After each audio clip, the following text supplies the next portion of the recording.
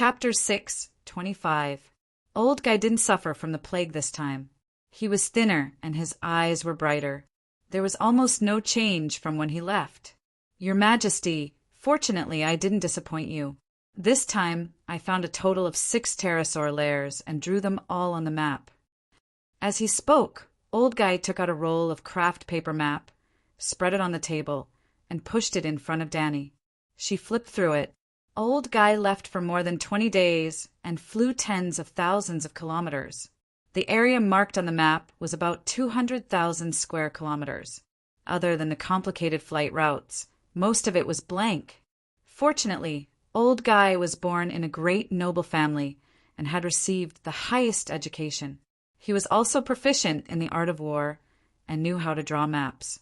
If it were Danny's slave-born dragon knights, they probably wouldn't even know the directions.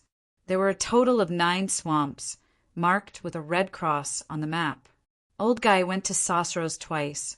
The first time, he found 3 dragon lairs visited by Jenny. This time, he found 6 swamps with adult dragons.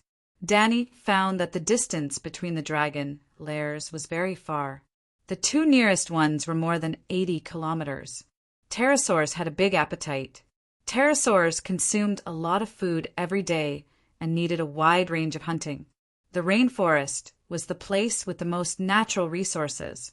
Danny looked away from the map and asked, "Are there any dangerous places or places that need special attention?"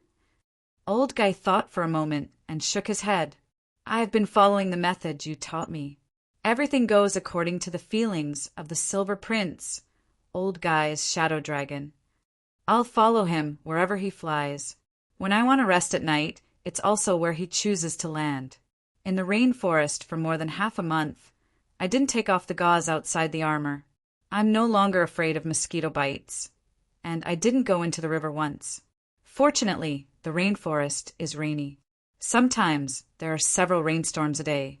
According to you, I didn't get sick when I took a shower at an altitude of more than 1,000 meters. Danny pointed on the map and asked, "How many dragons are there?" From the sky, looking from afar with binoculars, there are at least 20 swamp dragons more than 30 meters long and 10 shadow dragons more than 20 meters long. There are also 2 swamps. The pterosaurs in the dragon lairs have green and white stripes on their bodies. They are only a dozen meters long, but their wings are wide and strong. They should be able to carry people. In my opinion, the striped dragons were better when it came to speed and throwing wildfire bombs from the air. Swamp dragons were big, but their movements were slow, and they ate a lot. The rations of 10 normal swamp dragons were almost equivalent to raising 1,500 high-grade war horses. Good horses used by regular knights. If 100 swamp dragons were raised over a long period of time, as the night approaches, I'm afraid even the wealthy slave Bay will feel strained. King's Landing had a population of 500,000, but only 3,000 golden robes remained. This meant that the Iron Throne could only afford 3,000 regular soldiers. The golden robes' duties included the police, the city guards, the palace guards, and helping the king and the princes to oppress the good, which was often not enough. Take Winterfell as an example. At his peak, Stark could conscript at least 30,000 soldiers, but Winterfell only had a garrison of 200 soldiers. I'd only brought tens of guards to the King's Landing. As a result, Winterfell was defenseless, giving the assassins the opportunity to assassinate Bran. Bran lived in the heart of the castle, for heaven's sake. The land area of the Night Watchman's New and Old Land was equivalent to 1.5 Korea, but it couldn't support a mere 1,000 Night Watchmen. They had to rely on the support of the 7 Kingdoms' nobles. Even if it was the Dragon Queen with all kinds of cheats, weren't her dragon mother guards stationed in the fields? Besides the immaculate ones, even the centaurs had to graze to support themselves. In this era of low productivity, the king couldn't maintain a regular army of more than 10,000 people. A small country with a small population couldn't afford to raise 100 big-bellied swamp dragons. How much does the striped pterosaur eat? Danny asked. About 1/10 to 1/5 of the swamp dragons, Chan said. Ah, if the pterosaurs could learn magic, their food intake would be reduced by 70%, Danny sighed. The striped pterosaur ate less and carried less weight. It was enough to throw 50 kilograms of wildfire bombs, but wildfire bombs were scarce.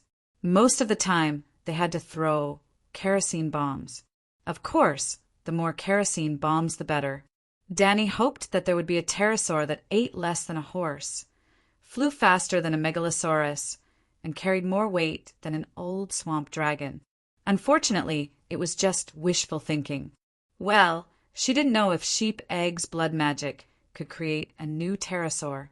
What are your plans now? Stay in Slaver's Bay or return to the Westeros? Danny asked.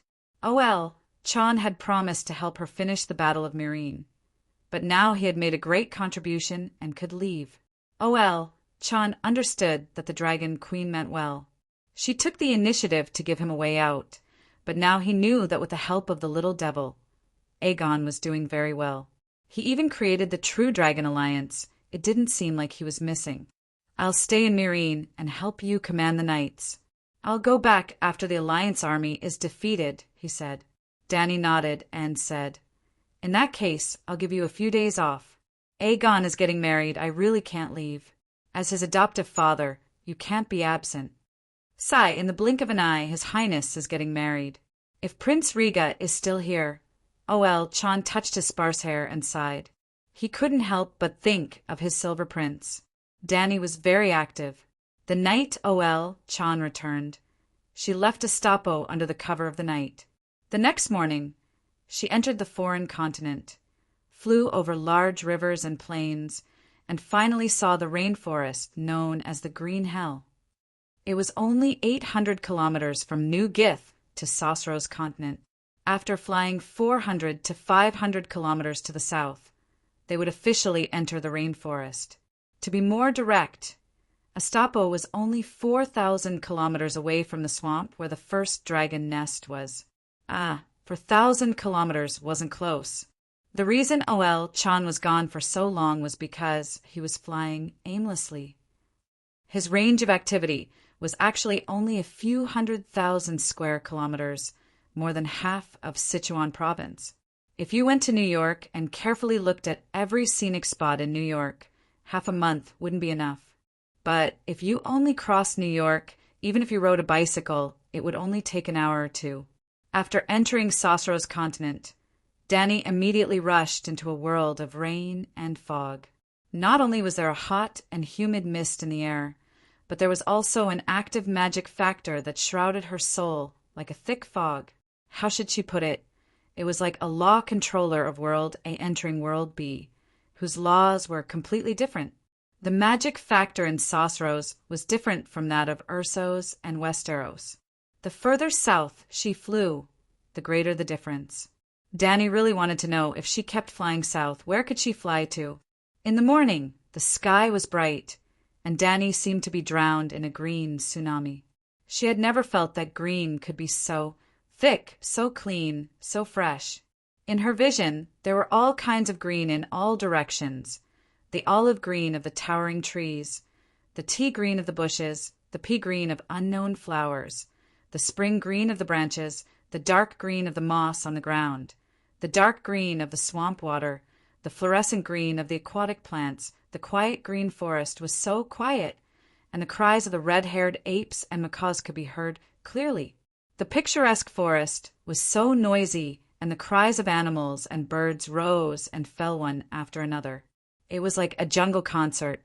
Danny thought of Simba, the opening song of the Lion King Simba. The composer of the song must have been to the rainforest. The air here was also very fresh, with a thick fragrance of trees. Danny felt that her lungs had never been so happy. The megalosaurus flew over the rainforest, and the animals in the forest below screamed in fear and ran away. It was like the police in the police station raiding a village mahjong house in the middle of the night. Because of this, Danny also saw the creatures in the rainforest. Lions, monkey, forest pythons more than 10 meters long, hippos the size of trucks, crocodiles. Not to mention these normal beasts, there are too many ferocious beasts that did not exist on Earth. For example, the striped spider the size of a sow could even trap a lion with its spider silk.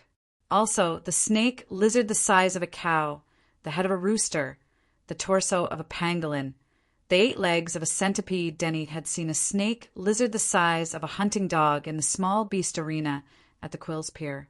She had thought that one day she would let this creature see her burning soul of Huaxia.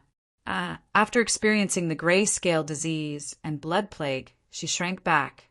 In the face of the magical beast virus, the drooling soul of Huaxia had a dry mouth. Whoosh, Danny was in a curious, carefree, and proud mood, driving away the ferocious beasts in the forest like sheep. Suddenly, a sharp whistling sound cut through the air from afar. It was frighteningly fast, like a black lightning bolt tearing through the sky. Shit, how can there be such a thing? Danny looked sideways and cursed out loud. Dahe, who had been with her as a dragon spirit, didn't need to turn its head. Its wings suddenly sped up and dodged the coconut tree that was shot like a crossbow arrow. Yes, it was like an ordinary person throwing a javelin. 100 meters away, a chimpanzee nearly 30 meters in size uprooted a 10-meter-high coconut tree. Its roots were entangled with a lump of black soil that was rustling with sand and sand. It was as simple as an ordinary person pulling a pinch of spring onion from the garden. Roar, roar, roar. After the sneak attack failed, the chimpanzee stood upright. Its 2 fists as big as locomotives beat its broad chest like a drum, and its mouth let out a roar that broke through the sky. It's too messy. Even King Kong came out. Danny reminded Dahe to pull up the altitude. Looking at the chimpanzee roaring in the rainforest below, she was shocked and felt ridiculous. King Kong was very tall, nearly 30 meters, but the ancient giant trees in the rainforest were taller and more luxuriant. They were completely enough to cover the chimpanzee, so that Danny didn't notice its sneaky behavior before. Dahe flew around the chimpanzee twice at an altitude of 300 meters.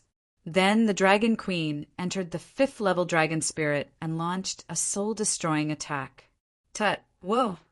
King Kong, who had been jumping and beating its chest angrily, rolled its eyes and howled. It fell back heavily to the ground, crushing a few sky-gazing trees and fainting.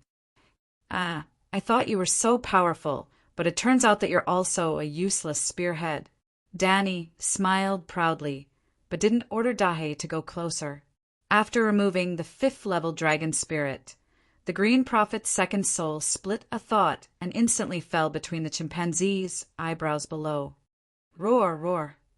The chimpanzee who had fainted rolled over and jumped up 40 to 50 meters high.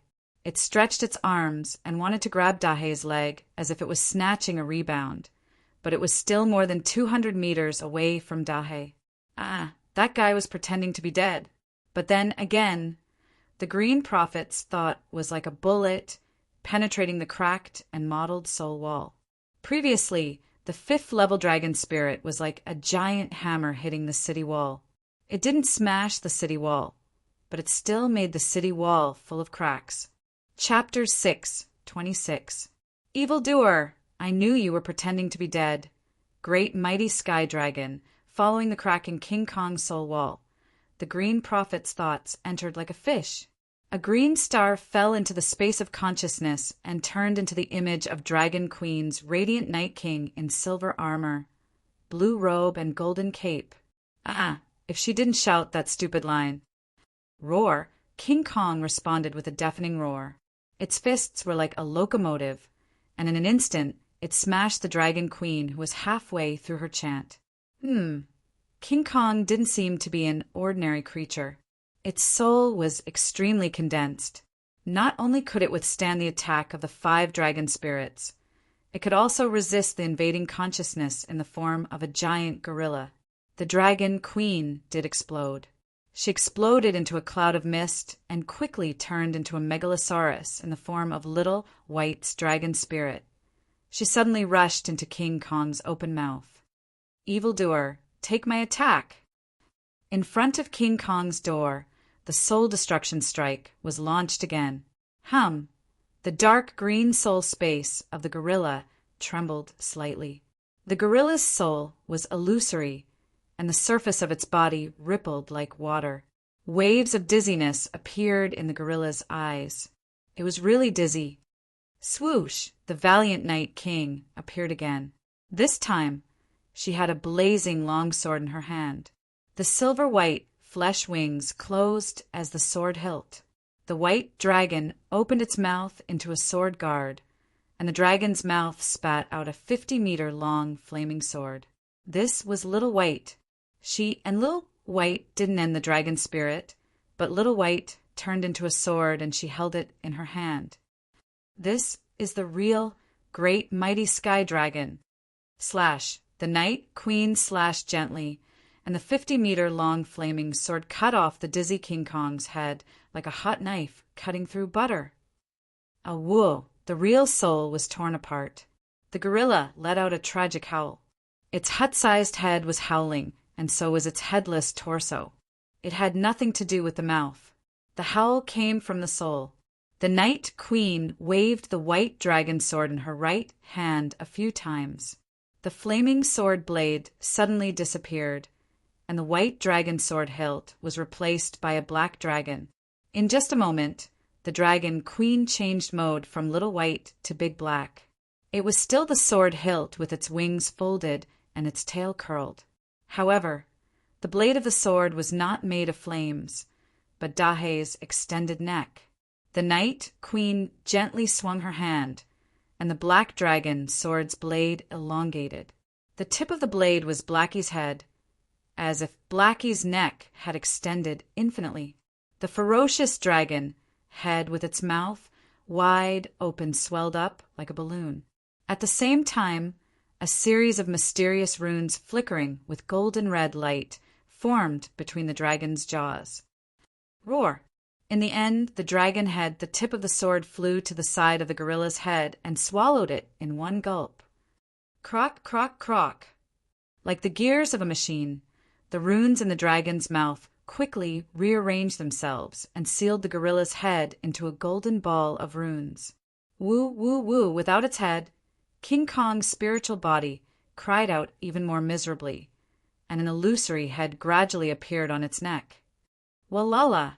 Like the shaking of a chain, the black dragon's sword's blade rapidly shrunk, shrinking from several hundred meters to a normal 1-meter-long sword. Dragon Queen waved her hand, and the black dragon sword disappeared. She looked at the gorilla leisurely and said, "Now you are my summoned beast. Remove your soul defense, and let me heal you." Roar, roar, King Kong's illusory head roared unyieldingly at her, raised its fists high, and hammered down again. "You're courting death." Dragon Queen sneered. Without seeing her move, King Kong, who was pouncing over, suddenly fell down. It held its head and howled the top of its lungs, as if it was in extreme pain. Dragon Queen only sneered again and again, watching it cry out in pain. After an unknown amount of time, King Kong's eyes no longer had a trace of arrogance in them, but were full of pleading and fear. Dragon Queen then stopped her divine ability. This was only a thought from Danny. In the real world, she was not idle. She rode Blackie around the forest, gathering thousands of beasts together. Under the fire control technique, the dragon flame was like a blanket covering the creatures below. The flames burned in this primitive rainforest that had been undisturbed for thousands of years. Thousands of beasts wailed and died in the fire. She poured spiritual essence into King Kong's sea of consciousness, quickly healing the wounds on its soul. A general success was built on thousands of bones. For this pet, Danny's hands were stained with blood. A long time ago, Danny snatched a sea monster horn from a family of Valeglia descendants in Reese's family. The sea monster was long dead, and the horn had lost its effect. But the runes in the horn itself were extremely valuable. The magic to control sea monsters came from the Great Wizard, and Danny could master it easily. But all this time, She had never met a sea monster and could not use the dragon slaying technique. Today, she met King Kong in the rainforest and planned to leave after defeating it. Although it had ambushed Blackie, Danny was willing to let it go because of her inexplicable feelings for King Kong in her previous life. But it actually knew how to play dead. What did this mean? It meant that it was highly intelligent. Originally, the Dragon Queen did not like this big fool who did not know magic, but it kept showing off its talent to her, as if to say, "Look at how great I am. It's a pity not to take you as a follower." The Dragon Queen had no choice but to accept its submission. Even so, she was just trying her best because she was not sure if the seal to control sea monsters would work on King Kong. The result was very gratifying. King Kong's soul was kept in the pool of faith, and with a gentle pinch, King Kong's body was in a worse state than wearing the hoop spell. Sigh, with this body, it's an absolute killing machine on the battlefield, but across the sea. Danny looked at King Kong, who was obediently squatting in the forest, and sighed helplessly. She waved her hand and said, "Go!" Roar, roar, seeing that Danny was really going to leave behind. King Kong stood up and howled. "What's wrong?" Danny did not understand. King Kong waved at her and then skipped in a direction. There was a muffled, rumbling sound from the rainforest, as if there was an earthquake. Danny hesitated. She came to Soros with a mission this time, so she had to go and come back early. She did not have time to explore the rainforest, but King Kong seemed to be very enthusiastic. Seeing that Dahe did not follow, it stopped and waved its hand while howling. Danny decided to go and have a look. "Hurry up, I don't have time to waste." Roar, roar. King Kong responded. It used both hands and legs, and its speed was really faster. They ran for about 2 hours in the southeast direction, which was 70 or 80 kilometers. Dahe and Danny were bored in the sky, but King Kong was panting and squatting beside a stream in the valley.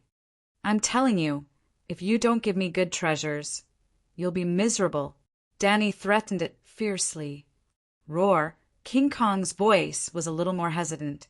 Another half an hour later, King Kong followed the river into a deep valley. Danny flew in the air and saw where it was going first. She was surprised to see a person, a savage. This was a gourd-shaped valley. The valley entrance was narrow and slender, so King Kong could not walk in. It could only climb the mountain walls on both sides of the narrow rocky path. But the belly of the gourd was very big. Hundreds of families lived in it, and there was a bleak wheat field. Danny had known that there were savages on the Soros continent for a long time. It was not a secret. When the Gujis Empire built a colonial city on the coast of the Soros Sea, they arrested a group of savages. But the Gujis people thought that they were too stupid to be slaves. As the coastal cities built by Gujis and Valeglia soon disappeared, the residents of the Ursos continent never saw the striped people again. Well, the skin of the Soros people was naturally striped with brown and white. Their nose was also broad and flat, like a pig's nose. Danny saw it with her own eyes. The records in the ancient books were right. They had broad bones, strong muscles, long arms, slant foreheads, and a huge square chin that would make Erlu feel ashamed.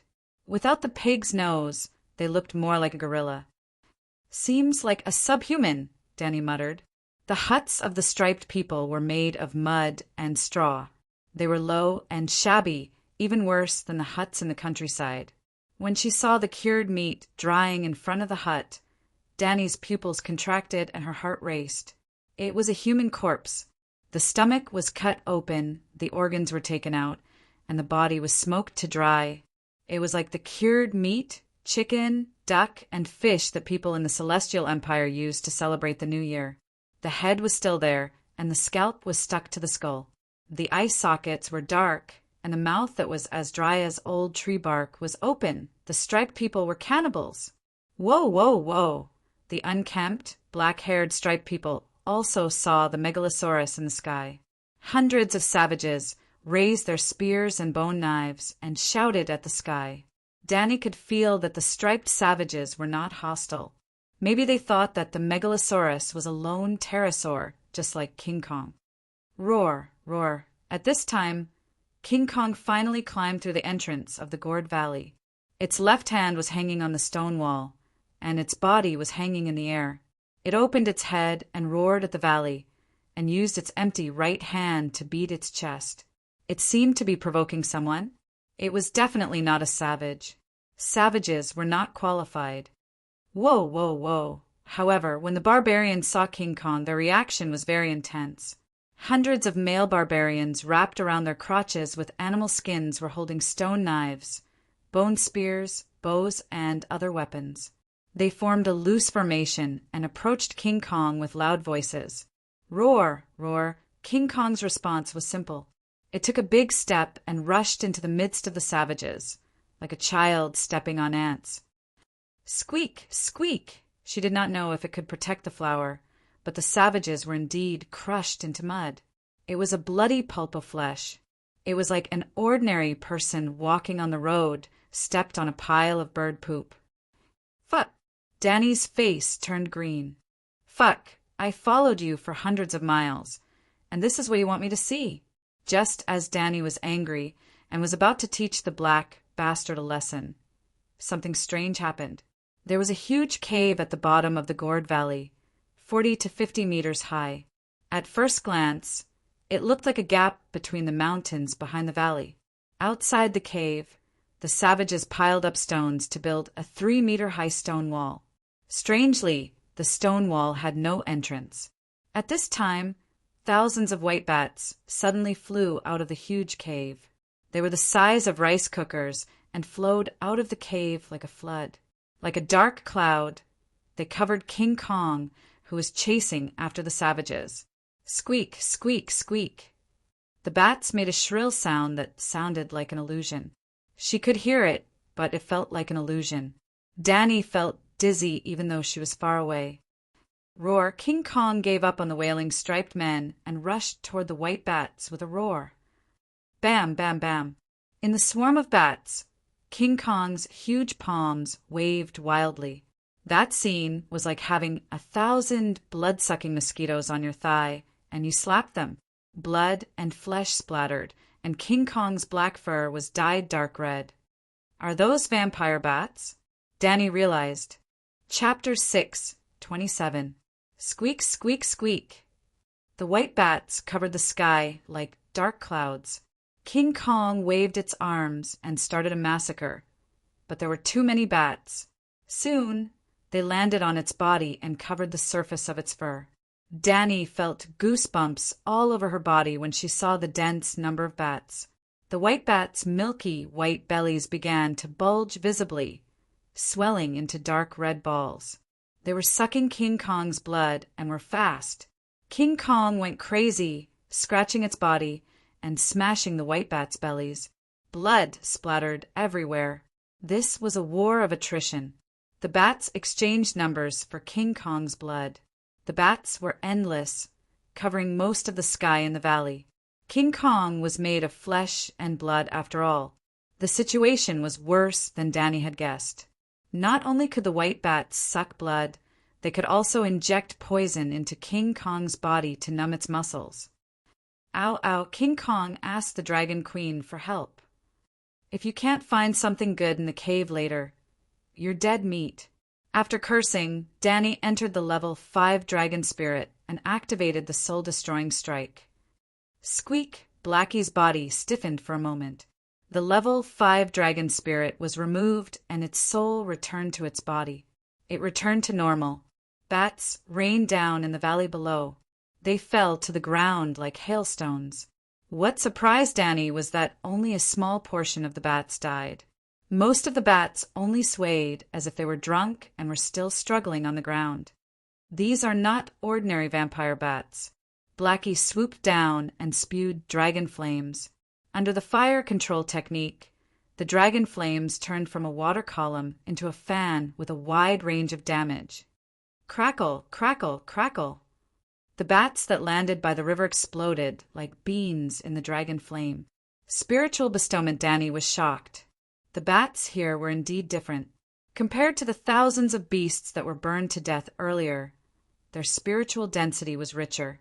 Moreover, The spiritual rain that fell into the sea of consciousness was mixed with extremely thin divinity.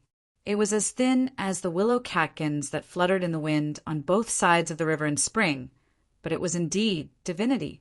There's an evil god in the cave. Dragon Queen's eyes were shining. A simple sentence explained the reason and determined the other party's nature.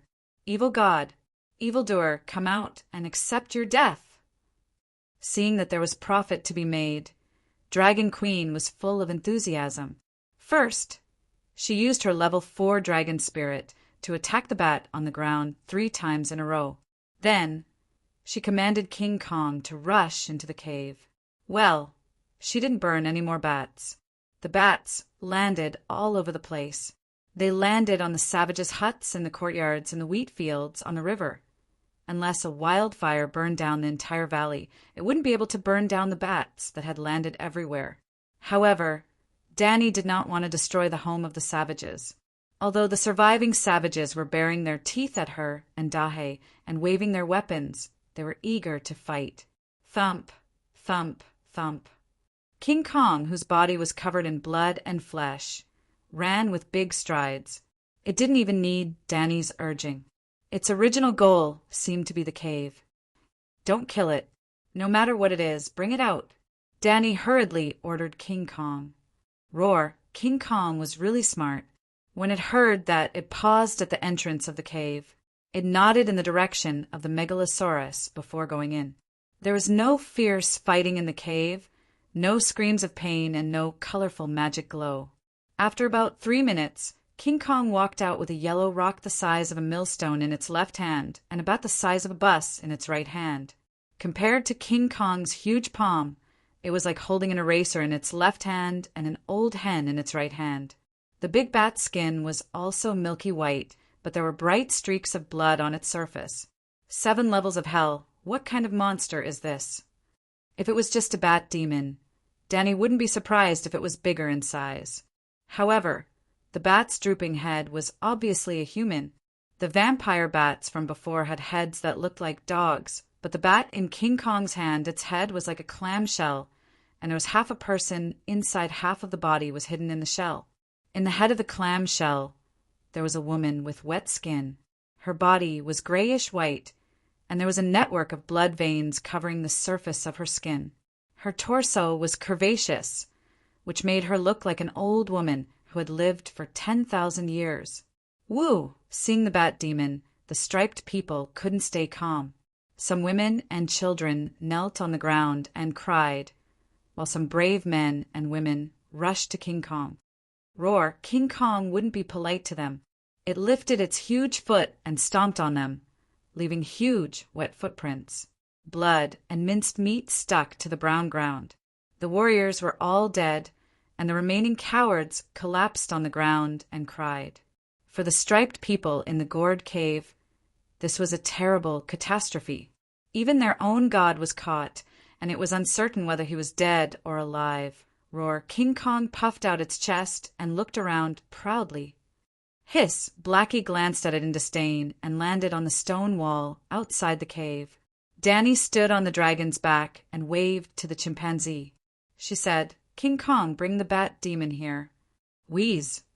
Looking at the little person more than 10 meters away, King Kong's breathing became a little rapid, and a fierce light flashed in its golden brown eyes. It was eager to fight. Blackie had sharp senses, and a bright red light immediately rose from its bloody, lake-like vertical pupils.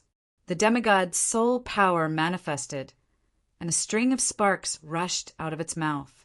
It flew more than 10 meters away and scorched King Kong's thick eyebrows. Idiot, come here. Blackie's voice was low and evil. He didn't even need to be possessed by Mother Dragon. He had already entered smog mode. King Kong's body, which was as thick as a city wall, actually trembled twice. He then lowered his eyes and walked to Blackie. He squatted down and held the thing in his hands at the same level as the Dragon Queen's line of sight. After learning the magic runes in the Kraken horn, Danny knew that the monster horn had a major flaw in controlling monsters. It had to be intimidating. The two sides were not real partners. If the sea monster could kill its master, destroy the horn, and take back the divided soul, it could regain its freedom.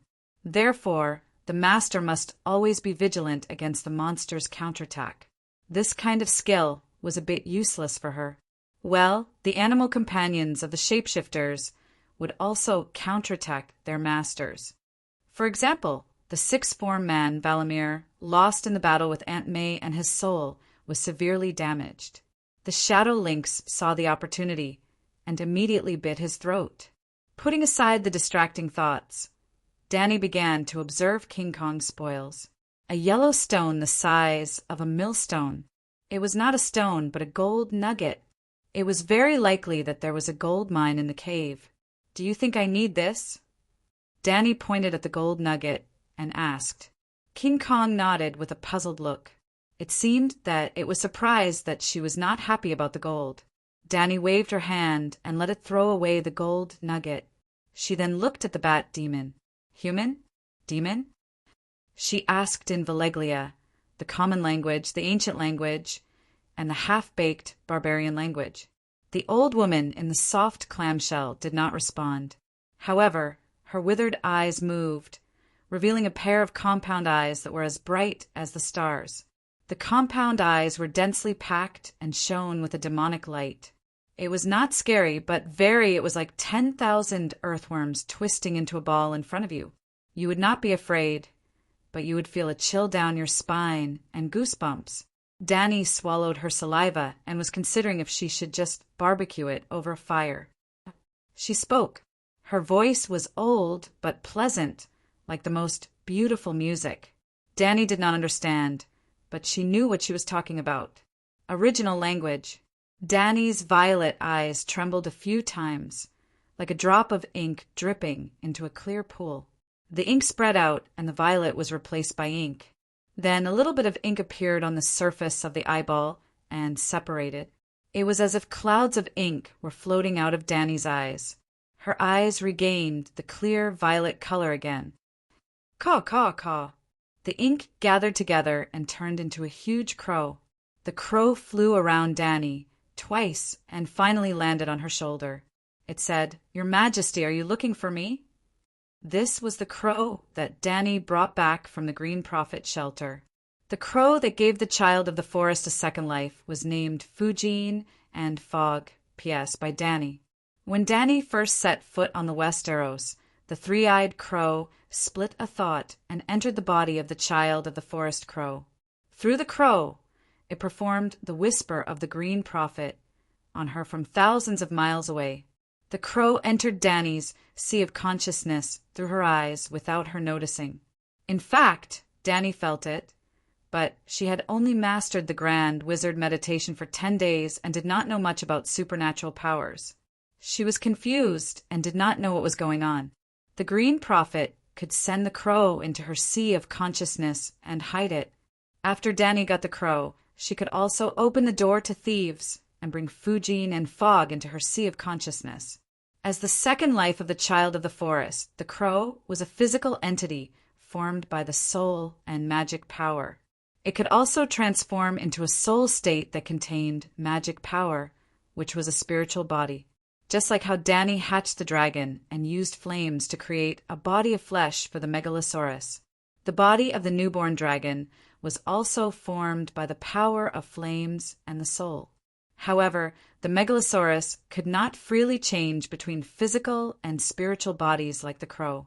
If the crow died, its soul would dissipate and solidify into a body of flesh and blood. Didn't the unlucky guy who died in Danny's hands get stewed by the Night Watchers?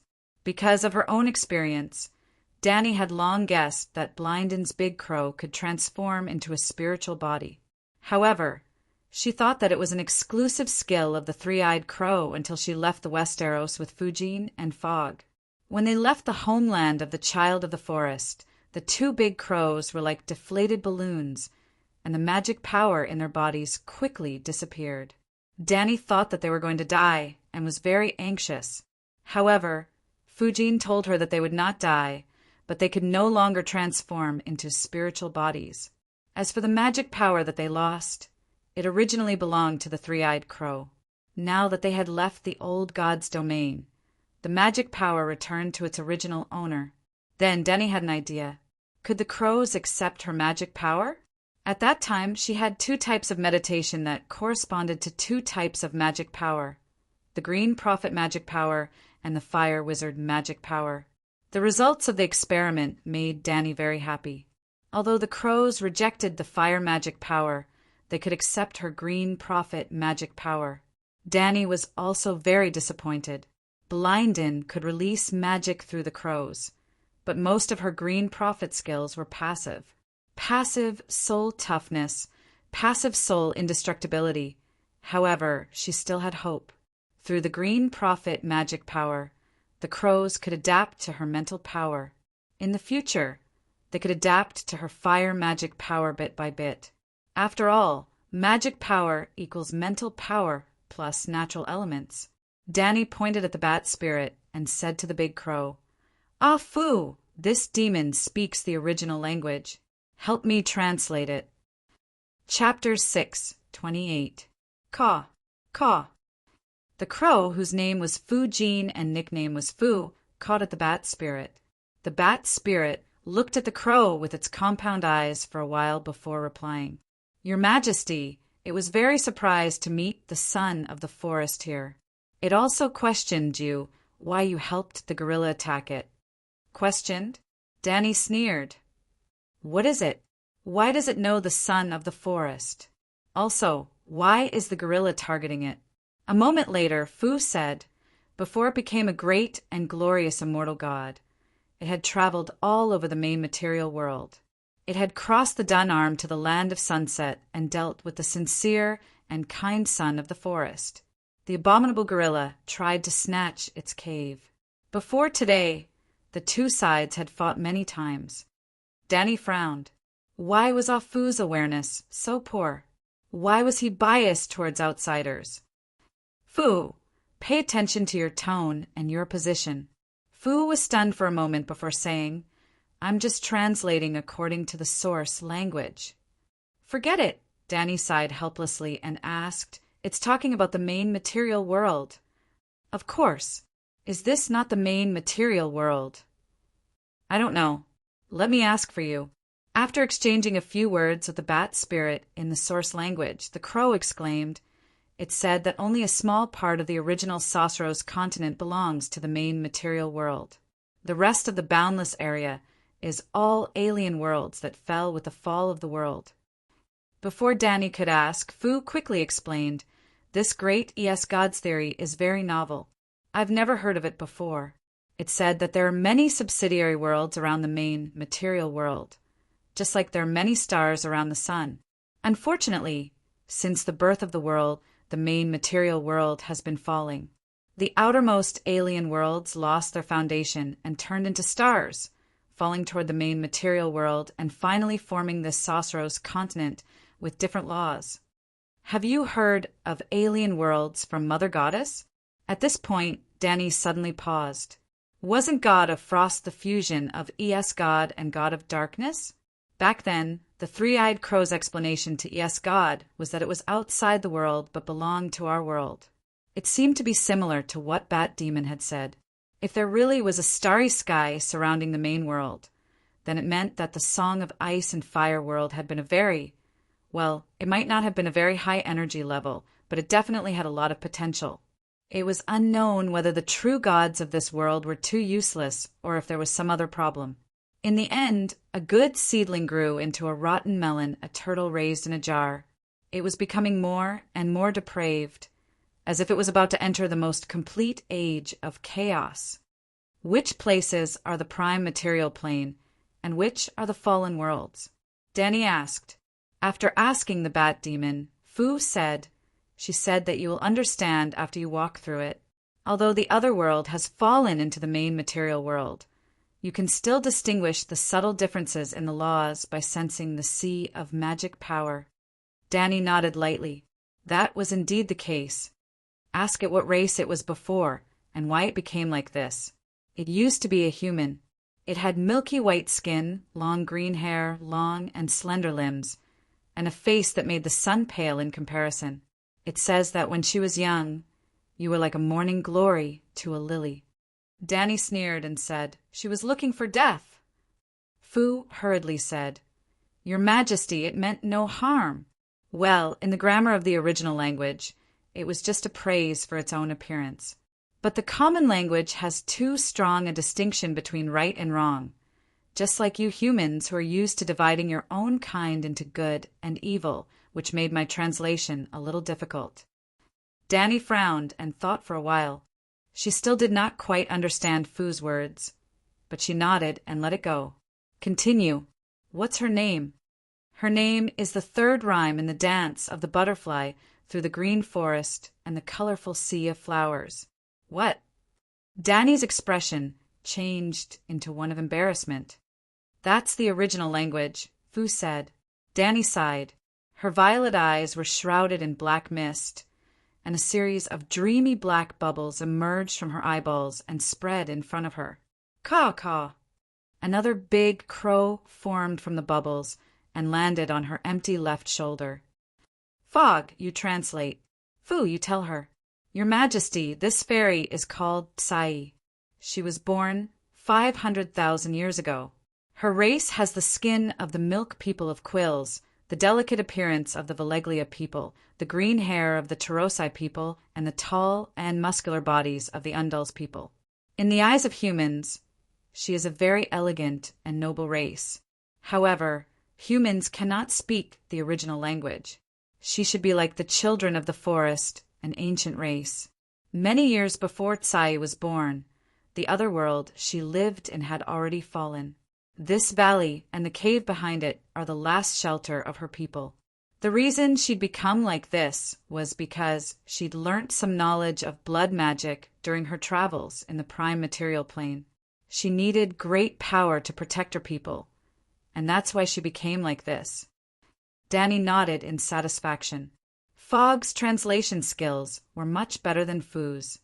This fairy is clearly not a striped person. How did she become the ancestor of the striped people? She asked. "Caw." Fog called out to the bat demon. The expression of the old woman in the shell's head suddenly became ferocious. The melodious original language changed from a sweet song to a venomous curse. Fog said, "The striped people are pests on the Soros continent. They ate almost all the lost people from the other world. Her race was also destroyed by the striped people, so she wants revenge. For hundreds of thousands of years, she has been driving the striped people in the valley to fight with the nearby striped people. There used to be more than 10,000 striped people in the hundreds of miles around, but now there are only a few hundred people left in the valley. If not for the fact that she needs the power of faith to sustain her life, she would have slaughtered everyone here. A revenge that lasted hundreds of thousands of years only destroyed the barbarians in the hundreds of miles around. This efficiency, Danny wanted to complain, but then she remembered that this was not the only place where the striped people lived. Perhaps there were tribes from other regions who had migrated here in the past hundreds of thousands of years. "That's enough." Danny waved her hand at the gorilla. "Let it go." She urgently needed divinity and spirituality to raise the dragon. That was true, but she did not lose her own principles. Evil gods and demons must be destroyed, but the bat demon was smart and pitiful. It only harmed the surrounding barbarians and did not want to provoke others. This time, King Kong was the one who started the conflict. Roar, King Kong shook its head and refused. "You are the one who wants to occupy other people's land. How can you be reasonable?" Danny shouted angrily and pinched King Kong's head. Ouch! The gorilla immediately threw Bat Demon away and rolled on the ground, wailing. Once Bat Demon was free, it immediately bowed to Danny and thanked her. Roar! After King Kong recovered, it stood up and cried to Danny. Then it roared at Bat Demon and ran back to the cave. Danny thought that the black servant was going to force himself on her and would not leave, so she wanted to teach it a lesson. King Kong seemed to sense it and stopped at the entrance of the cave. It waved at Danny and kept roaring. "What's in the cave?" Danny was puzzled. "Roar." King Kong became more and more anxious and roared at her. Danny glanced at Bat Demon's wrinkled face thoughtfully and said, "Ah, Foo, go to the cave and have a look." As soon as she said that, Dahe's sense of crisis suddenly fluctuated violently. Danny, who was with his dragon spirit, noticed it immediately.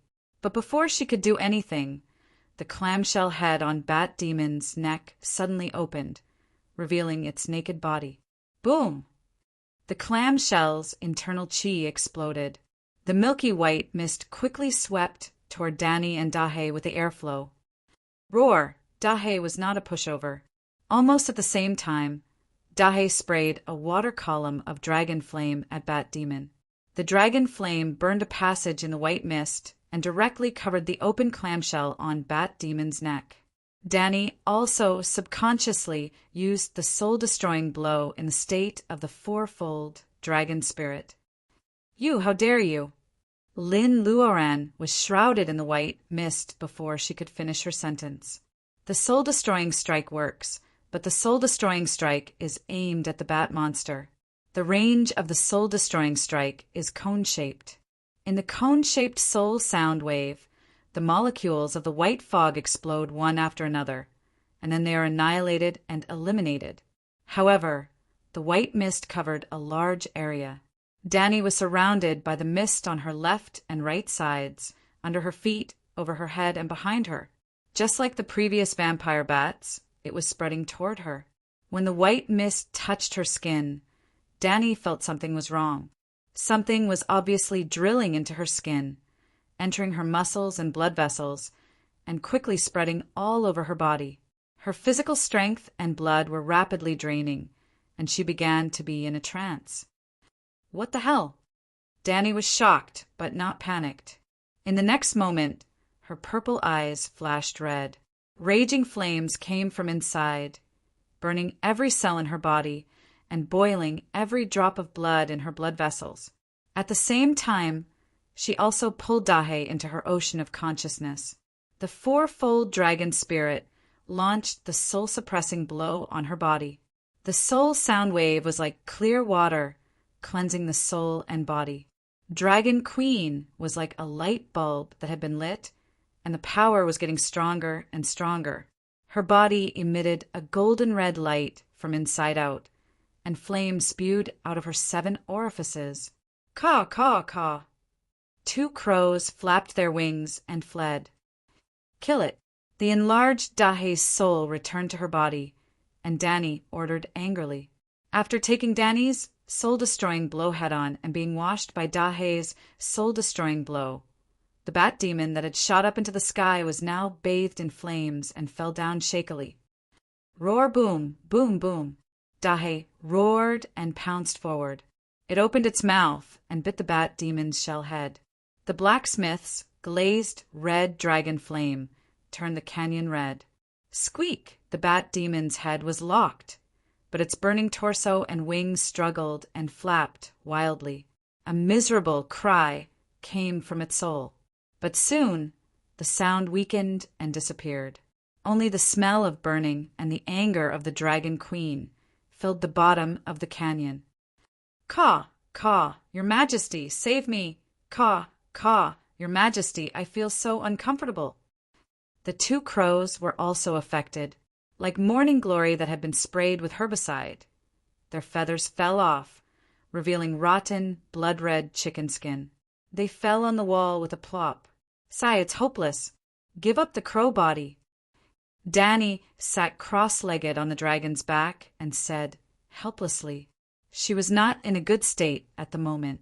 The fire burned her body, and her underwear, inner shirt, and outer robe were all burned. Her body was empty, and her face was black. She was in a sorry state.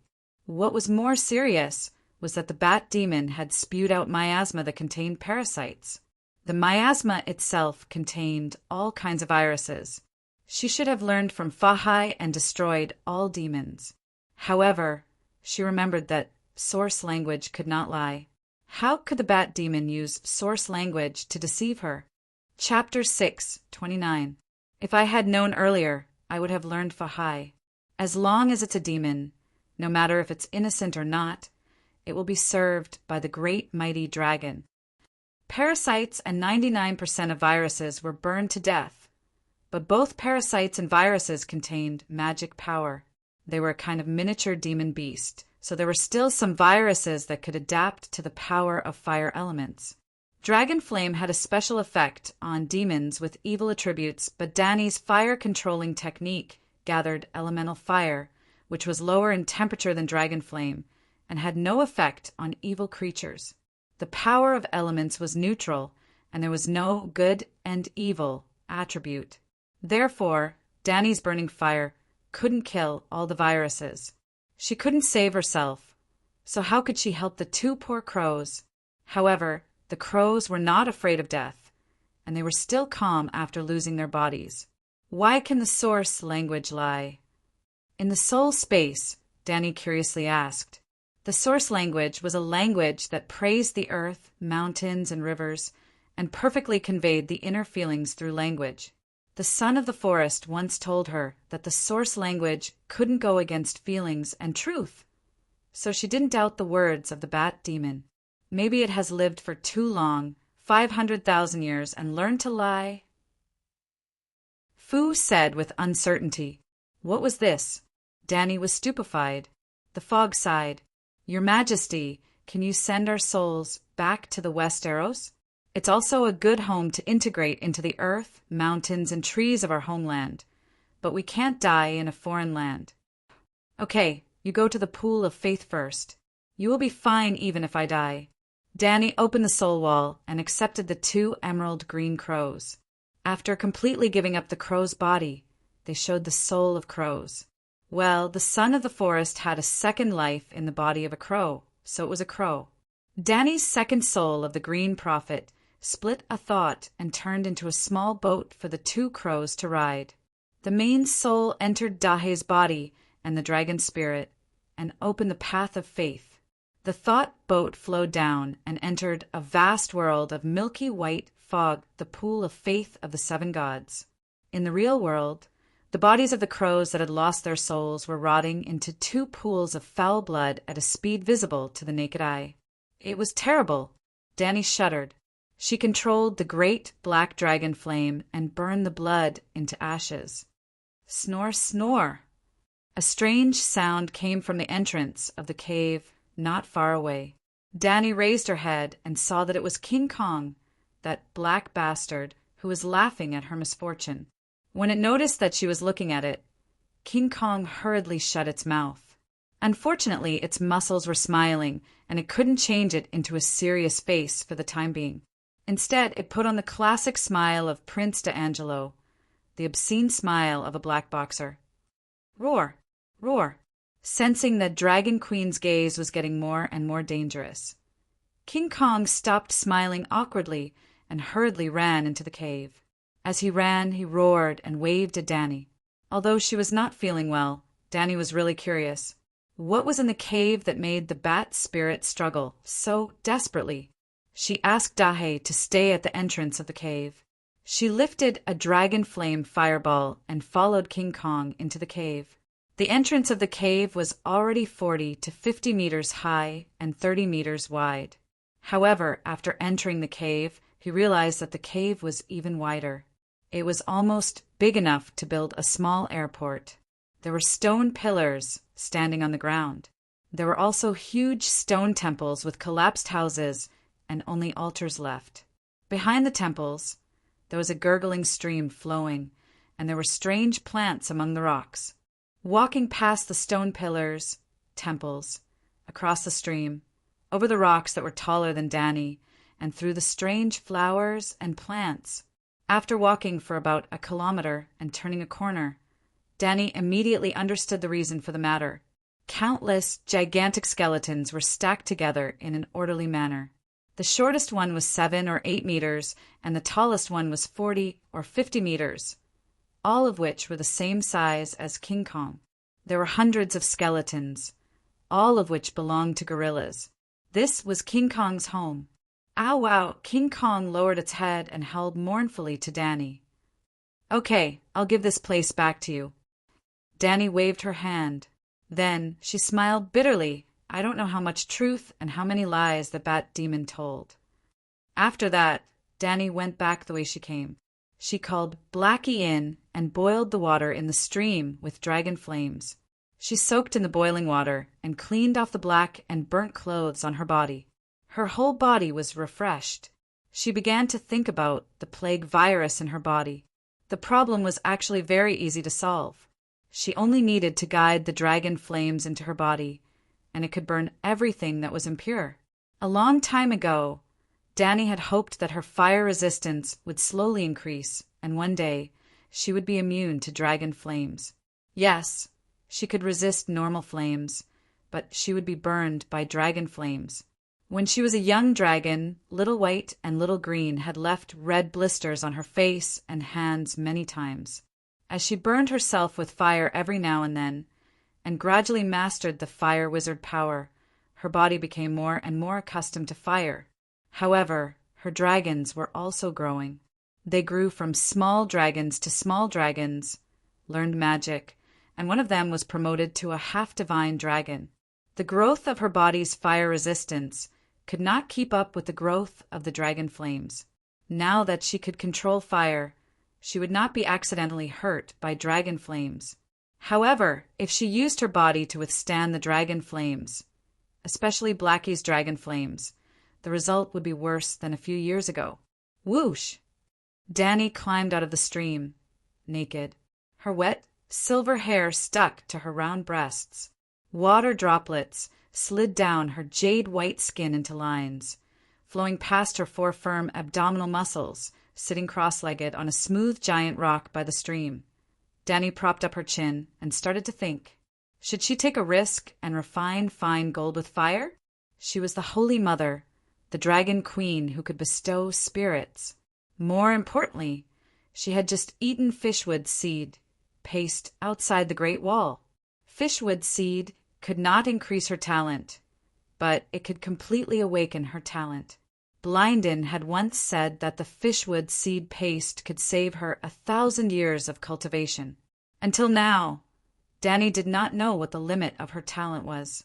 It was like a pony crossing a river. If one did not go into the river personally, one would never know how deep the river was.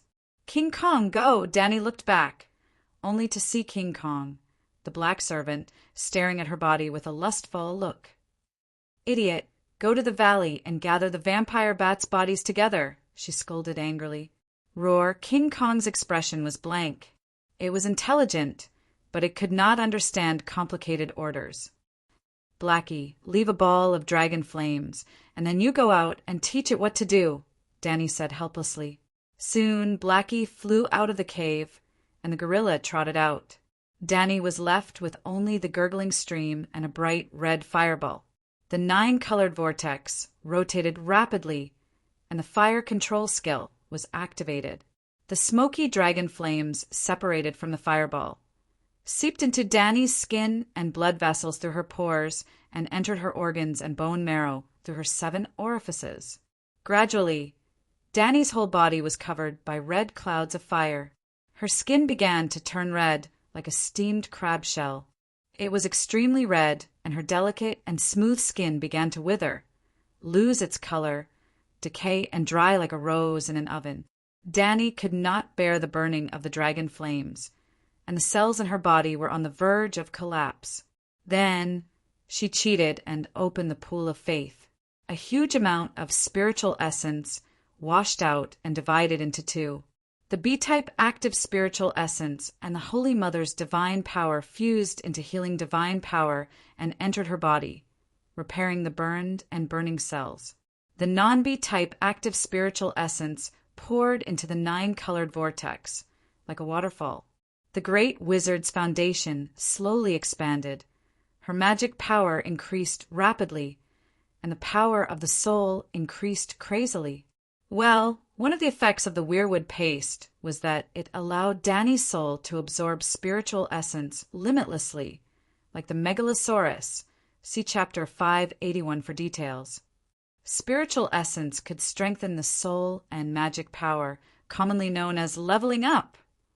In the last Marine Dragon battle, Danny ate the sheep's egg and part of the red dragon's divine spiritual essence. In addition to increasing the Song of Fire's attributes in her meditation technique, it also increased her wizard power tenfold, and she was close to the demigod realm. It was also because of the increase in her power that she dared to go to the battle alone and meet Blindon outside the Great Wall. It was also because of the increase in her power in a short period of time. Even after eating the weirwood paste, she did not immediately break through the last checkpoint of the demigod realm. But now she was about to lose her life, so she did not care about the perfect foundation anymore. So what if the foundation was unstable? At least she was still alive. After some time, the spiritual essence of the bat demons collected in the pool of faith was exhausted. But Danny still could not complete the fire-refining golden body. The dragon's spirit informed Blackie to burn the vampire bats' corpses.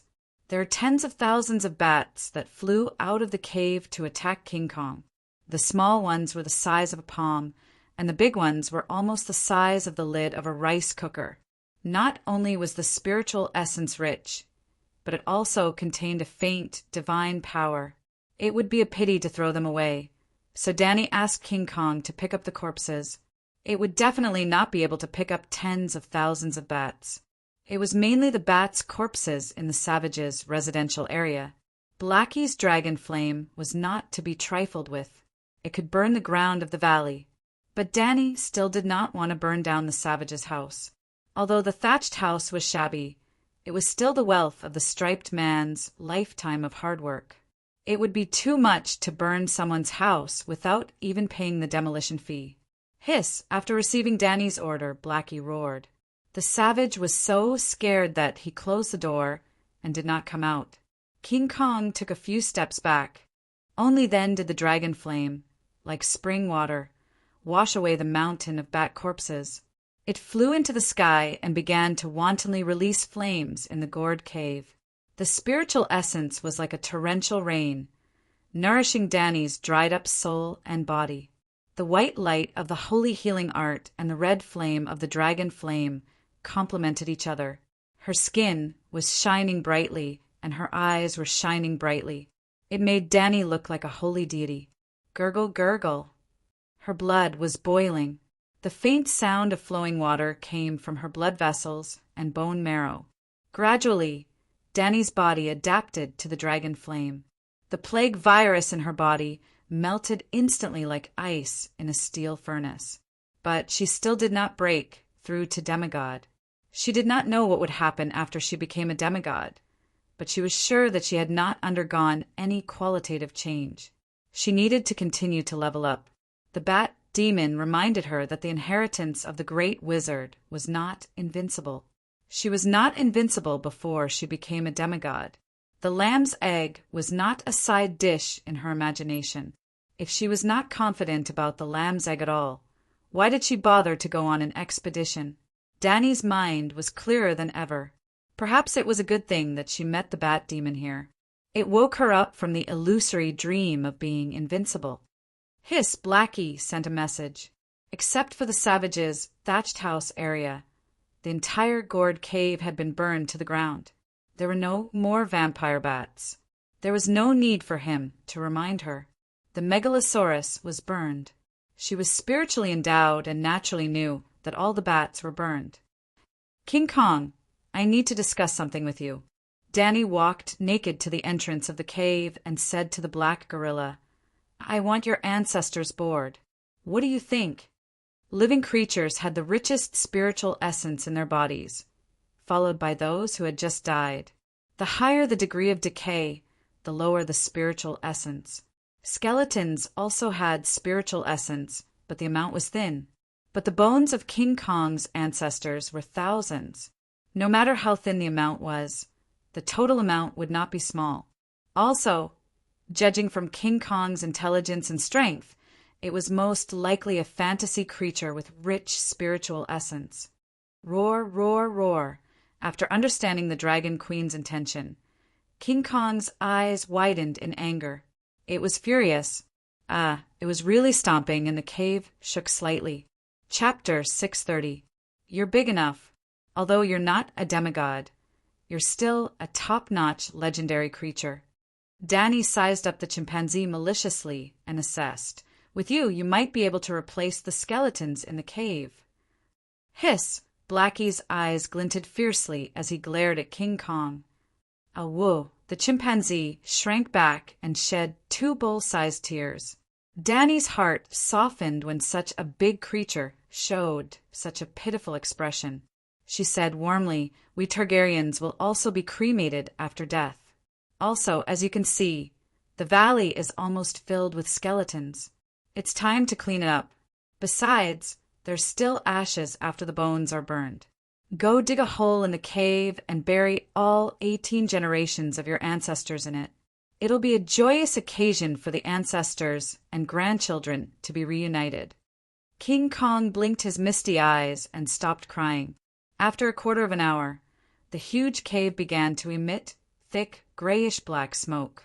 King Kong squatted on the ground with his back to the cave entrance and looked blankly at the charred canyon in the distance. He was in a daze, and no one knew what he was thinking. Inside the cave, Danny's state was a little strange. After the previous practice of flame forging, the dragon flames could no longer hurt her. Therefore, she changed to the 3 divine dragon flames of the Great Guardian, the Blacksmith's Flame, and the Holy Mother's Flame.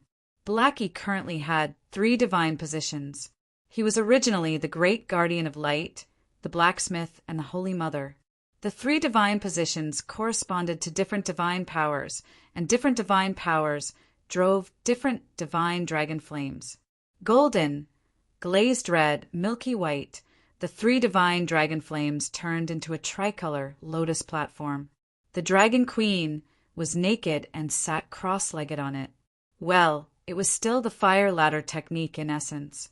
The great black dragon's flames spewed out, and the bones denser than a forest burned in the blood-red flames. The burning flames formed a sea of fire. The tricolor lotus platform floated above the sea of fire. Danny split her thoughts and multitasked. On one hand, she used the fire control technique to gather the lotus throne. On the other hand, she used the fire ladder technique to levitate herself on the lotus throne. On the other hand, she controlled Blackie's dragon flame to prevent the heat from dissipating. On the other hand, she extracted the spiritual essence from the fire. On the other hand, she divided the spiritual essence into 2. The Type B active spiritual essence was combined with the Holy Mother Spirit to create the holy healing power. The ferocious black dragon crouched on the ground, dragon flames sweeping from its mouth from time to time. The bonfire was like a lush forest, and white bones as thick as tree trunks were burning like popcorn, turning into ash-white embers little by little. Above the sea of fire, a gigantic tricolored lotus throne flowed with the flames. On the lotus throne, the Dragon Queen was meditating with her eyes closed. Her expression was tranquil, and her body was as clean as jade, untainted by dirt. Her silver hair floated in the flames like seaweed, holy and majestic, just like the goddess of fire. Walala, the white trees in the fire forest were burned to ashes. Their skeletons suddenly collapsed, revealing a giant pale golden skeleton. The giant ape was more than 50 meters tall, and its ribs were like pillars supporting the sky. The surface of its bones was not ash white, it had been dead for too long, or jade white like other skeletons, but pale golden. In the light of the fire, the pale golden bones gave off a faint pressure. Ordinary dragon flames could not make it burn. Danny opened her eyes and sized up the golden skeleton in shock and confusion. Gorilla King, Great Ape King? I'm afraid it was a demigod when it was alive. Danny was overjoyed. She ordered Blackie, use the blacksmith's divine fire. Hiss! Blackie's lake-like eyes flashed with a hint of anticipation. I'm tired, he said tiredly. Oh, I almost forgot. I haven't given you the divinity of the bat spirit. Danny smiled strangely. She opened the pool of faith and poured all the divinity into Blackie's body. Forgetting was a lie. Danny estimated that this batch of divinity was not enough to help Blackie activate his clergy. She was going to bring it home and give it to Little Green, Little White, Little Gold, and Little Red. However, Blackie noticed that Mother Long was no longer biased. As she expected, Blackie did not activate the third clergy of the 7 gods. There was about a 20% gap. The bat spirit might have lived for hundreds of thousands of years, but its divinity was really weak. Even with tens of thousands of vampire bats, it did not have as much divinity as the Crab King. Well, she was too harsh. The Crab King was a boss of a public institution.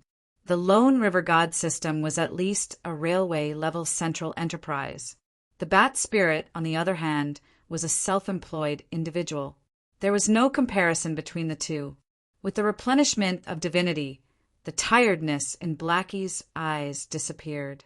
It raised its neck valiantly. The blacksmith's glazed red dragon flame spewed out. Danny also used fire control at the same time. She turned the dragon flame into a furnace in the shape of a golden bell. She covered the golden skeleton and burned it.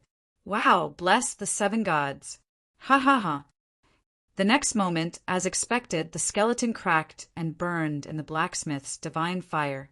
The next moment, Danny was overjoyed. Sure enough, there was a kind of strange divinity scattered into the sea of consciousness.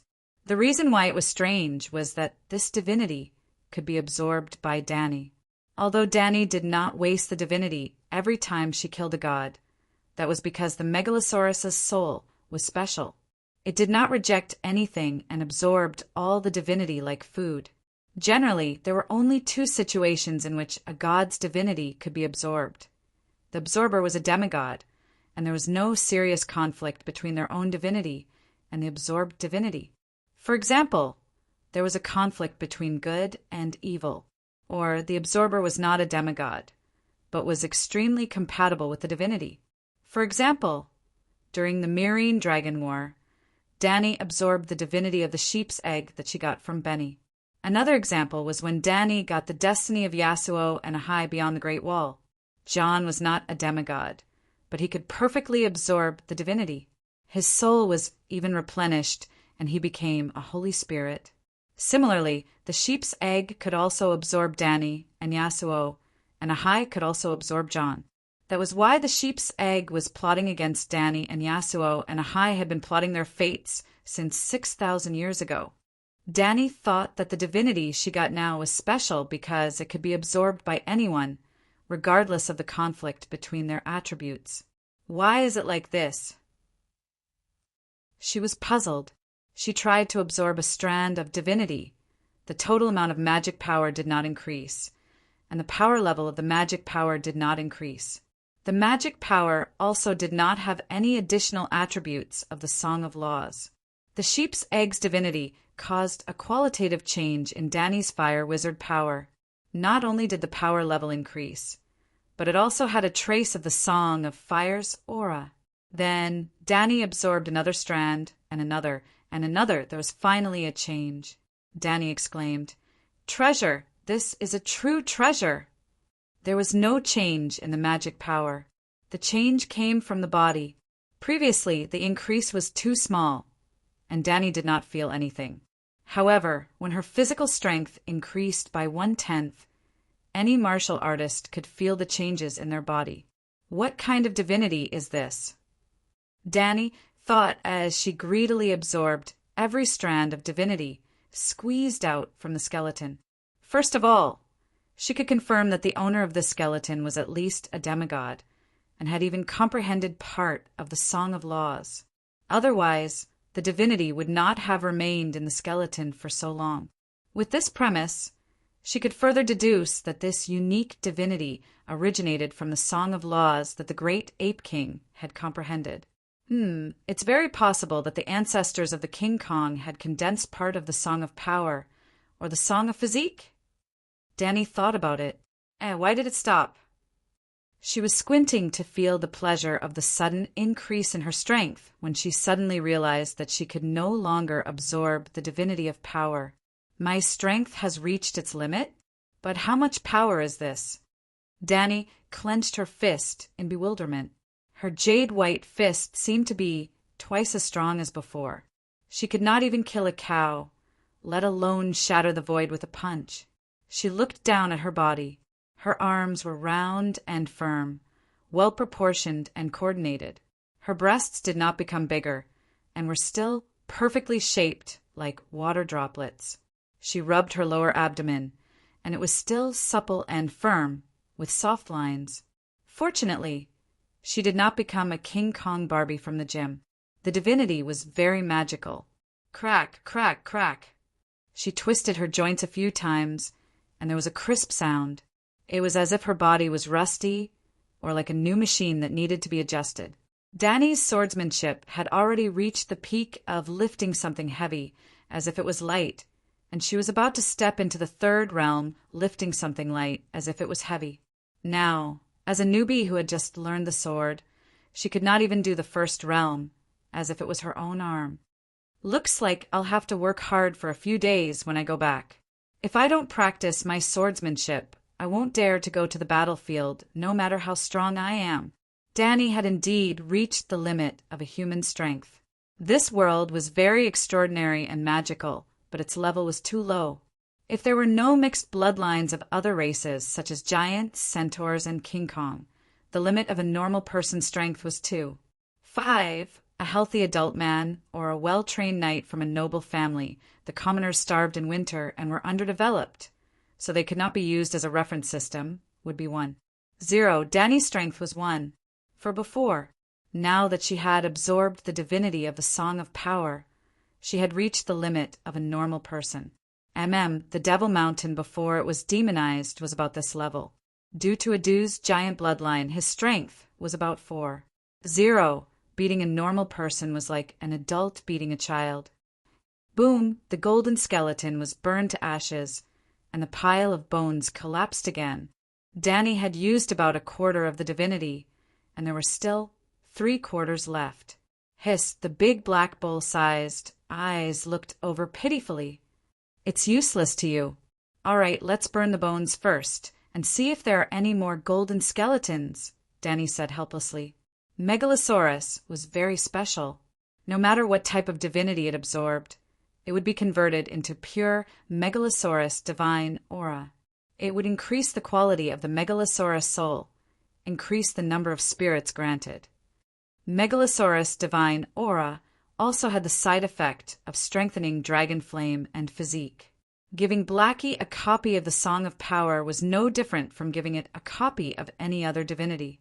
It was too wasteful. Roar! Roar! King Kong was howling. Its spiritual sense was exceptionally sharp, and it seemed to have noticed the changes in the cave. There were treasures. At this moment, it was using the corner of the cave as a cover to poke its head out. Its furry arms were placed in front of its forehead as it endured the heat waves.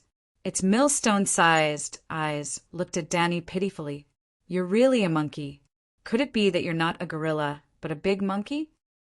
For some reason, even though they were dozens of meters away, Danny could understand its thoughts from its expression.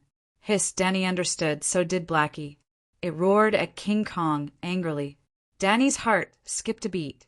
She thought of the content she read in the book about Sosros and asked, King Kong, you're a local snake. Do you know where there are demigods? It was said that there were many dark, evil gods on this wild continent. King Kong's ancestors and the bat spirit proved this. The flames roared and the bones burned. King Kong didn't hear Danny's words clearly. It just stared with its huge eyes, confused. Blackie. Danny called Blackie's loudspeaker. Big Black stopped breathing fire and repeated Danny's words 20 times in a thunderous voice, gesturing and gesturing. King Kong couldn't understand it. Roar! Roar! King Kong nodded repeatedly. I'll pay you when I find it, Danny promised. Chapter 631. The Bat Demon's last attack reminded Danny that the demigods of this world might be killed by knights with steel swords, but did not mean that they were useless. The Battle of Myrene was coming. Considering that Jenny might have some kind of trump card, she planned to take it a step further and break through to demigod with the help of the thousands of skeletons of the Vajra ancestors.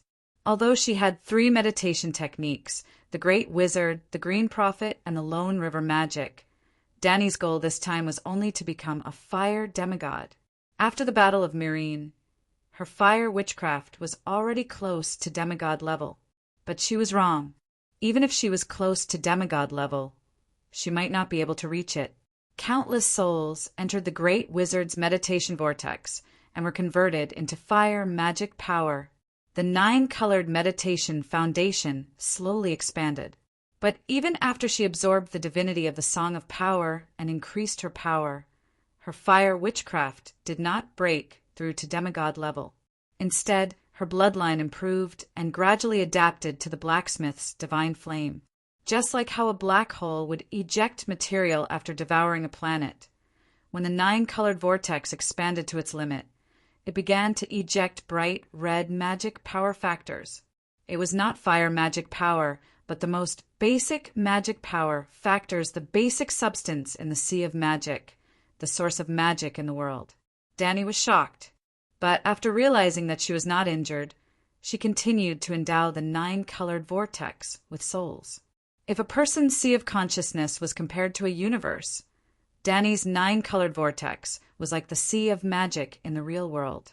The ejection of magic power factors was equivalent to a large-scale surge of magic power. This would cause the magic power level in the universe to increase.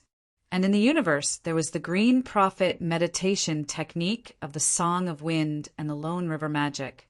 They would also increase their power level. Well, to put it simply, Dany had 3 meditation techniques in her sea of consciousness. Now that the fire witchcraft was full, it began to eject high-quality nutrients. After absorbing these nutrients, the Green Prophet and the Water Magic gradually increased their power level. The problem was that Dany's understanding of the Song of Wind was far greater than the Song of Fire. In other words, the modified Green Prophet meditation technique was higher than the fire witchcraft. She had planned to replenish her magic power and become a fire-type demigod. But unexpectedly, she had perfected the Green Prophet's meditation technique first. A weak tornado appeared out of nowhere in the cave and surrounded Dany like a cocoon. She picked up a myriad of useless information in the wind. There was the rustling of leaves, the crying and cursing of wildfires, the sound of voles gnawing at roots, the chirping of parrots in the rubber trees, the hissing of vipers entwined in the vines, and boom, in the sea of consciousness, the second soul ring suddenly exploded after absorbing countless magic power factors. The countless runes that formed the Green Prophet's meditation technique were annihilated into a colorless and formless wind. Countless runes transformed into countless tiny breezes, which then formed a light cyan ring of wind. The Green Prophet's second soul ring disappeared and was replaced by a ring of wind that flowed endlessly. Almost at the same time, in the black gate of the Great Wall, the number of tornadoes in the lower level of the Door God's divine realm suddenly decreased by 1/10. In the upper level, the Song of Wind above the tornadoes dimmed by 1/10, and its aura weakened by 1/10. Sigh, this day came so slowly. I knew this day would come, but I didn't expect it to come so soon. Dany suddenly woke up. She looked left and right, up and down, but there was nothing but the fire tornado around her. Strange, I think I just heard. Dany frowned and thought hard.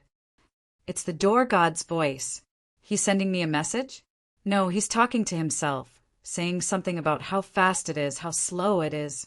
It had only been a year since Dany listened to the Song of Wind and formed her own Song of Wind. How fast it was! It had been millions of years since the Door God first sang the Song of Wind to the second living creature that sang with him. It had been so long that she had lost track of time. What a long wait! Other than the Door God himself, no one else would have this feeling and could understand it. I wanted to plant a watermelon, but I got a big pumpkin instead. Dany's expression was strange. She waved her hand, and the huge wind pillar that pierced through the ceiling and floor of the cave disappeared. The flames in the wind pillar gradually extinguished. Finally, there was only a thin layer of sparking bones left on the ground. The entire cave was covered in thick, white ashes. Puff, puff, puff. King Kong, who was originally black, was dyed into a long-haired snow monster. He covered his nose and kept sneezing. Danny's tricolored lotus platform was already very thin, but it was still floating in the air. With a thought, the divine power in the halo of wind surged. Her body and the lotus platform seemed to turn into wind in an instant. They merged into the wind and moved with the wind. In the blink of an eye, they floated over 100 meters and arrived in front of Blackie. His body was also covered in white ashes, and he became a white dragon. Hiss! Blackie screamed happily.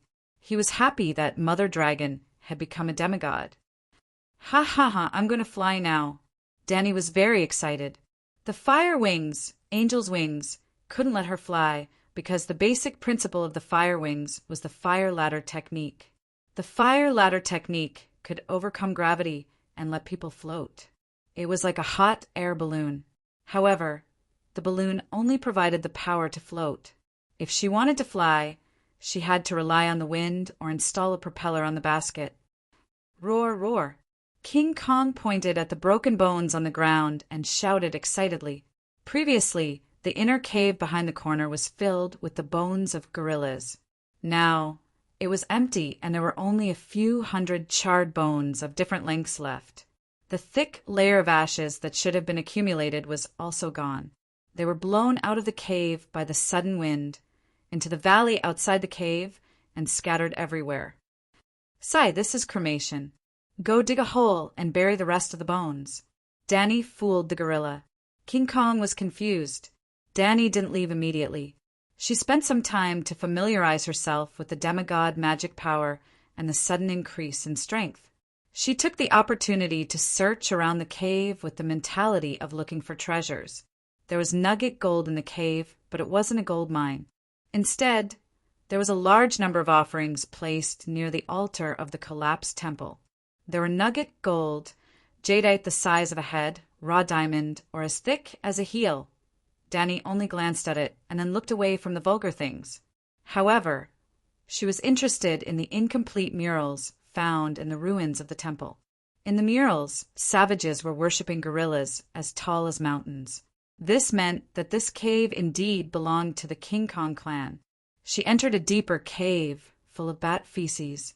It was probably the residence of the bat demon. Danny found that in this small area, the magic factor was extraordinarily rich, almost a quarter of the Great Wall. Divine domain? A place where the gods were active. Like the Great Wall, the end of the world? The end of a different world. The end. After studying it for a while, she still couldn't figure out the principle. However, she also guessed the fundamental reason why the bat demon occupied the cave of the monkey demon. In the age of chaos, even she would be envious of such a cave. A day later, Danny met King Kong again at the foot of the mountain. It was a green peak about 400 to 500 meters high, with a gentle slope covered with a lush ancient forest. The sky was clear after the rain. The whole mountain was green, and the air had the sweetness of plants after being washed by water. A red-headed and green-feathered King Kong parrot landed among the yellow chrysanthemums. Its little voice was loud, and its cry echoed through the valley. There was also a group of long-nosed monkeys noisily chasing each other on the top of the banana tree. It seemed that this place was no different from other places in the rainforest. However, if one looked down from the sky, they would see a small village at the top of the mountain. It was like a man with thick green hair shaved off the top of his head. This place was about 500 kilometers away from King Kong's gourd cave. King Kong ran all night and all morning. At this moment, it was as tired as a dog, lying on the ground and panting with its tongue out. Yesterday morning, Danny met King Kong. In the morning, she followed it to the gourd cave. In the afternoon, near evening, Danny left on the dragon. It only took her one day to run through all 6 swamps that Clinton had marked. She contracted a total of 20 swamp dragons with a body length of more than 25 meters 10 shadow dragons with a body length of more than 15 meters, and 5 striped dragons with a body length of 12 to 15 meters. The striped dragon did eat less and was slightly faster than the swamp dragon. It seemed to be a rather expensive mount. She could get a few of them back to experiment. After harvesting this batch of pterosaurs, Danny found a huge drawback in the contract magic of the sheep egg. It consumed too much soul power, turning a thought of the demigod Megalosaurus into a rune and imprinting it on the pterosaur's sea of consciousness. The pterosaurs were suppressed by the demigod's might. This was the fundamental principle of controlling pterosaurs. One thought wasn't a big burden on Big Black, but what about 10 or 20? Anyway, after contracting a total of more than 50 pterosaurs, Big Black began to feel uncomfortable. Otherwise, Danny wouldn't have only contracted 35 pterosaurs this time. At the same time, she was even more eager for the demigod meal that the guides offered to the royal army. Well, she was really no different from the devils who entered the village, and the indigenous King Kong was the traitor of Yulin, the guide. "I don't have time to waste. Hurry up and lead the monster down," Danny urged. The rain on the mountain gathered into a waterfall of 7 or 8 meters. Under the sun, the splashing water raised a faint rainbow. Big Black stepped on the waterfall with a rainbow on its head and half of its body soaked in the stream. Below, the black servant also squatted by the stream and leaned over to drink water, the yellow muddy river water. It wasn't afraid of diarrhea. Well, it seemed that the bat spirit's plague spray couldn't hurt King Kong. The waterfall fell and the water rumbled, but it couldn't stop Danny from passing the words into the gorilla's ears through the wind. Roar, King Kong's eyes were dim, and its voice was a little weak. It hadn't slept for 2 days and 1 night, and it had traveled 500 kilometers through mountains and rivers. King Kong couldn't withstand it. "I'll deal with that evil spirit. You don't have to spend much effort," Danny said. Whoa, whoa, whoa. Thump, thump, thump. Thump, thump, thump. In the dense forest around the waterfall, the barbarians' howls and the sound of beating leather drums suddenly came out. In Danny's surprised gaze, about 30 dirty, striped people came out. They first held a large piece of doghead gold and a bright, pink diamond the size of a human head and kowtowed to King Kong as a gift. When they saw the devil dragon under the rainbow above and the silver-armored knight on the dragon's back, there was another uproar.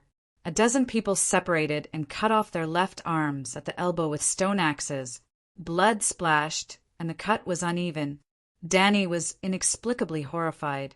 The remaining barbarians began to beat the leather drums at their waists rhythmically. An old man with dirty and fluffy white hair came out of the crowd with a solemn look. He tore off the greasy baboonskin pants at his waist, shook the shriveled, pickled cucumber thing, and danced a strange dance full of wild power to Danny. 10 barbarians with broken arms endured the pain, raised their broken arms, and offered them to Danny and Dahe. Chapter 632. The old savage's expression was solemn as he danced a barbaric and mysterious dance. The one-armed man faced Danny and raised his bloody arm. The next moment, Danny felt a power filled with blood and desire descend upon her. This power was not strong, but it was not even 1% of the magic power in Danny's body. However, it was weak. The power level of this power was slightly higher than normal magic power. It seemed to be divine power, but its power level was much lower than the power of the wind god in Danny's body. The total amount was about half a month of fasting and praying for a sparrow. This power did not have a master. As long as Danny was willing, she could immediately absorb it to strengthen herself. After thinking for a moment, she suddenly realized that the savages below were offering her a blood sacrifice. She was now a demigod. Theoretically, she could enjoy a blood sacrifice. She could obtain real power from the blood sacrifice. There were 2 ways to start the blood sacrifice ritual. First, she did not need to know the evil god's real name and appearance. Second, she chanted the evil god's real name and offered the sacrifice. The more detailed and vivid the evil god's appearance in her mind, the higher the efficiency of the sacrifice. Offering a sacrifice to an evil god was very similar to giving money to an online celebrity. If you wanted to give a reward to a streamer, you either had to give money in front of her, the streaming platform, or send money through an account. To put it bluntly, you had to give money to the right person. Danny was deep in thought again. The appearance of the megalosaurus was very sudden. However, the King Kong was so big and had arrived earlier than her. The striped man on the mountain must have noticed the King Kong at the foot of the mountain. That was why he brought a heavy sacrifice to offer it. As for the reason for offering the King Kong, didn't the ancient people offer sacrifices to the gods to ensure their safety? They offered sacrifices to the good gods and prayed for their help. They also offered sacrifices to the evil gods and prayed that the evil gods would stay away from them and stay close to their enemies. It had been like this since ancient times. In the end, they unexpectedly met the devil dragon and Danny. The striped man did not prepare a sacrifice for the iron-skinned god. He could only cut off 10 arms and offer them to her. Well, iron-skinned Danny was not big. Theoretically, 10 arms would be enough for her to chew on. The striped savages treated their guests in such a simple and unpretentious way. High-end ingredients often only required the simplest cooking method. Well, the old savage who was dancing with pickled cucumbers was a priest. He could tell that Danny was a demigod. If it was before, she could control every strand of magic power in her body and the strength of every muscle. But now he was like a peacock spreading its tail, wantonly displaying its demigod might.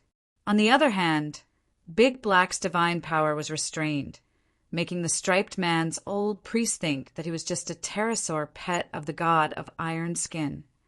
Therefore, they only offered sacrifices to the god of iron skin, and Dahe did not receive any filial piety. Danny tilted her head and saw that King Kong was really putting away the raw diamond ores and doghead gold. There was a wretched smile on his furry black face. This idiot! Suddenly, the eyes of the old savage who was dancing the sacrificial dance widened. His face was filled with fear. The person beating the drum also froze on the spot. The sound of the drum came to an abrupt stop. The striped priest sensed that the god of iron skin had rejected their offerings. For something like this to happen in the wild rainforest, it was like in Westeros when the host offered bread and salt to a powerful guest, but the guest refused to eat. What did this mean? Something big was going to happen. A disaster was indeed going to befall the village on the mountaintop. But it was really just a coincidence. The dragon queen abhorred evil and was righteous. Of course, she would reject the blood sacrifice. In her heart, accepting the blood sacrifice was equivalent to becoming an evil demon. Ah! The old striped man held in grief and resentment and ran away. He did not care about his companions. He turned and ran into the forest. The other savages were stunned for a moment. Then, like a flock of frightened sparrows, they scattered into the dense forest nearby. What's going on? Danny was dumbfounded. Soon, rapid drumming sounded in the forest, announcing that this place had officially become a battlefield. Even the birds and beasts sensed that a great battle was about to happen. The macaws stopped chirping, and the monkeys who were picking fruits from the treetops retracted their tails. Their eyes darted around as they looked around cautiously. The rainforest became exceptionally quiet. Danny shrugged indifferently and shouted to King Kong, "Idiot! Go and pull the monster!" King Kong held the dog's head gold and the big diamond. Looking left and right, it squatted down and poked a hole in the yellow ground by the river with one finger. It poked a hole as thick as a bucket and 1 meter deep, and then put its treasures in it. Then it stretched out 2 furry black fingers and pinched a millstone-sized stone to cover the hole. Only then did it open its mouth and reveal a relieved smile. It took large strides and rushed to the village on the mountaintop. But as 2 white angelic wings popped out from Danny's back, she jumped and glided more than 30 meters, landing where King Kong hid his treasures. The millstone-sized stone was sent flying 4 or 5 meters away by her hand. She bent down and scooped up the diamond embryo. It was as big as a human head and heavy in the hand. The irregular corners shone with a pale pink light under the sun. Hee, I was right. This is a magic diamond. Feeling the divine power twisting in the diamond without any hindrance, Danny beamed with joy. Without even putting the stone back, she jumped and flapped her wings. With the help of the wind, she landed back on Blackie's back like a big bird. She opened the leather bag hanging on Blackie's back and stuffed the diamond in. In the world of the Song of Ice and Fire, dragon crystals were the most common magic conductive material, but not the best magic item. There were also a very small number of natural crystals that were more efficient in storing and conducting magic than dragon crystals. For example, the crystal ball in the magic network hub of Dragonstone Island, which Marvin bought from Mill for 70,000 gold royals. Rarer than magic crystals were magic gems. Danny's Night King set had 2 diamonds the size of pinky fingers embedded in the shoulder blades of the armor, which were the jet holes of the fire wings. Another example was the ruby on Aunt May's neck. When did you see Aunt May use glass candles? Every time you saw that woman, she would put her hands in her sleeves and her red robe fluttered in the wind. When she cast spells, she was calm and seductive. Her leisurely attitude was daunting. And what was even more precious than rubies was a bigger gemstone. I'm so lucky today. I came here to hunt and picked up such a precious big diamond. Looking at King Kong, who was moving forward with all his might, Danny felt very happy. Well, this was not a coincidence. King Kong had come to this mountain a few times, and every time the pig-nosed striped priest would send him gold and gems. The old priest knew about supernatural powers and specially chose the magic diamond as a gift for his old friend, who knew that his old friend would turn hostile and attack their village after receiving the offerings. In less than half an hour, King Kong rushed from the foot of the mountain to the top. He broke through 4 checkpoints of the pig-nosed striped people and crushed, stomped, and swallowed hundreds of savage warriors. Roar! Thump! Thump! Thump! King Kong stood at the top of the mountain in the middle of the village. He pounded his chest and roared in the direction of the back of the mountain. Danny rode the dragon and looked down from a height of 500 meters. There seemed to be no temples in the village and only a dense banyan forest at the back of the mountain. While she was wondering, a white spring spurted out from the forest and splashed hundreds of meters high. It suddenly spread out and turned into a huge fishing net that almost covered half of the village. King Kong always knew who he was facing. While provoking the other party, he was also on high alert. Facing the big net falling from the sky, he did not retreat. Instead, he strode toward the place where the spider web came from. Boom! Boom! Boom! The 30-meter-tall gorilla weighed more than 100 tons. When he ran with his long legs, the ground shook slightly as if there was an earthquake. Along the way, he encountered thick tree trunks and savage huts. They were no different from the old men who blackmailed people on the side of the road. He easily broke them and sent them flying. King Kong even did a move that only appeared in martial arts movies. When he ran past a spear stuck in the ground, he picked it up and immediately threw it out. However, King Kong did not pick up a spear. Instead, he picked up a 40-meter-tall sky-gazing tree outside the village. After the tree was uprooted, it caused a small-scale landslide at the top of the mountain. The foundations of 2 huts near the sky-gazing tree collapsed, and the houses collapsed. Whoosh! There was a shrill sound in the sky. Squeak! The monster in the forest spat out another net, but it was easily torn apart by the sky-gazing tree's spear like a nun stalking in the hands of a lecherous monk. Boom! Where the spear landed, the trees were smashed apart. Broken branches and green leaves flew dozens of meters high like an explosion. Looking down from the sky, a path was made in the lush forest by the spear. Roar! King Kong leaped up and jumped 40 to 50 meters high. Like a cannonball, He smashed directly 10 meters away from the tree spear. Bam! Boom! Among the earth-shaking rumbles, there was an inconspicuous sound, like a frog's belly being crushed. Roar! Roar! King Kong opened his mouth and revealed the signature laughter of a chimpanzee. He waved at Danny in the air. Danny was stupefied. Before the great mighty dragon of heaven could appear, the fairy was trampled to death by this black fellow. After going down to take a look, she confirmed that it was a spider demon as big as a double bed. Like fresh cow dung detonated by a grenade, colorful meat juice splashed on the surrounding tree trunks, leaves, and rocky ground.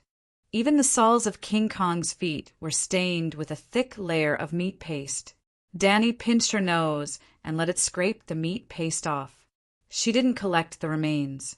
While the corpse was still warm, she quickly burned it with the dragon flame. The amount of spiritual quality was barely enough, but the divinity was pitifully little. Not to mention the bat demon, it was even worse than the immortal burned to death by Blackie in its infancy. However, Blackie finally opened a third profession. After hesitating for a long time, Danny chose between stranger and warrior. Warrior. She wasn't sure if stranger's divine power could reach the realm of death. But with the war coming, warrior would be of great help to Blackie and Danny now. As expected, under warrior's divine power, the power of the great black dragon flame increased again. The blacksmith's divine fire was good for changing the original form of matter from solid to liquid. Warrior's divine fire was a clear purple, the same color as Danny's eyes. The nature of the divine fire was explosive and destructive. Warrior's divine power also greatly increased Blackie's close combat ability. Danny had a hunch that Blackie's claws and teeth would become harder and sharper if it used Warrior's divine power to nourish its body for a long time, and its physique would also be strengthened. Of course, in addition to transforming special divine power, the clergy would also give Blackie corresponding knowledge. The battle experience of all the devout warriors of the 7 gods in the thousands of years of Westeros history, including the Sword of Dawn of the past. This meant that Danny was only a dick away from the Sword of Dawn. P.S. Chapter 633. Danny transformed into a warrior and was immersed in the countless mysterious sword skills brought about by her divine duty. She greedily absorbed the true meaning of the sword Tao that matched her. She forgot about time, where she was, and even herself. But King Kong did not forget about its reward. Roar! The black servant showed a fawning smile and took 2 steps closer to Blackie. "What are you doing?" Danny opened her eyes and said calmly. The moment she opened her eyes, it was as if thousands of bright and sharp rays of light shot out from her purple pupils. The wretched smile on King Kong's face stiffened. It stopped in its tracks and rubbed its eyes in bewilderment. When it looked again, there was no abnormality. Only then did it open its mouth and reveal its white teeth that were stuck with pieces of flesh. It pointed at the scorched ground and then at itself. A thought entered King Kong's mind. Danny released wisps of song of power's divinity into King Kong's soul core, visible to the naked eye. Its soul was dyed with traces of gold. The black fur on its body was dyed with golden stripes. Danny's pupils shrank. Those stripes seemed to form runes on its arms, chest, thighs, forehead, and other parts. She memorized those runes. King Kong absorbed a little more than half of the 3/4 divinity before it was saturated. It was twice as high as Danny's. However, in reality, King Kong was still a chimpanzee. Golden striped fur did not immediately appear on its body. Roar! That fellow's strength had increased by a few times. It was unusually excited and pounded its chest with all its might. It roared continuously. The air within a radius of a few dozen meters also vibrated. Its howls echoed in the distant valley. "I'm leaving." Danny waved her hand to quiet it down. She instructed with a serious expression, "I'll give you a mission. From today onwards, you'll be a wandering King Kong and travel around the Sauceros continent for me. Try your best to find the evil gods and mark their locations. When I come back next time, I'll bring you to hunt one by one." Remember, you can provoke the evil gods, but you can't kill them all. Look at how it killed the spider spirit in one move. Although King Kong was not a demigod, the demigods in this world were not extraordinary. It was not difficult for a mortal to kill a god. With a fist as big as the Vajra locomotive, even a mountain would tremble when it punched down. How could a normal demigod withstand a punch or a kick from it? In the end, Danny tempted him. The more evil gods you find, the more rewards I will give you, just like today. She had put in a lot of effort this time, using an equivalent amount of the Song of Power's divinity in exchange for the spider spirit's trash divinity. However, King Kong was not a demigod. Other than the Song of Power divinity, it could not absorb any other divinity. Because the content was a little complicated, Danny repeated the same words several times. When Jean Gang's confused face changed into understanding, she asked, "Do you understand?" Roar. King Kong nodded repeatedly. Danny smiled in relief. Although King Kong could not speak the human language, its intelligence was not low. In order to make it more attentive, she continued, "You're the only one left in the King Kong family. If you don't go out and find a wife, your family will go extinct in a few years." Woo, woo, woo. Before she could finish, a sobbing sound was suddenly heard from the side. It was the pig-nosed old priest who had offered the blood sacrifice to Danny. He had brought a group of savages down from the village at the top of the mountain. Ugh.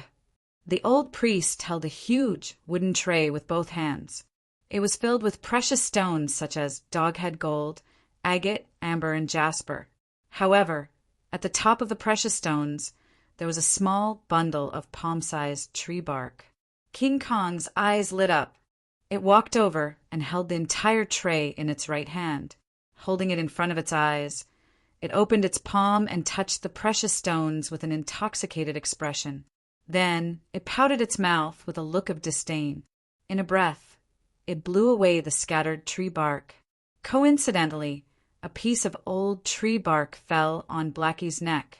Danny instinctively picked it up and looked. No, she smelled it. There was a faint, bitter smell that she was familiar with. After thinking for a while, Danny's pupils shrank and her expression changed drastically. Cinchona tree. This is the bark of a cinchona tree. She did not know how to react to this surprise that fell from the sky. Where did this thing come from? She raised the bark and shook it a few times as she asked the old priest who was running around naked. The striped man grunted. His tone was rough and his words were simple. His pig nose made a grand snorting sound. As he spoke, he stood on his tiptoes and pointed in a certain direction with his skinny arm. He did not understand Danny's words, and Danny did not understand his words either. However, both of them understood what each other meant. In other words, the old striped man understood the value of the cinchona tree very well. He also knew that Danny would need it. He offered this treasure to her in order to protect his home. Well, it was still because of the misunderstanding from before. The Dragon Queen had rejected his offer of sacrifice.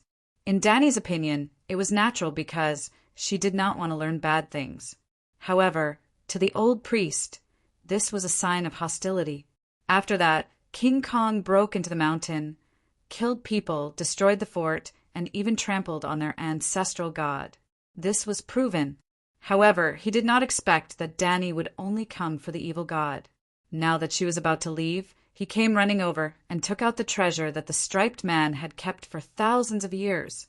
Just like the cinchona tree on Earth, the natives of this world tried their best to hide the sacred tree of life.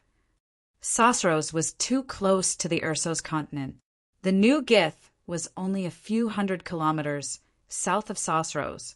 Quills and Sosros were only separated by a strait that was more than 10 kilometers wide. Perhaps the striped man did not have the ability to go to Ursos, but it was easy for the Ursos people to go to Sosros.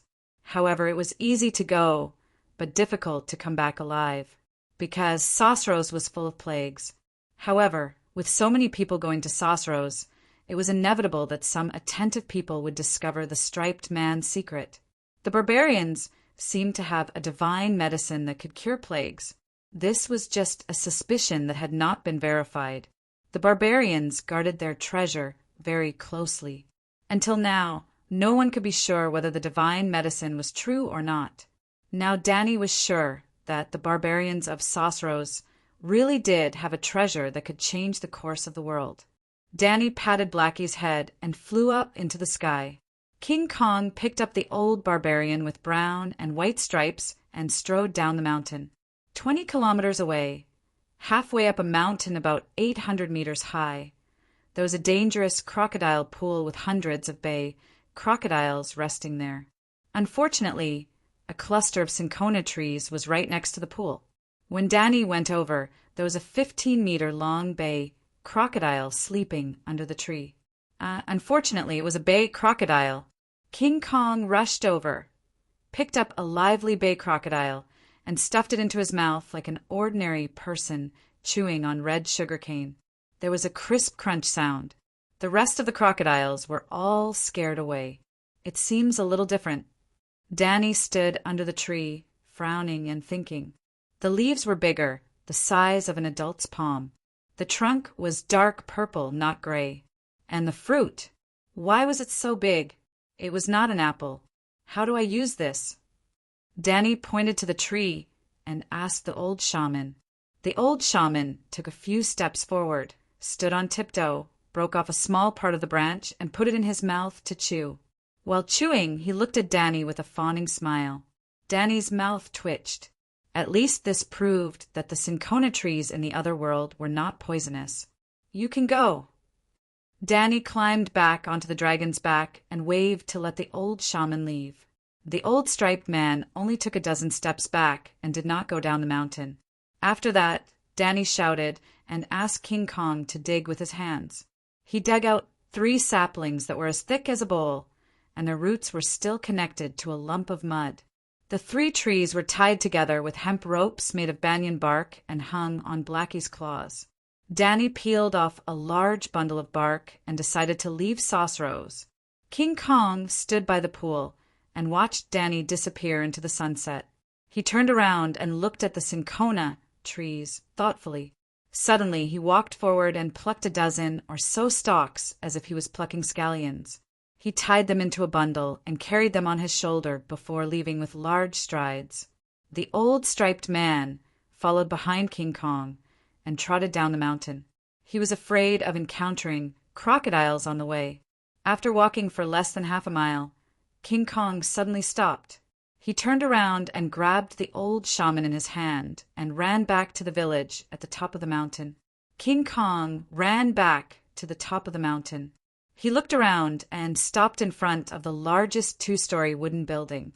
He poked a hole in the roof with his thick finger and threw the old shaman in. Then, like catching chickens, he grabbed the savages who looked at him in horror and stuffed them into the wooden building. The upper and lower floors were crowded with people. Then King Kong pulled the entire wooden building out of the foundation and carried it on his right shoulder. He carried a bundle of cinchona trees in his left hand and strode away. Well, he did not forget the treasure hidden by the waterfall at the bottom of the mountain. Roar, roar, roar, losing the raw diamond or made it angry. After 2 days, King Kong returned to the gourd valley and put the wooden building and the cinchona trees aside. Then, with a fierce look, he walked to the savages' huts and picked them up one by one, regardless of gender or age, and stuffed them into his mouth and chewed them raw. Roar, after filling his stomach. King Kong roared at the striped man in the wooden building and pointed at the saplings and the savages' huts. The old shaman immediately understood what King Kong meant. He wanted to keep them in captivity. While the old shaman commanded his people to plant trees, King Kong ran back to the cave happily and lay down in the place with the richest magic factor, sleeping soundly. Wandering King Kong? No way. Danny had a lot of adventures in the next continent and successfully became a demigod. But she only took 3 days to come and go. Carrying a bundle of cinchona trees, Dahe caught up with the pterosaurs near Old Gith. Well, she contracted 35 pterosaurs last night and did not bring them with her. She let them go first. The pterosaurs definitely did not know where Astapor was, but they could just fly north. See, Dany caught up with them before they even reached Slaves Bay. When they were in Old Gith, Dany went to the town below and gave the garrison commander, Morono, 5 cinchona seeds the size of green apples. Try to plant them and see if they can survive. Other than that, she also let the commander of the Wings of Liberty, who had followed her for several years, choose a pterosaur. Yes, Morono also had the Holy Knight seal. After that, she buried a sapling in the 5-dragon cave in the mountains. When she returned to Astapor, she planted a tree on the Great Pyramid. She would bring the last one to Meereen. In the 4 days that she was gone, the Allied army did not notice anything unusual. Nothing happened at Slaves Bay. There was only one piece of news that made her angry. The Alliance Army's eastern route used Biasabad as their landing point. P.S. Therefore, she had sent an envoy to warn the Shangfu, if you dare to help the tyrant, in the future you will have your city burned down. At that time, she did not have any pterosaurs. The messenger rode a horse and did not send back any news for a long time. She thought that the journey was difficult and that the unlucky guy had died in a foreign land. 2 days ago, he finally returned alive, but without little Gigi. Well, the father did not kill the messenger, but castrated him because of his arrogant words. Just as she was thinking about when to teach the descendants of Herr Cologne a lesson, old Embarrassment came. Your Majesty, His Highness' armor has been forged, and his wedding will be held in 5 days. I have to leave. Seeing that Dany was unharmed and had returned with the pterosaurs, old Embarrassment let out a long sigh of relief.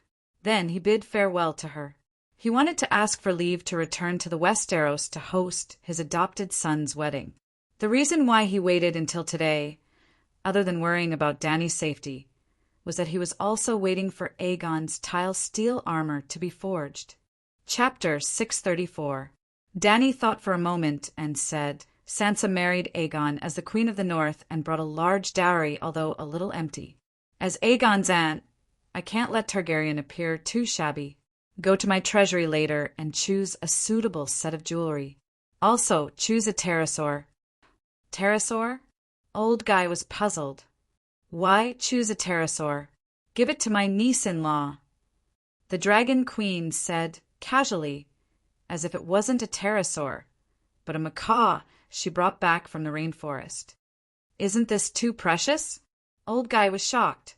Dany walked to the wall and glanced down at the many pterosaurs lying on the pyramid's stone steps, basking in the sun.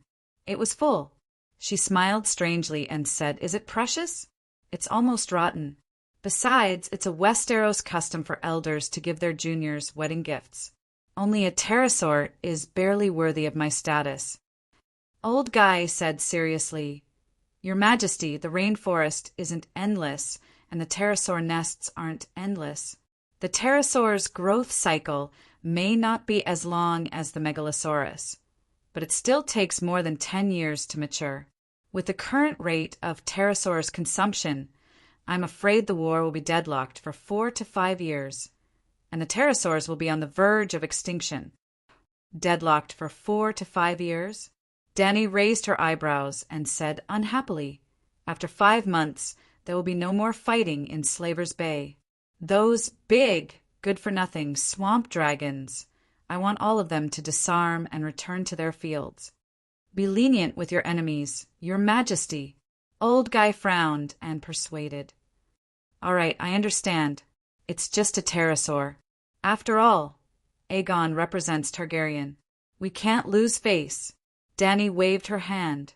In other words, I'm not in Westeros, but I have to act tough well. Give me a pterosaur.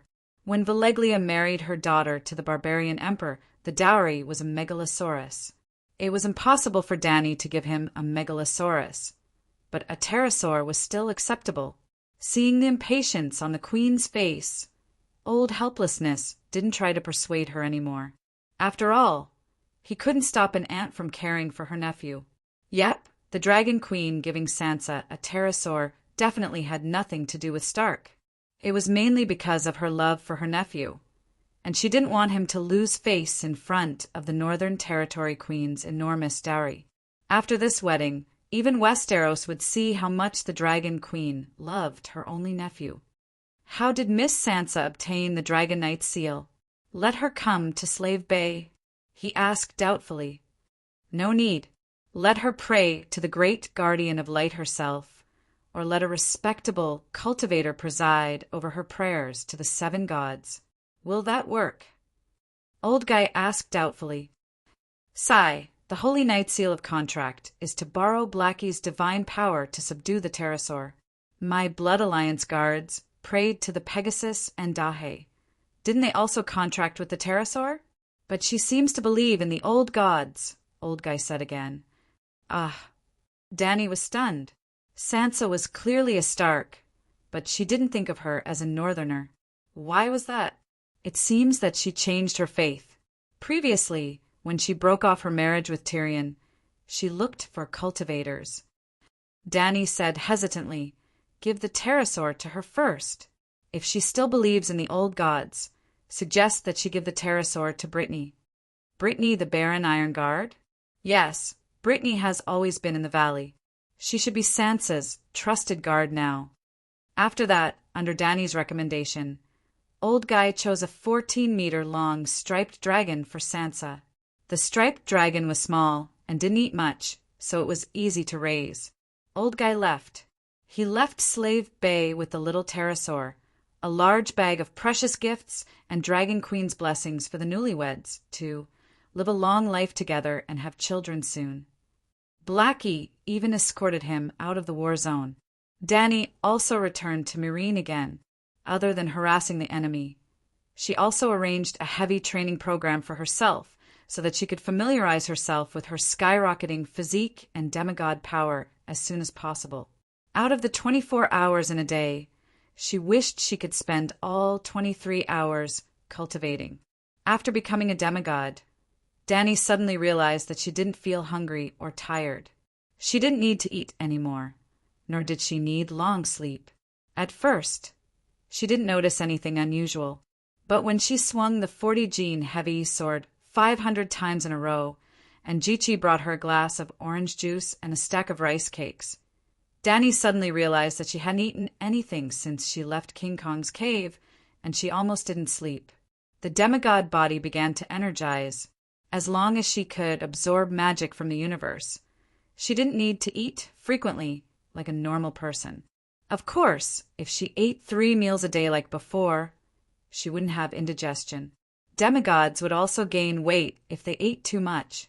The so-called energization didn't completely break away from the material state.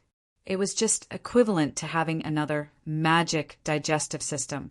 As for rest, an ordinary person would need about 7 to 8 hours. She only needed an hour of sleep. After becoming a demigod, she didn't have the ability to destroy the world. However, in terms of the essence of life, she really broke away from the boundaries of a mortal. At this time, no changes could be seen. However, in 20, 30, 50, or even 100 or 500 years, when she still looked the same and had no energy, no one would think that she was an ordinary person. Melisandre had reached this state very early on. She ate because if she didn't eat for a long time, she would be treated as an alien by ordinary people. Dany didn't reject the 5 grains. Other than not wanting to be treated as an alien like Aunt May, she couldn't resist the temptation of delicious food. In this aspect, Aunt May couldn't compare to her.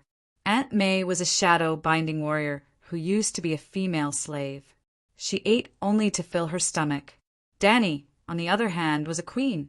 Every day, every meal, there would be the best chef in the world who would spare no effort to cook delicious food for her. If Dany ate black bread every day, she would be like Aunt May, who didn't eat or drink. Phoo, Fog, how do you feel? After burning the crows again, Dany asked the 2 unlucky children of the forest with concern. I'm a little tired.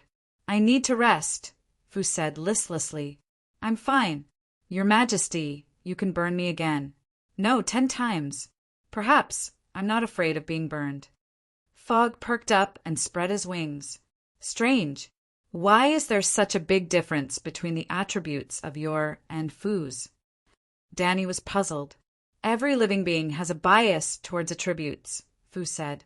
But you're both children of the forest, Danny muttered and reached out her right hand. Fire manipulation, fire gathering. A 3-inch tall golden flame suddenly rose from her palm with a few thin yellow calluses. It was pure fire elemental power.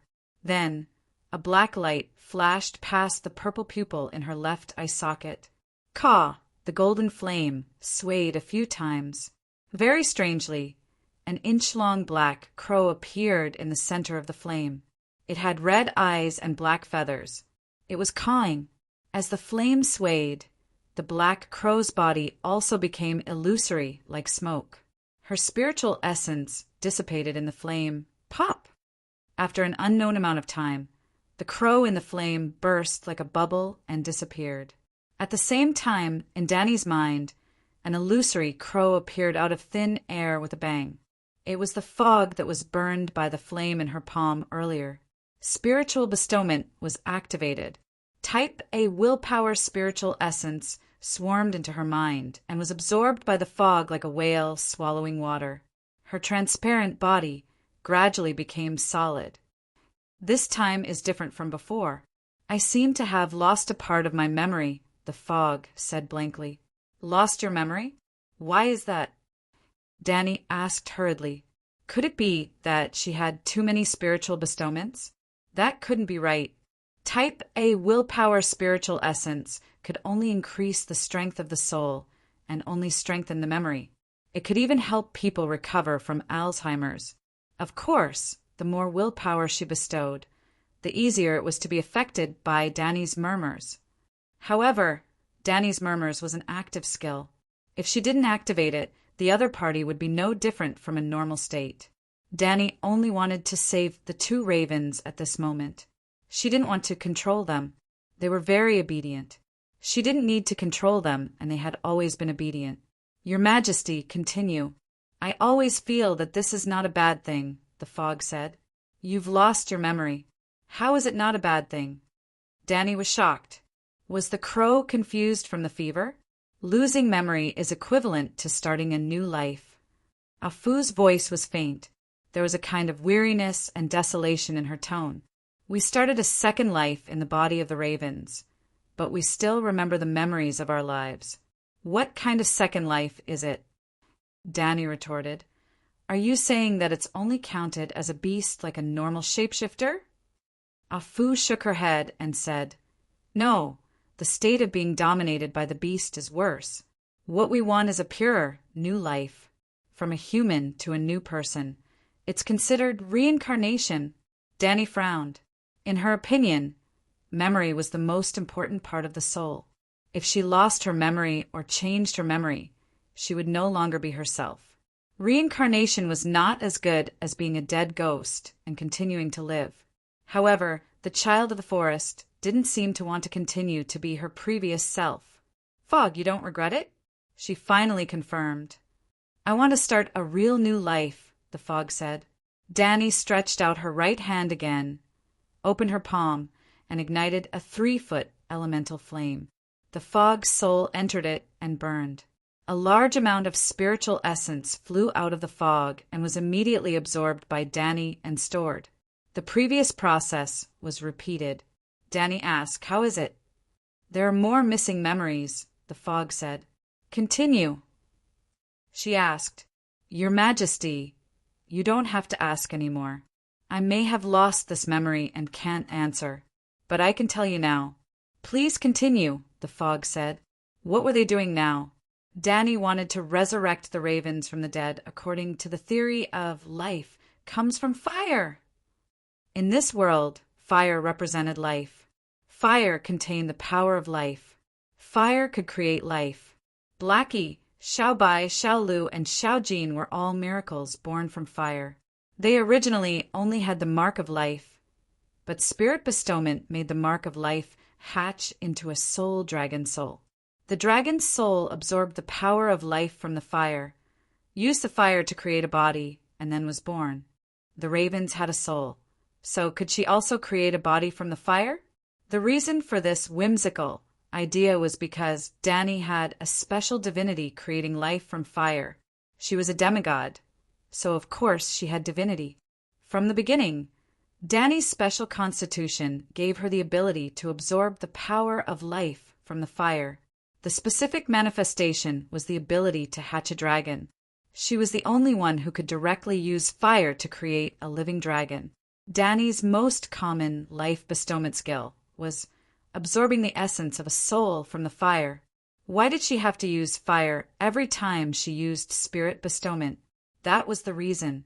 Spirit bestowment was only a branch of the talent, creating life from fire. It was this innate talent that made Dani the target of many people and gods. After becoming a demigod, this talent manifested as divinity. If Dani continued to develop this ability and improve this divinity, one day she would be able to turn this divinity into a divine domain.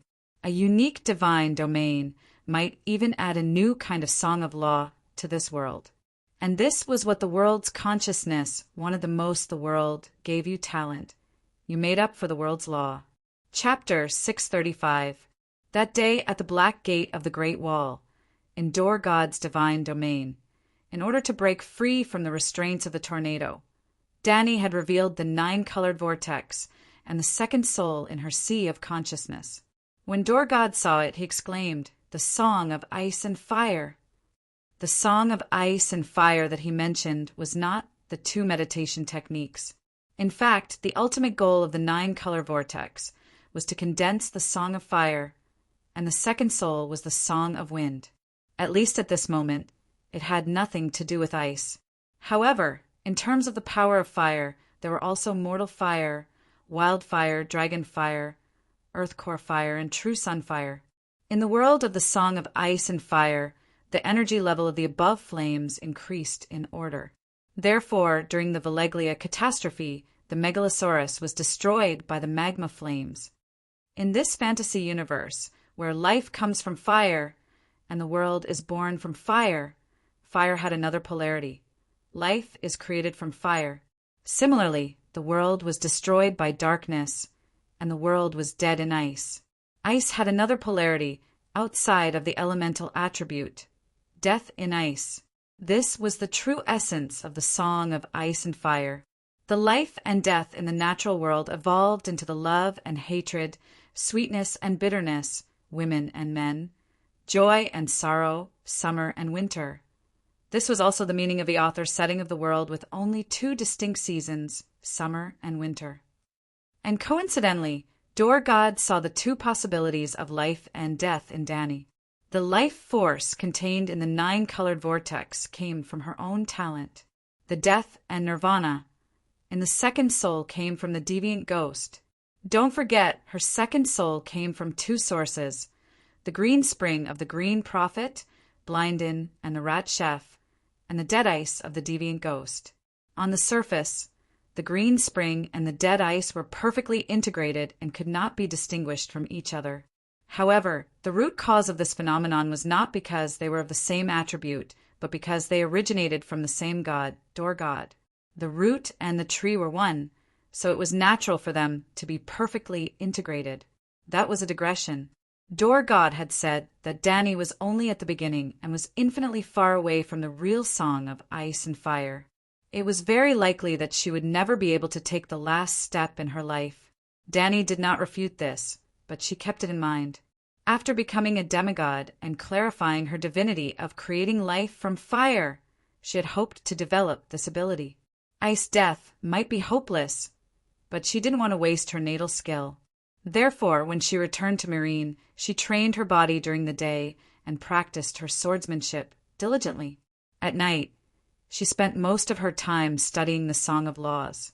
And Fu and the Great Fog were the main experimental subjects to develop the divinity of life in fire.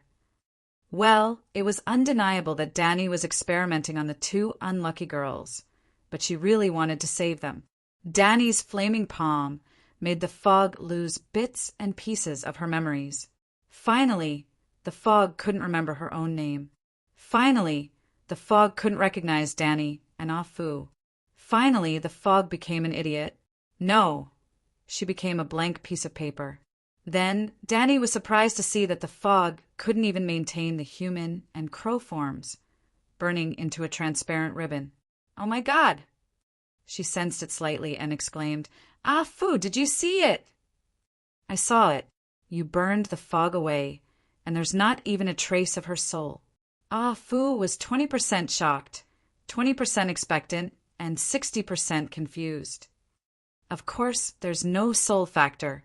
This is a life imprint, the first trace of life, the birth certificate of the universe. Danny's eyes glowed as she exclaimed, "Well, to use the technical terms of Eastern mythology, the fog soul had been destroyed by Danny, leaving only a bit of her true spirit. What do we do now?" Afu asked. "Let me try." The 9-colored vortex sucked in the fog's life imprint.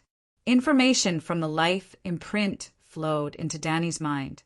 She was surprised. This was a complete life imprint, but it wasn't in its original state.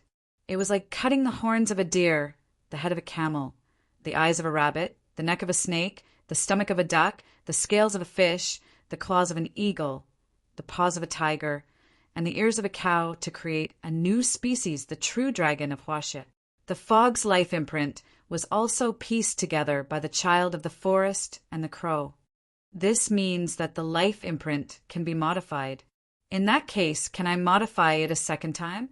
Modify it into a new mythical life form? For example, a battle angel? Danny was extremely excited. She couldn't wait to test it out, testing it bit by bit. She was like a sculptor using a chisel and hammer to carve a huge transparent crystal. Bang, bang, bang, bang. After a round of smashing, Danny was both surprised and disappointed. She could change a part of the life imprint, but she could only change the insignificant imprint that had to do with its form. In other words, the life imprint was originally a perfect piece and couldn't be changed. This was the law of the universe. But the child of the forest had a second life in the crow's body. Its will and nature didn't change, but its form was remade. The law of the life imprint being unchangeable was only broken in its form. Hence, Danny could only change its form. The child of the forest isn't ugly, but it's not beautiful either. How about, after a lot of trouble, Danny bestowed a spirit on the fog's life imprint and hatched it into a new soul. During the bestowment, Danny also used a little trick. When the fog's soul was burned, it would also overflow with spiritual essence. The spiritual essence had been stored by Danny, and now it was returned to its original owner. There was once a famous philosophical paradox, the ship of Theseus. For a ship sailing on the sea, as long as a piece of wood rotted, it would immediately be replaced. When all the functional parts were no longer the original ones, would the resulting ship still be the original ship? If the old parts from the ship were taken to build a new ship, then which of the two ships would be the real ship of Theseus? Danny also had a question at this moment. If the ship of Theseus was dismantled and used the wood to build a wooden building, what would that be? Mother Goddess, how did the fog become like this? It's so ugly. The new fog had successfully hatched from the life imprint, but when her soul image appeared in front of Fu, the ignorant crow began to make a big fuss. "How is it ugly? Have you always thought that I was ugly?" Danny said with a dark face. The fog did not look like Danny, but it turned from a doe-skinned child of the forest into a human beauty. She had big and hazy cat eyes, long eyelashes, a small oval face, delicate facial features, delicate skin with rosy white skin, and a pair of translucent dragonfly wings. She was a living flower, fairy, a forest elf. Fu hesitated and said, "This is not a child of the forest. Didn't you say that you want a real rebirth?" Fu was silent for a moment, then pointed at the silly fog and asked, "Why does she look like a fool?" "Didn't you say that you want a real rebirth? She hasn't been born yet, so of course she looks like a baby." Fu was silent again. After a moment, he asked again, "But I can tell that she is the fog at a glance. The aura on her body is both familiar and unfamiliar." "Is that so?" "That's great." Danny was very happy. This proved that using the original soul to incubate the soul was really effective. Then, can she be reborn? Fu asked expectantly.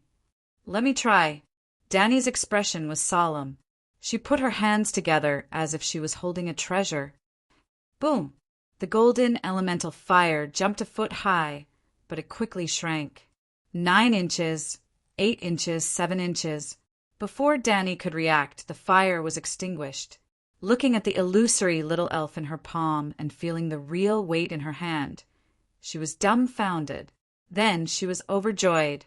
The fog soul was absorbing the fire, and the fog was rebuilding her body. In order to prevent the fog from being born, Danny surged her magic power and increased the output of the fire-gathering spell by 10 times. Boom, boom, boom. The flames rose 4 to 5 meters high, illuminating her expectant face with golden red. Gradually, Danny felt the weight in her palm more and more. Gradually, the 2-foot-tall little person turned from transparent to translucent, and from translucent to fiery red. Then, white bones, pink muscles, and green nerves started to form from the soles of her feet and spread upwards. It was like a 3D projection. Danny was intoxicated. She was immersed in a wondrous state. Countless information regarding the secrets of life were being sensed and memorized by her. Her divinity of life creation in flames was increasing at a crazy rate. Her 9-colored vortex was undergoing some kind of qualitative change. When the little elf put on a layer of snow-white skin, grew a head of fluffy red hair, and spread out a pair of flame-like, faintly discernible dragonfly wings.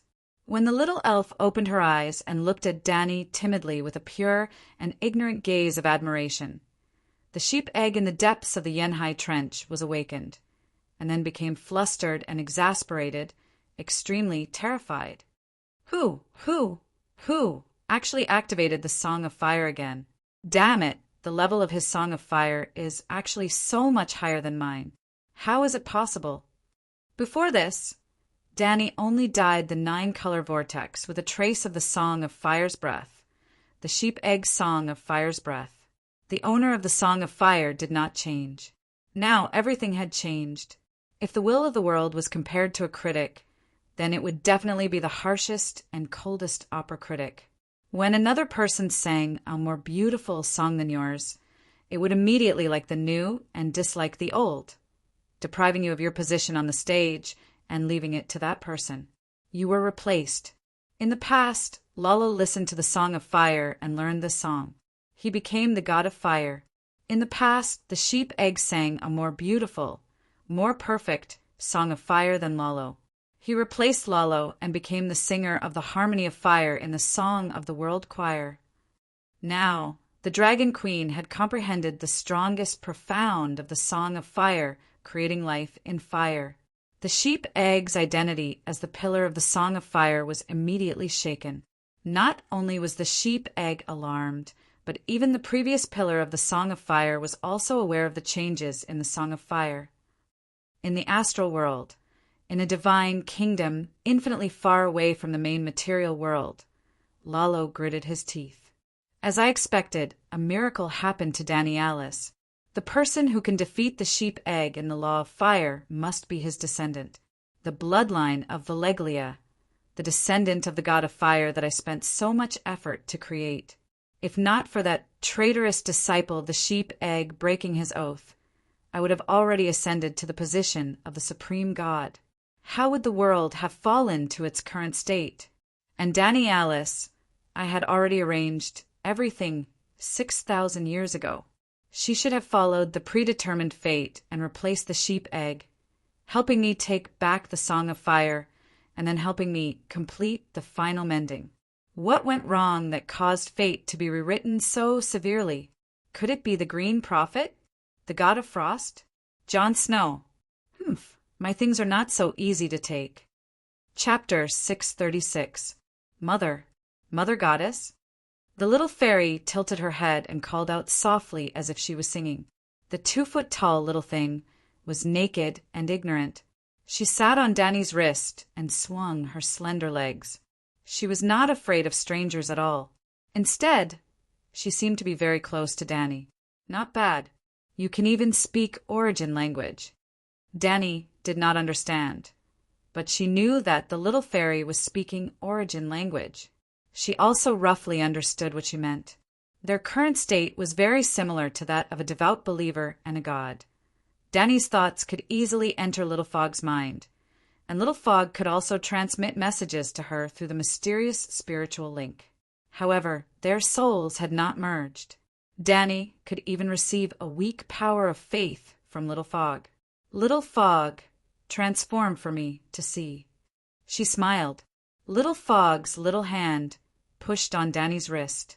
The dragonfly wings flapped and floated in the air. Boom! Without shouting slogans like blah, blah, blah energy, the naked Little Fog suddenly exploded on the spot, leaving behind a red flame the size of a volleyball. It was completely made of elements, and there was a little face in the middle of the flame. Wasn't that Little Fog a fire elemental creature? Danny was really shocked. The flame sprite was ignorant and did not understand what a fire elemental creature was.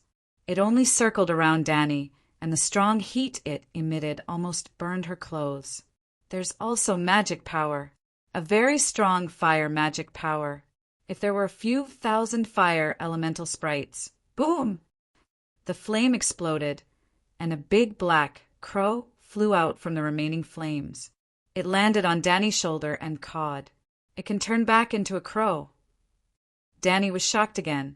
What kind of creature did she create? Fire elemental? Little fairy? Fire crow? Come in and meet Ah Fu. She said, Caw. The crow instantly spiritualized. Like a black bubble, it suddenly drilled into the violet's right eye. Fog. Ah Fu called out hesitantly. She wanted to get closer, but she felt an unfamiliar aura from the ugly person in front of her. There was also a terrifyingly strong pressure. Little Fog. Little Fog shook her head, then tilted her head and looked at Ah Fu in confusion. Ah Fu. Yes, I'm Fu. Have you recovered your memories? Fu hurriedly nodded and said happily, What memory? Xiao Wu shook her head again and said in confusion, This is the first time I've seen you, but I feel a sense of familiarity. Ah Fu's big cat eyes were filled with tears. She smiled and said, Xiao Wu, you've really been reborn. Xiao Wu wrinkled her little nose and suddenly said, Ah Fu, why are you so ugly? Fu's body stiffened. He was dumbfounded. In the end, Ah Fu decided to become ugly together with Little Fog. However, it was not that easy to become ugly. The fog was extremely compatible with the fire element, so it could withstand hundreds of cycles of burning, enchanting, and then burning again. Fu's soul had only been roasted 2 or 3 times before it started to feel exhausted. After another round, Ah Fu almost lost consciousness. Danny ended today's cultivation and said, Different children of the forest will have their memories washed away and become the purest life imprint in different ways. Ah Fu, don't worry. We have time, so let's take it slow. The Dragon Queen had many fortuitous encounters in Sauceros, and after returning to Slaver's Bay, she made great progress. The Westeros were not idle either. John used the northern region's next 2,000 years of taxes, minerals, and forest resources as collateral to borrow 5 million gold royals from the Iron Treasury. That's 2,000 years. The northern region was poor, and the Duke's annual tax income was only a few gold royals. However, he knew that the eternal night would definitely come, and the northern region was in urgent need of food, so he naturally borrowed as much as he could. If the Iron Treasury was willing, it was fine to use the northern region's next 20,000 years of taxes as collateral. With 5 million gold royals to buy food, Wu had the capital to lead his troops south. The reason why the Iron Treasury was willing to do this business, other than the fact that the northern region was a guaranteed profit, was that Wu supported Erlu. Compared to Wu, Erlu's assistance from the Iron Treasury was even more generous. In the name of the Iron Throne, he could borrow an unlimited amount. In other words, Erlu could buy whatever he wanted. He did not lack money at all. Erlu calmly scanned the commanders in the tent and said to Sir Justin in a casual tone, "Sir Justin, I'm not sure if you'll be able to do anything. Go to Bravos and help me hire a group of mercenaries, at least 20,000. Even 100,000 wouldn't be too much. I'll give you enough supplies." He was extremely generous. After the Iron Treasury signed a letter of guarantee for Wu on behalf of Tai Chu, the loyal commander-in-chief Elisa finally agreed to lend the night watchman's food to Wu. In order to achieve his goal, Wu played a little trick. He found Elisa alone and said, "If I stay at the Great Wall, you will never be able to become the commander-in-chief of the night watchmen. Lend me the food. It will be good for both of us." Elisa understood that Wu was right. Everyone in Dark Castle had witnessed Wu's resurrection from the dead, and they all thought that he was the child of prophecy. Wu's prestige at the Great Wall was now even higher than when he was commander-in-chief. Just as Wu was preparing to build a fleet from Eastwatch to Eastwatch, he received a letter from Count Mandalay in White Harbor. Rickon Stark was still alive and was on Skaggs Island. After talking to the Dragon Queen last time, Lord Eel immediately informed Madame Stoneheart of her attitude. It was a fact that Caitlin didn't like Wu, but Stark's family was destroyed, and Wu was the only adult left. If she insisted on supporting her son to the throne, the 6-year-old Rickon would most likely be a mere figurehead. After the incident with Bolton, Madame Stoneheart didn't dare to trust an outsider so easily, and would rather let the relatively honest Wu temporarily take over the position of King of the North. No matter how vile Wu was, he was still a good brother. Thus, Wu met up with the Onion Knight. Well, the Onion Knight Davos was Erlu's hand of the king, and he represented Erlu in White Harbor to recruit Lord Eel. Lord Eel agreed to the alliance, but he had a request. Davos had to lead the fleet to Skaggs Island, where the sea conditions were complicated, and bring Prince Rickon back. Skaggs Island was 200 to 300 kilometers away from Eastwatch. While the Dragon Queen was having a series of strange encounters in Sauceros, she was also cheating on Skaggs Island. The people of Skaggs were known as the Rockseed. They were huge, hairy, and rode unicorns. Every one of them was a powerful winter warrior. At this moment, Wu was showing the leaders of the clans the bravery and power of the King of the North, subduing the most violent unicorn king. If he succeeded, the clans would pledge their loyalty to him and join his army. Wu, the first male lead of the Song of Ice and Fire, finally had the treatment of a male lead. He rose to power.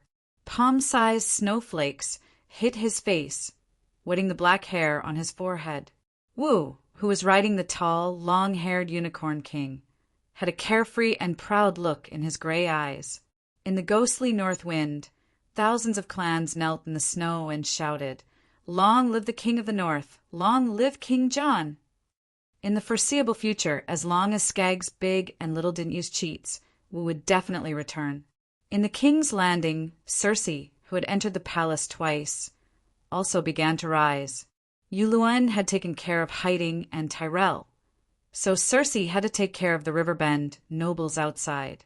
First, she had to take down Randall Tarley, the god of war of the 7 kingdoms. This was almost impossible. Randall Tarley had a hard temper and an iron head, second only to Erlu.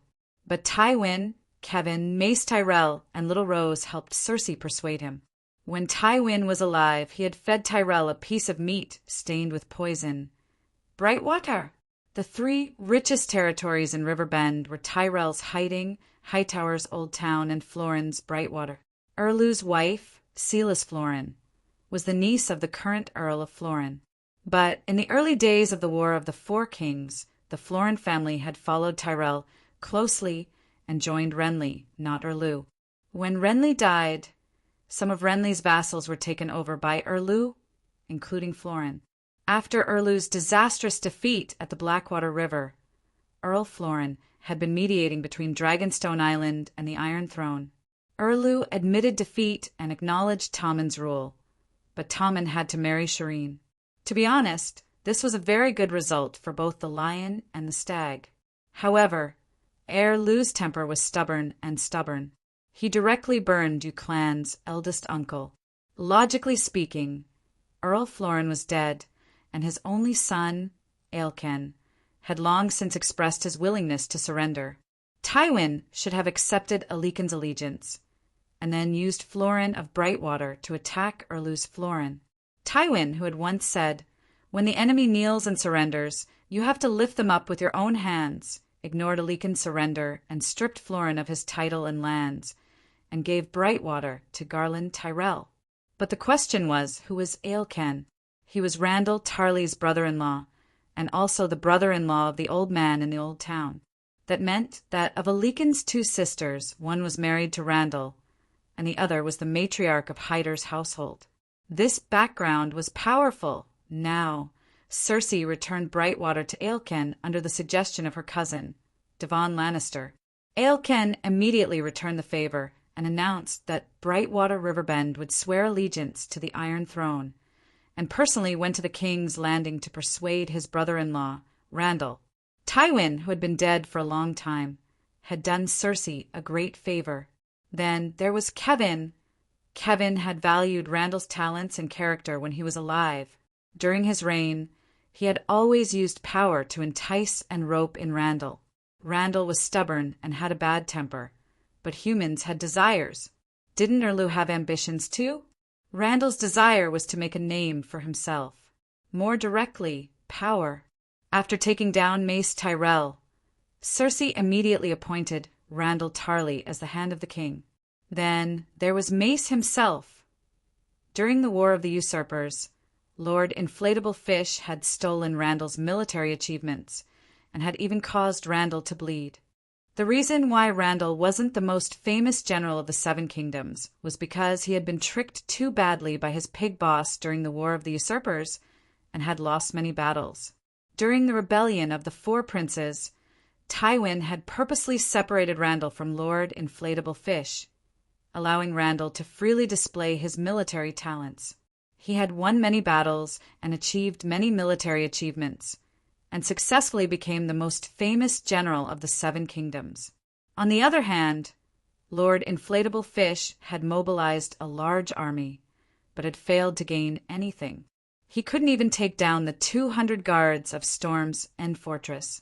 However, Lord Inflatable Fish was Randall's lord, and had too many opportunities to cause trouble and say strange things. Randall had suffered so much in the past, so why would he risk the destruction of his entire family for Mace's throne? The last little rose benefits were the main reason why Randall chose to remain neutral. But Little Rose was the reason why he openly stood on Lannister's side. Tyrell had committed the crime of regicide and treason.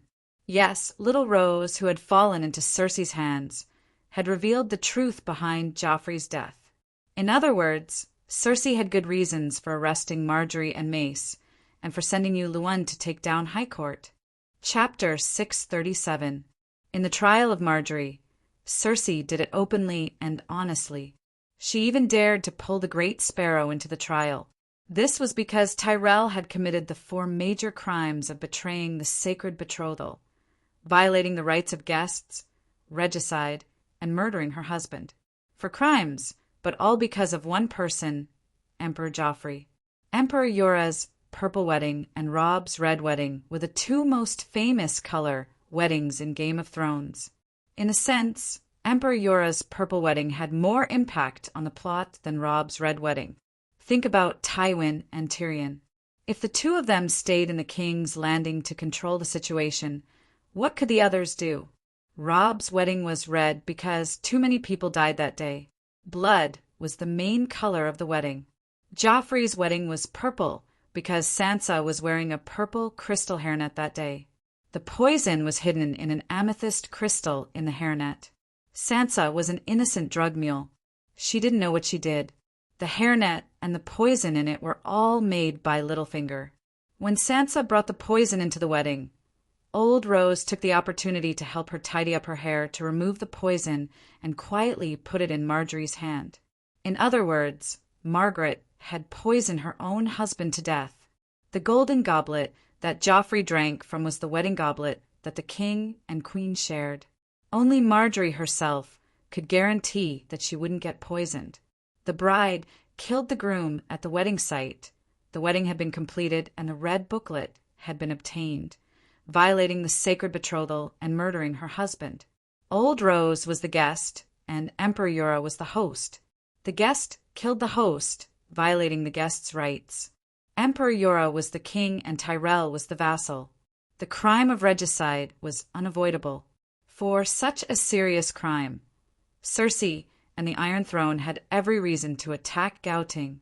Randall Tarley was also the Minister of Justice, the Chief Justice of the Seven Kingdoms. He had already done his duty as Tyrell's vassal by choosing to remain neutral. As for why Margaery would confess to such a deadly crime, Cersei had always known that the imp killed Joffrey and Tywin, and that the imp's backer was Gauting. It was a lucky stroke. It was a coincidence. After capturing Little Rose, Cersei asked Cobborn, the spellcaster scholar, to interrogate her. When Little Rose found out that the High Court had been annihilated, Cersei wisely guessed the truth. With a vengeful mentality, she used the murder of Joffrey to attack her poor mother who had lost her son. When she heard the truth, Cersei really cried. In the end, this was all Varys' fault. Varys had at least two identities in the Red Castle. On the surface, he was the chief of intelligence, Eight-Clawed Spider. In the dark, he was the guard of the Red Castle's dungeon, Logan. Don't think that Logan's identity is temporary. Varys has been playing this role for more than 20 years. Don't underestimate the position of Black Head of the Red Fort. Throughout the year, the Black Prison was empty most of the time. It only locked up people who had committed heinous crimes or had special identities. It was similar to the imperial prison of the Ming Dynasty's imperial guards. Dany's obedient son, Jaqen, Ide Stark, Grand Tutor Pycelle, and Tyrion had all been in Logan's dungeon. On the night that Tyrion escaped from prison, Logan also disappeared. Then, Cersei found a rare gold hand coin in Logan's bedroom. It was a gold coin with a palm as the emblem, representing Garth, the Green Hand. It was an ancient coin of Riverbend. At this point, Cersei, who had suspected that Tyrion was behind this, completely understood the ins and outs of the matter. The little magic monkey was the knife, and Tyrion was the mastermind. This was also one of the reasons why Cersei sued Margaery to the church for treason and adultery. To be honest, when she found out that Emperor Joffrey's death had nothing to do with her dwarf brother, Cersei was dumbfounded. I've hated you for so long, so deeply, and you're showing me this? Perhaps it was because of the great sparrow's pious prayers to the Holy Mother every day after his resurrection. There really was a moment when Cersei confessed to the Holy Mother. Was she too harsh on her little magic monkey brother? But the next moment, Cersei threw the Holy Mother to the faraway Slave Bay. She gritted her teeth, her beautiful face contorted. That little magic monkey who should go to the Seven Hells is helping the fake Aegon usurp my throne. I can't hate him enough. No, I'm going to curse him 10,000 times a day in front of the Holy Mother's statue. It had to be said that Cersei's move hit the nail on the head, and the effect was very good. First, Randolph Tarley was appeased. Then, under Cousin Devon's suggestion, Cersei held the trial of King's Landing. She invited many nobles and commoners to be the jurors, and the Bishop of the Seven Gods, not the Great Sparrow, to be the chief judge. She publicly tried Tyrion's crime of murdering Emperor Joffrey. Emperor Joffrey, who loved his people like his own children and was unparalleled in righteousness, was very unpopular. The people of King's Landing gave him the nickname Mad King II. This was not wrong. But no matter how wrong Emperor Joffrey was, he was an innocent victim at the Purple Wedding. The beautiful, kind, and benevolent Margaery was very loved by the people of King's Landing. The people of King's Landing gave her the beautiful title of Holy Mother Rose. This was also not wrong. But no matter how many good points she had, her crime at the Purple Wedding was so shocking that normal people could not accept it. Margaery's reputation was completely ruined, and she was on the same level as her mother-in-law Cersei. Tyrion also went from being a victim of the turn of the river bend to a sinner who deserved retribution. The public opinion did not immediately change, but it was no longer in Tyrion's favor. This was a trial of the church that even the Holy Sparrow approved of. After that, Cersei's actions became even more outrageous. She announced at the Imperial Council that Tyrion of Highland Castle had committed the most heinous crimes, but Margaery was already King Tommen's legal wife and the only heir to Highland Castle. The Queen Regent followed the teachings of the Holy Mother and showed the greatest mercy to the lost Margaery. Before King Tommen came of age and gave birth to a joint heir to the Iron Throne and Highland Castle, Margaery only needed to hide in the virgin quarters under the protection of the nuns and pray piously to the seven gods every day to repent for her sins. During this time, the Iron Throne would temporarily take over Margaery's rule over River Bend. In other words, Cersei had the title of Guardian of the South and the scepter of Duke of River Bend in her hand. Yes, Sir Inflatable Fish had a total of 3 sons and 1 daughter.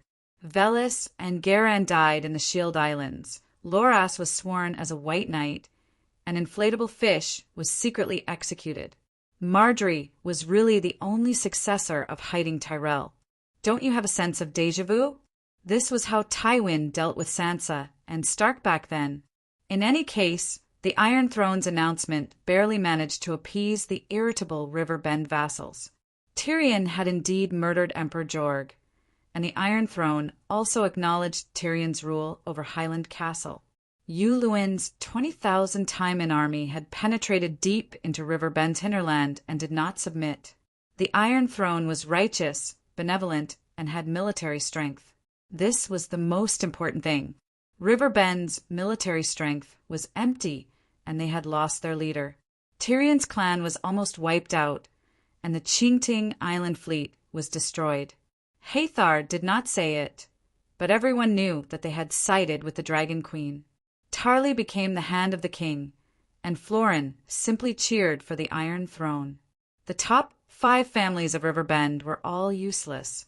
What else could the other vassals do other than settle down, take down Highland Castle, control River Bend, and the food supply was also in the hands of the Iron Throne. To the unruly people of King's Landing, whoever could stabilize the price of food and prevent them from starving to death was the Holy Mother. It was said that in Empress Dowager Meg Lu's bedroom, a small shrine was newly opened, dedicated to the Holy Mother's statue. The whore Empress Dowager had recently been praying 3 times a day in front of the Holy Mother statue. It seemed like she had become the Holy Mother whore Empress Dowager. Oh, the Holy Mother whore was still the Holy Mother King's Landing had stabilized. Of course, under the calm surface, there was no lack of undercurrents. For example, Aegon, who was called Prince Chi by the people of King's Landing. Aegon's declaration and the declaration of the true Dragon Alliance had spread far and wide, but his reputation had never been good. Or rather, very few people truly believed in his identity as Lay Jazzy. In fact, everyone in King's Landing knew that Lay Jazzy had been smashed into a wall and turned into a pile of minced meat. But the attitude of the unruly people did not affect Aegon. The marriage alliance with Sansa and the establishment of the true Dragon Alliance was more convincing to the nobles than the uncertain identity of Lay Jazzy, because it represented power. It also represented that 5 of the 7 dukes, Northern Territory, Hedgian, Valley, Stormlands, and Dorne had acknowledged Aegon's identity as a true dragon. Recently, the number of dukes who had secretly submitted letters to the true dragon was as numerous as the carps in the river. Aegon was in high spirits. He finally felt like a king. Yes, he was going to get married soon. It was today. The wedding would be held in the Eagle's Nest. Aegon, Sansa, Littlefinger, and the other ministers had originally planned to hold the wedding on Dragonstone Island with the Dragon Queen as the witness. But when they found out that the Dragon Queen had just gone to Saucerose and was busy training the winged Dragon Knights, Dany's excuse, they could only regretfully give up on Dragonstone Island.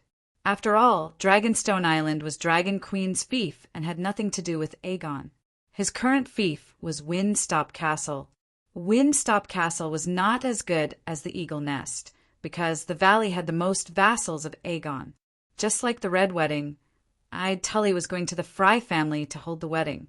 However, the wedding would not be held in the Eagle Nest, but in the Moongate Castle at the foot of the Eagle Nest. The Eagle Nest was built on the largest mountain in the valley, the Giant Spear. Just by hearing the name Giant Spear, one could understand how steep the mountain was. It was like a spear stuck in the valley. Thus, although the Eagle Nest was a strategic location, it was not big and could only hold 500 people. Also, winter had arrived and the weather was suddenly cold. Yes, can you imagine how it feels to live on the mountain peak in winter? It would not be enjoyable. The Moongate Castle at the foot of the Giant Spear was huge. Although it belonged to the Reyes family, Aaron would go down to the Moongate Castle every winter to avoid the cold. It should be mentioned that the Reyes family and Stark were relatives 800 years ago. One of Id's grandfather's younger sisters had married into the Moongate Castle. When Robb had set up the will of the King of the North successor, Catelyn had firmly opposed letting Robb become the royal elder brother. Instead, she had suggested that her son choose a direct descendant of the Reyes family as the successor. What the hell? It could be seen just how stupid and hateful Catelyn was. All right, I digressed. There was another important reason. The great cathedral was built in the Moongate Castle. The king's wedding had to be held in the great cathedral under the witness and blessing of the 7 gods. Chapter 638. The first rays of dawn dyed the snow-covered valley red. In the warm ballroom of the Moongate Castle, the guests enjoyed the breakfast before the wedding. There was lemon honey cake, pickled chicken, bacon, fried eel strips with breadcrumbs, Dothraki blood sausage, various stuffed buns invented by the Dragon Queen, frozen Dornish blood orange soup. It was a sumptuous banquet with a mixture of many styles. Servants shuttled back and forth, carrying large pots of warm milk, honey wine, and sweet golden wine, filling the cups for the guests who needed it. Musicians wandered around the hall, playing flutes, playing harps, and singing songs of blessing. A moon boy rode a broomstick horse, making funny movements and expressions, making the guests around him laugh. After breakfast, the food and chairs were cleared. John Clinton, as the father, solemnly tied the groom's cloak on Aegon under the gaze of the guests. The dark black velvet cloak was embellished with a red megalosaurus and a golden, sun-piercing spear. They represented the groom's father, the Targaryens, and his mother, the Dorne Myrtle. "Sigh, this cloak is new. You should have a better choice." The old man sighed sadly. The groom's cloak would be tied to the bride's shoulders later. The less heritage one had, the newer the cloak they used. If Rhaegar hadn't caused any trouble, Aegon could have used either his father's true dragon cloak or his mother's Sunpiercer spear cloak. Both families were great families with heritage, and the cloaks had been used by countless ancestors. This is good. My family and future are all new, so I should use a new cloak, Aegon said. He looked heroic and spirited today. He wore a black coat with a lone, 3-headed, fire-breathing dragon embroidered with rubies on his chest. The dragon claw held a black great sword, imitating the dead Legger. Yes, the Targaryen clan's original emblem should have been a 3-headed dragon with a black background and a red background. However, Aegon and Dany's clan could no longer use Aunt Dany's clan emblem, so they added a sword to the dragon's claw. The sword of the king, black fire. Although the change was small, any Westeros aristocrat with a clear mind would understand at a glance. Aegon and Dany Rise had split up. Aegon did this out of filial piety. It wasn't irony. Aegon didn't even discuss it with Dany's aunt and took the initiative to give up the inheritance of the Orthodox clan emblem. Although Dany herself had always had plans to change the emblem to a 5-color dragon and did not value the 3-headed dragon, the emblem was too important to the nobles. Aegon's actions were almost equivalent to establishing a new family. If the clan emblem was changed, even if old Awkward bought Liga's relics from the King's Landing antique dealer, Aegon wouldn't be able to wear it. After a while, the bride also arrived. The bride wore a pearl-colored silk gown and a gray-blue Myrlei silk dress. The dress was embroidered with hexagonal snowflakes with fine silver thread. This was the color of Winterfell, solemn, elegant, noble, and generous. On the bride's head there was a pure white velvet cloak embroidered with a silver-gray direwolf. Uncle Fingers put it on her. It was also Uncle Fingers who took the bride's father's position. He held her hand as they walked to the wedding altar and handed her over to Aegon. In addition, weddings under the teachings of the 7 gods were very particular. It wasn't as if you could wear whatever color and style you wanted. Sansa had been married to Tyrion. If Tyrion died, she couldn't break off the marriage. She had to marry as Tyrion's widow and wear the gold and red clothes that represented the lion. For example, when Cersei married Ylewin, she wore the gold and black of Theon Byra. Now, she was wearing the white and gray of the House of Stark without a single trace of the lion's color. This meant that she was pure, even a virgin. At least the 7 gods recognized her purity and virginity. Blackie said that he wasn't the scapegoat. It was all Brother Merabad's fault. He was the one who broke off her marriage and also the one who officiated at her wedding. Aegon rode his dragon and went to Crabclaw Peninsula to invite him over. Don't think that it was easy to break off a marriage. The responsibility was great. This was also why Linny's never divorced Big Bear. No monk was willing to break off her marriage. She only regained her freedom when Big Bear became a white knight. However, Merabad didn't fool Aegon. Before the wedding, he had arranged for a nun to check Sansa's virginity. Of course, it wasn't there. Sansa swore that she broke it while riding a horse. Marjorie, the little rose, had said the same thing. Cersei had also said the same thing during her examination before marrying Robert. Everyone believed it, because riding and hunting were compulsory lessons for noble ladies. There were too many girls who broke their virginity. The 3 queens had done the same thing, cheated, and said the same thing. Sansa was lying because she only liked the ladylike things like music and poetry and singing and dancing and embroidery. If Arya had said it, it would have been most likely true. Marjorie might have been lying. She must have started early, but the High Court nights were all too popular. Riding, hunting, and keeping hawks were all too popular. As for Cersei, she might have been telling the truth. She had been with Jaime before the wedding, but she might have really left her virginity to the saddle. Merabad believed in Stark's upbringing and had asked the dwarf himself. The dwarf shook his head in humiliation and said, "I regret it. I really do." He really did regret it. Sansa was only 13 when she married Merabad. Her period had come, but she was too young and had just gone through the tragedy of her family's destruction. She was too pitiful. On the night of their wedding, the 2 of them took off all their clothes and were naked to each other. Although Sansa was confused and frightened, she still carried out her duties as a wife with trembling hands. She even opened her thighs. The dwarf's eyes were red, and his true desire was bursting, but he was a good person with a soft heart. When he saw the little girl's pale face and frightened expression, he immediately felt pity for her.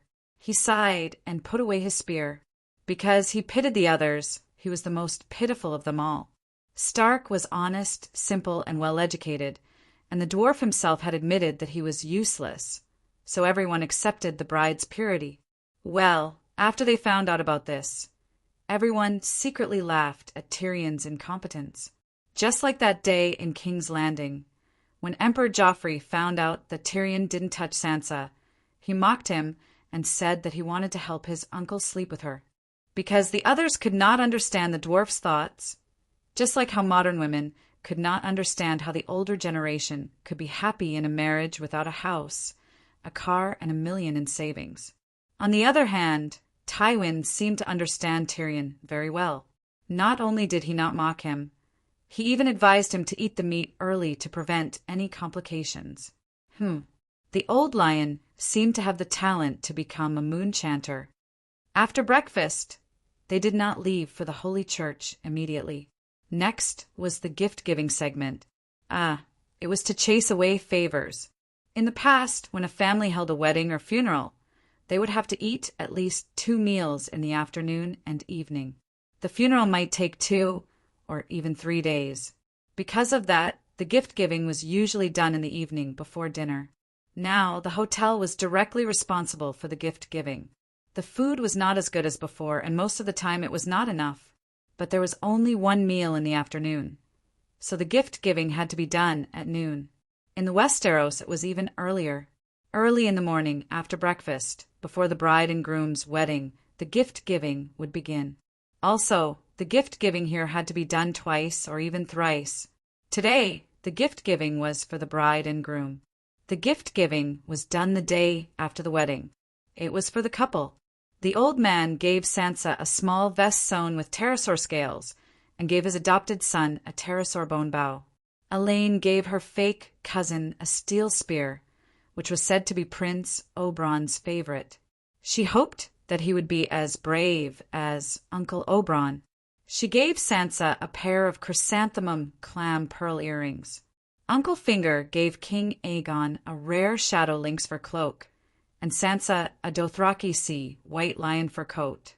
The dwarf gave Aegon a large book called The Chronicles of the Valeglia Empire, and Sansa a book called The Diary of Moon Chanter Chana. I heard that you Stark all have special talents. You can learn from them. I thought that only Slaver's Bay was the battlefield of gods and demons, but I didn't expect the Westeros to be unfamiliar with it too. Sigh, we need our own supernatural powers. He looked at his ex-wife with a complicated expression. The dwarf's position as the wildfire general was not for nothing. He had dozens of fire mages under him. How many supernatural secrets did he know? Taking advantage of his position, the dwarf dug out many good things from his subordinates. Unfortunately, he did not have the talent and could not learn. However, he had heard the Dragon Queen say many times that Stark's family is a bug. Sansa glanced at Aegon and saw her fiancé nod, then put the book away and thanked him.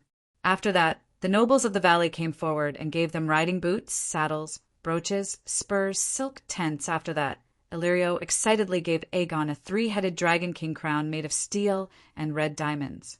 The diamonds were inlaid in the dragon's eye sockets, and it was very lifelike. He gave Sansa a crown, which was also very beautiful. Finally, the guests of Dragonstone Island came forward, one by one. Bronn gave Aegon a dragon-tooth knife with a weirwood handle, and Sansa a pearl necklace. The old crabman did not come, but the little crabman did.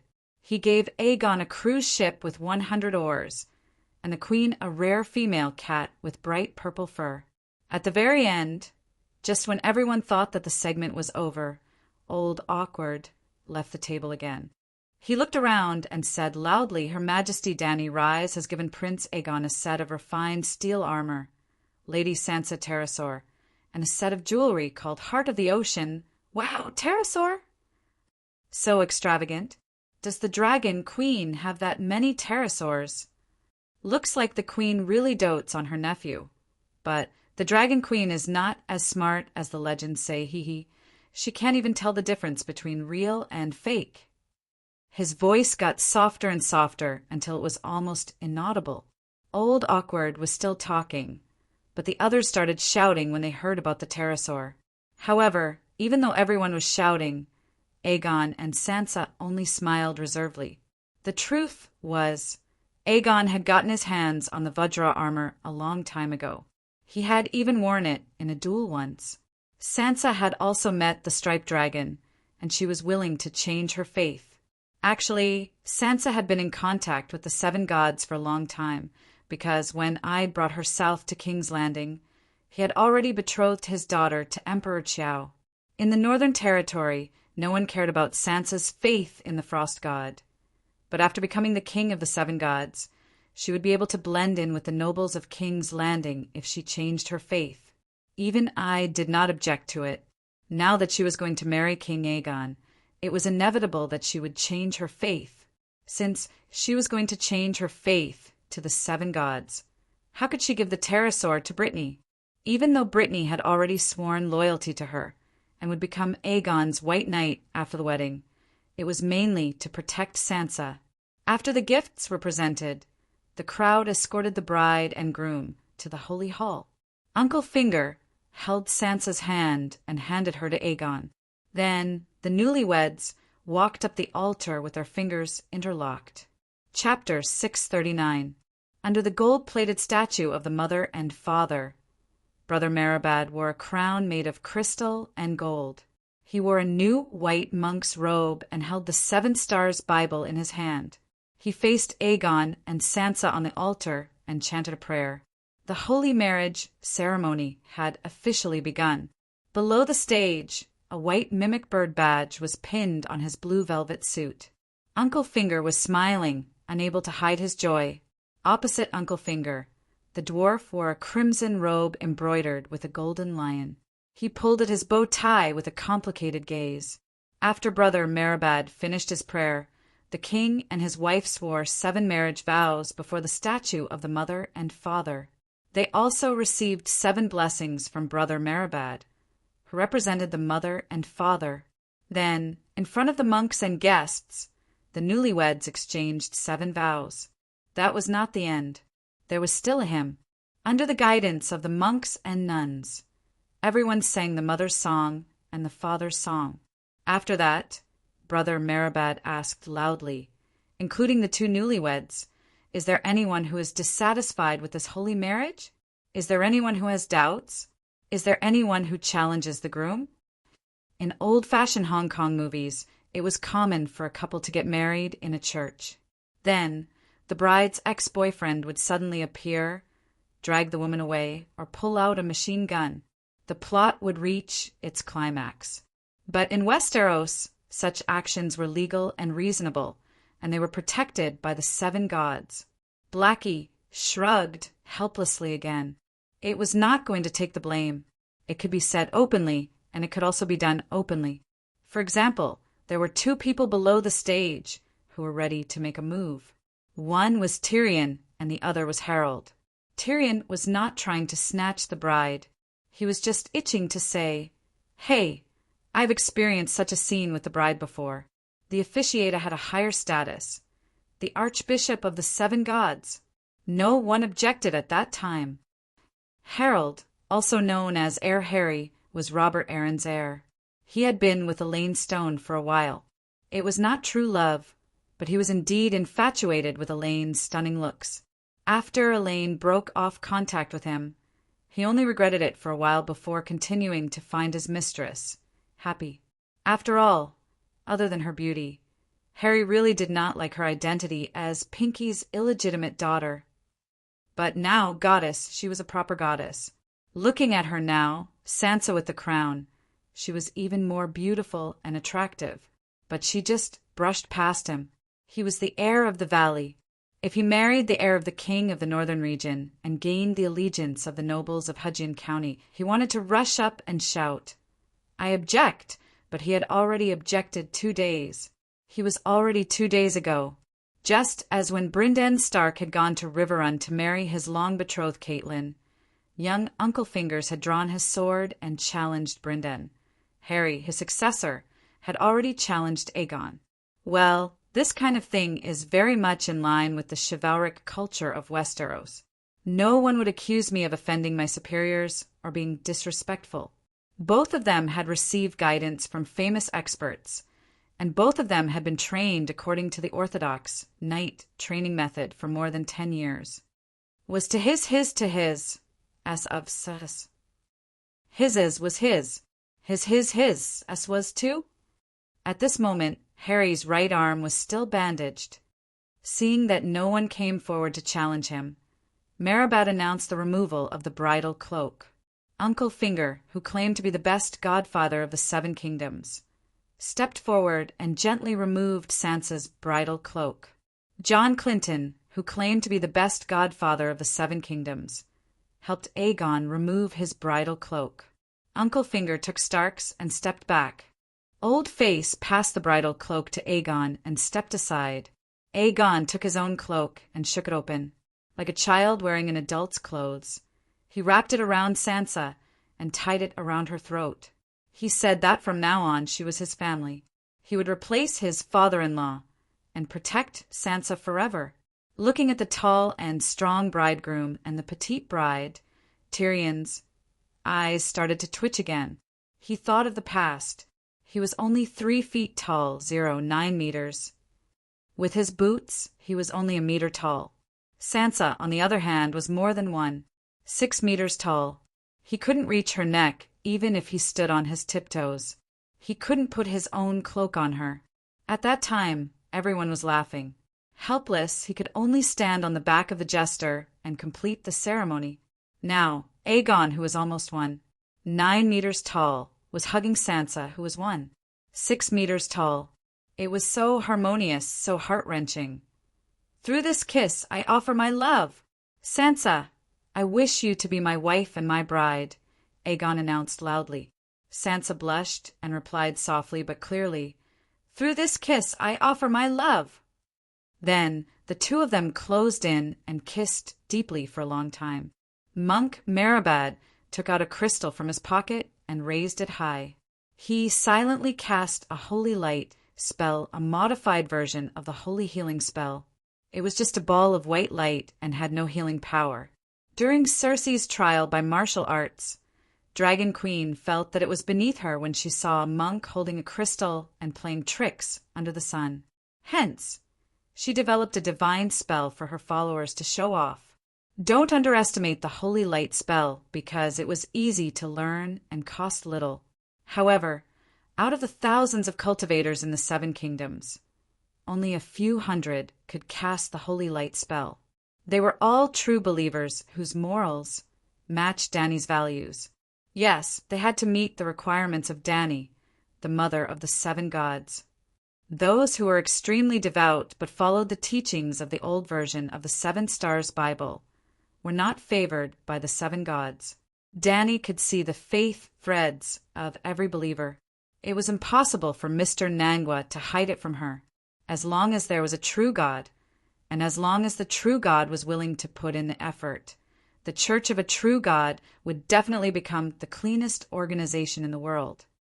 Here, under the witness of the gods and the people of the world, the holy light spell caused the crystal to emit a rainbow-colored light that was as thin as clouds.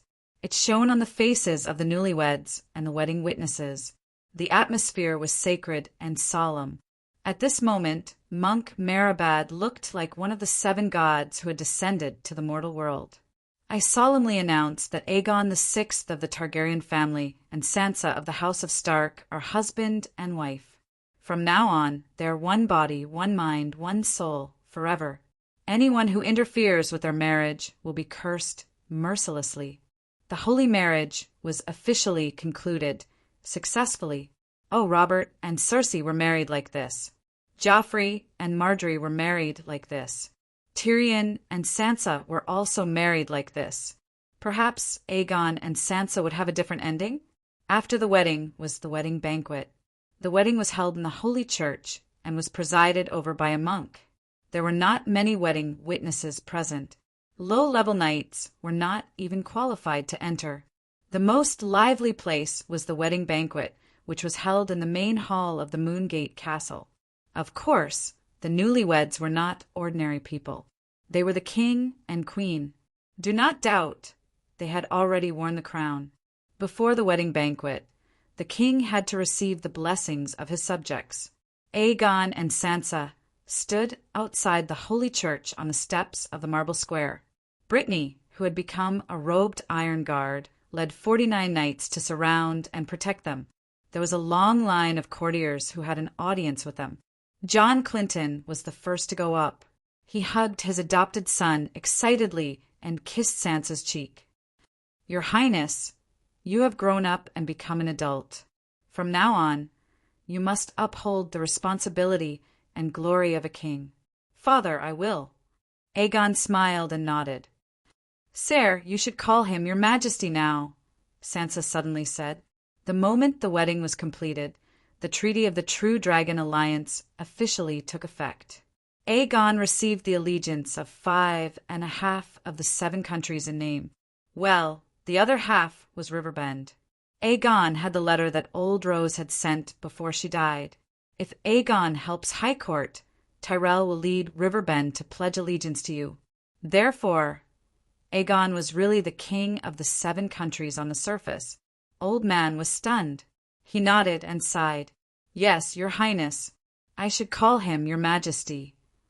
I hope you too have a good marriage and give birth to an heir soon. I will. Sansa blushed and behaved generously. Then it was Littlefinger. Uncle Finger hugged his daughter and bowed respectfully to Aegon. He kept saying auspicious words. When the dwarf came over with Elaine, Aegon and Sansa both had strange expressions on their faces. It's a little awkward. Tyrion touched his nostrils and smiled awkwardly. Back then, the dwarf wanted to say that back at King's Landing, Joffrey and Margaery also stood at the entrance of the Great September to receive blessings from others. He and Sansa also gave their blessings to the newlyweds. But Sansa did not want to hear anything about that day or that year. She interrupted the dwarf and said bluntly, "Sire, this is good for both of us." "That's enough." "Yes, it's good." Tyrion grinned and showed an exaggerated smile. "Long live the king, long live the queen. The king and queen are a match made in heaven. Happy for a long time." Saying that, he picked up Sansa's hand and kissed it hard on the back. Then he hugged Aegon's waist and whispered, "You bastard, go fuck your cousin tonight." Aegon glanced at the long line behind him and showed an elegant fake smile. He whispered back, "Bastard, I'm not like you. I won't insult my wife with words. Get out." Yelian smiled and pretended that she didn't see or hear anything. She politely and distantly said a few words of blessing. The line was so long that there was not much time left for everyone. The dwarf quickly left with Elaine. Not long after, it was Illyrio's turn. He was even more emotional than when he gave the gift. His eyes were red and he was crying. He gave his blessings one after another. The others did not think much of it. There were many people who cried. Didn't Uncle Fingers also have tears in his eyes just now? They only thought that this fat foreigner was sucking up to the king in order to get a good piece of land. Yes, the fat merchant was no longer hiding behind the scenes. He had been given the title of Marquis by Aegon. He was also King Aegon's finance minister and the military's quartermaster. Those with status could give their blessings to the king and queen in person. Those without status, mercenaries, merchants, and prostitutes who came after hearing the news, were blocked 10 meters away by the golden knights in golden armor and black cloaks embroidered with a red dragon. Long live the true dragon! Long live Aegon! Long live Queen Sansa! Cheers flooded the newlyweds. Regardless of their personalities, Aegon and Sansa's appearances were first class. The man was handsome and the woman was beautiful. Both of them had good personalities and did not appear to be rebellious. It was easy for them to gain the favor of ordinary people. "Now that Sansa is married and you don't object to this marriage, can you let me go?" In the crowd, a man in leather armor with a long beard and messy hair whispered to the cloaked man beside him. Looking at that face, wasn't it Jaime who had been missing for many days? Chapter 640. Your vow is only half complete. There's still. Arya, the cloaked person said with the sound of a blade scraping against glass. Let the deviant ghosts take that brat away. I've searched the entire Three River Basin and haven't heard anything. Where am I supposed to find her? The man complained. Your sacred vow. Before it's complete, you must listen to me. Even if one day I'm no longer around, you have to continue. The cloaked person's voice was emotionless. I wasn't even this loyal to the Mad King back then.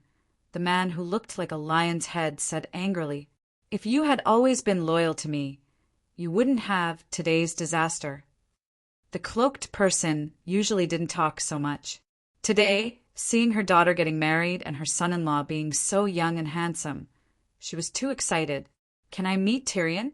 That bastard killed my father and then my uncle. I have to ask him, personally, where he got his grudge from. The man who looked like a furious lion glanced at the dwarf who was teasing Fearless with Elaine from the corner of his eye and gritted his teeth. "No, we are about to take action. Don't mess up the plan," the cloaked person said sternly.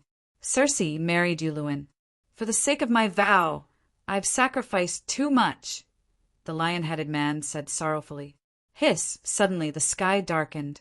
The thin winter sun was covered by shadows. The loud and sonorous roar of a beast shook the Moongate castle slightly. "Wow! Balerion! Black Death God Balerion! True dragon! True dragon! True dragon Targaryen! Long live the true dragon!" The pterosaur spread its wings and covered the sky, pushing the atmosphere to its peak. Black Death God Balerion landed on the marble square. Its huge body was like a thick wall, blocking the king and queen behind it. But soon, everyone saw the king holding the queen's hand and walking up the flight of wings. They sat on the dragon's saddle and fastened the belt. Whoosh! The huge leather wings stirred up a tornado near the square. The cloak of the cloaked person was blown off, revealing a dead person's scarred face. It was Madame Stoneheart. She had come to attend her daughter's wedding. SSSS Balerion leaped up. It would take the king and queen to tour the cities of the valley. So big, even the scorpion crossbow wouldn't be able to kill him, right? I heard that even Queen Sansa will become a dragon knight. The lion-headed man stroked his messy beard and narrowed his eyes at the megalosaurus that was flying away in the sky. He cursed in a low voice. "This damn world is becoming more and more unfamiliar to me." Soon, almost complete, revenge, recapture Winterfell. The cloaked man put on his cloak and muttered. Aegon brought Sansa back to the Moongate Castle before dark to attend the formal wedding ceremony. When the queen came down from the pterosaur, she was sneezing and shivering. Her cherry blossom face and rose-red lips were blue and black. She wore too little and was too cold. "My dear, it's cold in the winter. Next time, change into a thick fur coat and wear a windproof helmet. You'll feel much better." Aegon comforted his newlywed wife gently. Back in the king and queen's bedroom, Duke Aaron's original residence, Queen Sansa warmed herself by the fire for a while. Only then did she regain her beauty like a thawed lake. For the banquet, both of them had changed their attire. Aegon wore black breeches, a crimson and gold jacket embroidered with gold thread, and the Dragon King's crown that Illyrio had gifted him. Compared to the impulsive youth at Slaver's Bay, he now had the calm bearing of a king. Sansa, on the other hand, changed into the crimson dress that represented the Targaryens. Her slender waist was tight, and the tight corset revealed her shoulders and upper half of her breasts, accentuating her snow-white skin and her slender figure like a willow branch. The queen's cheekbones were exquisite, her blue eyes were clear, and her thick red hair draped over her white bare shoulders to her waist. On her forehead was a slender and simple crown inlaid with hexagonal rubies. The crown held her hair, ensuring that her exquisite cheekbones and delicate features were not covered. The two of them held hands, their fingers interlocked, and smiled at each other. Under the protection of Brittany and the knights, they entered the venue together, causing countless cheers and whistles. Joffrey's wedding banquet was unprecedentedly luxurious. There were a total of 77 dishes, a rarity in the world. Although 77 dishes were not enough for Zhang Jujing to eat in Westeros or even on a global scale, 77 dishes were rare extravagance.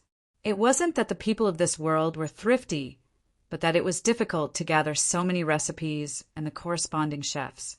Many of Joffrey's 77 dishes were actually repeated.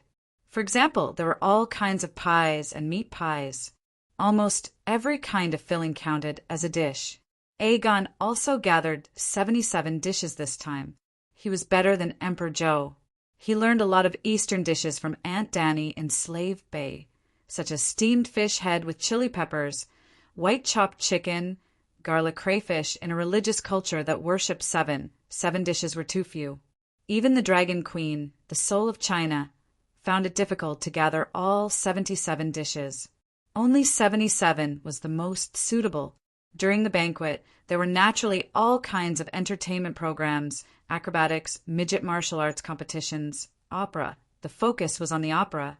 At the opening, Tom of the Seven Strings performed Winter Snow Rose, which praised the dire wolf, Corolla Night King, which flattered the dragon queen, and the girl, the virgin, and the crone, which pleased the seven gods, while my beloved temperament expressed the love of the king to the queen, causing the venue to be filled with the laughter and cheers of young boys and girls.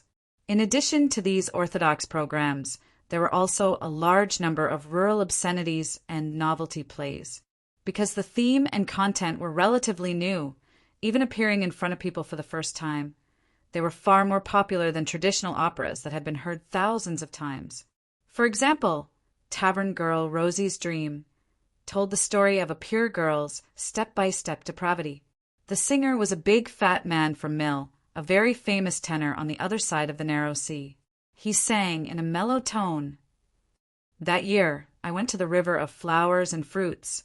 Under the peach tree, I saw a face more beautiful than the peach blossoms. I went forward in a daze, but saw under the apricot tree on the other side a handsome young man looking at her from afar, love rippling between them like the sea. I was dejected and silently retreated. The music changed from the light and cheerful dream of lilacs to a soothing tune with melancholy and blessings. This year I went to the river with golden ears of wheat. In the tavern I saw a girl as beautiful as a rose. I didn't even have to go up to her. She wrapped her arms around my neck with a smile as sweet as honey and kissed me. The rhythm of the music suddenly sped up with a kind of intoxicating atmosphere. After that, there were a lot of indescribable scenes of love, all kinds of moves, all kinds of tastes. The men couldn't control themselves. The women's cheeks were rosy and their eyes were watery. I awoke with a start, and she asked me for a copper barley. She laughed and said she was once worth a gold royal. I asked, "What about the young man?" She stopped laughing. She told me a dream, her dream. The music became sad. The audience suddenly cooled down from their previous excitement. They gritted their teeth, sighed, slammed the table, slammed the plate with knives and forks, threw the wine glass, cursed loudly, "Damn faceless one!" In the end, all the sympathy and love for Rosie in the play turned into curses for Faceless One. Why? In Tavern Girl, Rosie's Dream, 999% of the content was romantic stories and had nothing to do with Faceless One, and the plot didn't even describe Faceless One positively. It only said, "So he is Faceless One" at the end, that's all. Even the wise Tyrion, the cunning Uncle Fingers, and the serious and rigid old face all scolded Faceless One. They were sincere, without the slightest reluctance. But the dwarf was not immortal. Half an hour after Rosie's Dream ended, the boiling emotions in his chest gradually calmed down, his reason returned, and he murmured, "The style of the play! Why do I feel a little familiar?" The spiritual entertainment in this world is very poor, reading books and watching plays. Dwarfs also like to watch plays. When he was in Slave Bay, he often hung out with the workers' and peasants' arts troupe. Other than looking for female midgets, he also came to watch opera. With doubts, he called Mill over and asked, "This is the first time I've heard Rosie's Dream. Who is the screenwriter?" The fat man replied, "This is a recent hit from the South, another new work by the famous playwright Dr. Wargrave." Wargrave. The dwarf loved to read and immediately found the name in his memory and said in surprise, "I read his famous book Blackwing's Swift Transmission when I was a child, and the book ridiculed St. Bailey's foolish attempt to replace the raven with pigeons." The tenor was also a learned person and nodded. "I also had the honor to read that book. St. Bailey believed that the white pigeon symbolized purity and the black wings of the raven represented misfortune. But pigeons can only be used as pigeons, and they don't have the ability to survive in the wild, while the fierce raven can fight with the eagle. The question is, how did he become a famous playwright when he was just a doctor of raven?" The dwarf wondered. "He is a doctor of raven, but his necklace can encircle my belly." The tenor patted his pregnant belly and said matter-of-factly, "Which doctor only knows one profession." "That's true." The dwarf reluctantly agreed with the tenor and said hesitantly, "Don't you think the style of Rosie's dream, ha ha ha?" Without waiting for the dwarf to finish, the tenor laughed and said, "It's like Dragon Queen." "Of course it is. Dragon Queen has almost created a new genre, and everyone is imitating her, even the scholars of the City of Knowledge. It's just that Dr. Wargrave's level is the highest, and his imitation is the most accurate. I thought I was the only one." The dwarf had a strange look on his face. Sigh, after the opera she wrote and directed in Slave Bay Spread. The layman just watched for fun, but the insiders like me were shocked when I saw it for the first time. That literary technique, that unique suppression of desire. The tenor finally met a civilized person he could talk to in the Wild Westeros, and immediately began to analyze Dragon Queen's creative technique and conception skills. Chapter 641. It was no wonder that the tenor was so excited. In this world, even papermaking hadn't appeared yet. In other words, literary creation was still at the stage of extremely simplified history books. Since ancient times, before the invention of papermaking and printing technology, the cost of writing books was too high. Most of the resources were invested in the compilation of calendars and history books, which were more practical and urgently needed. The remaining resources would also be used to record poems. Stories were only passed down by word of mouth, and almost none of them were written into books.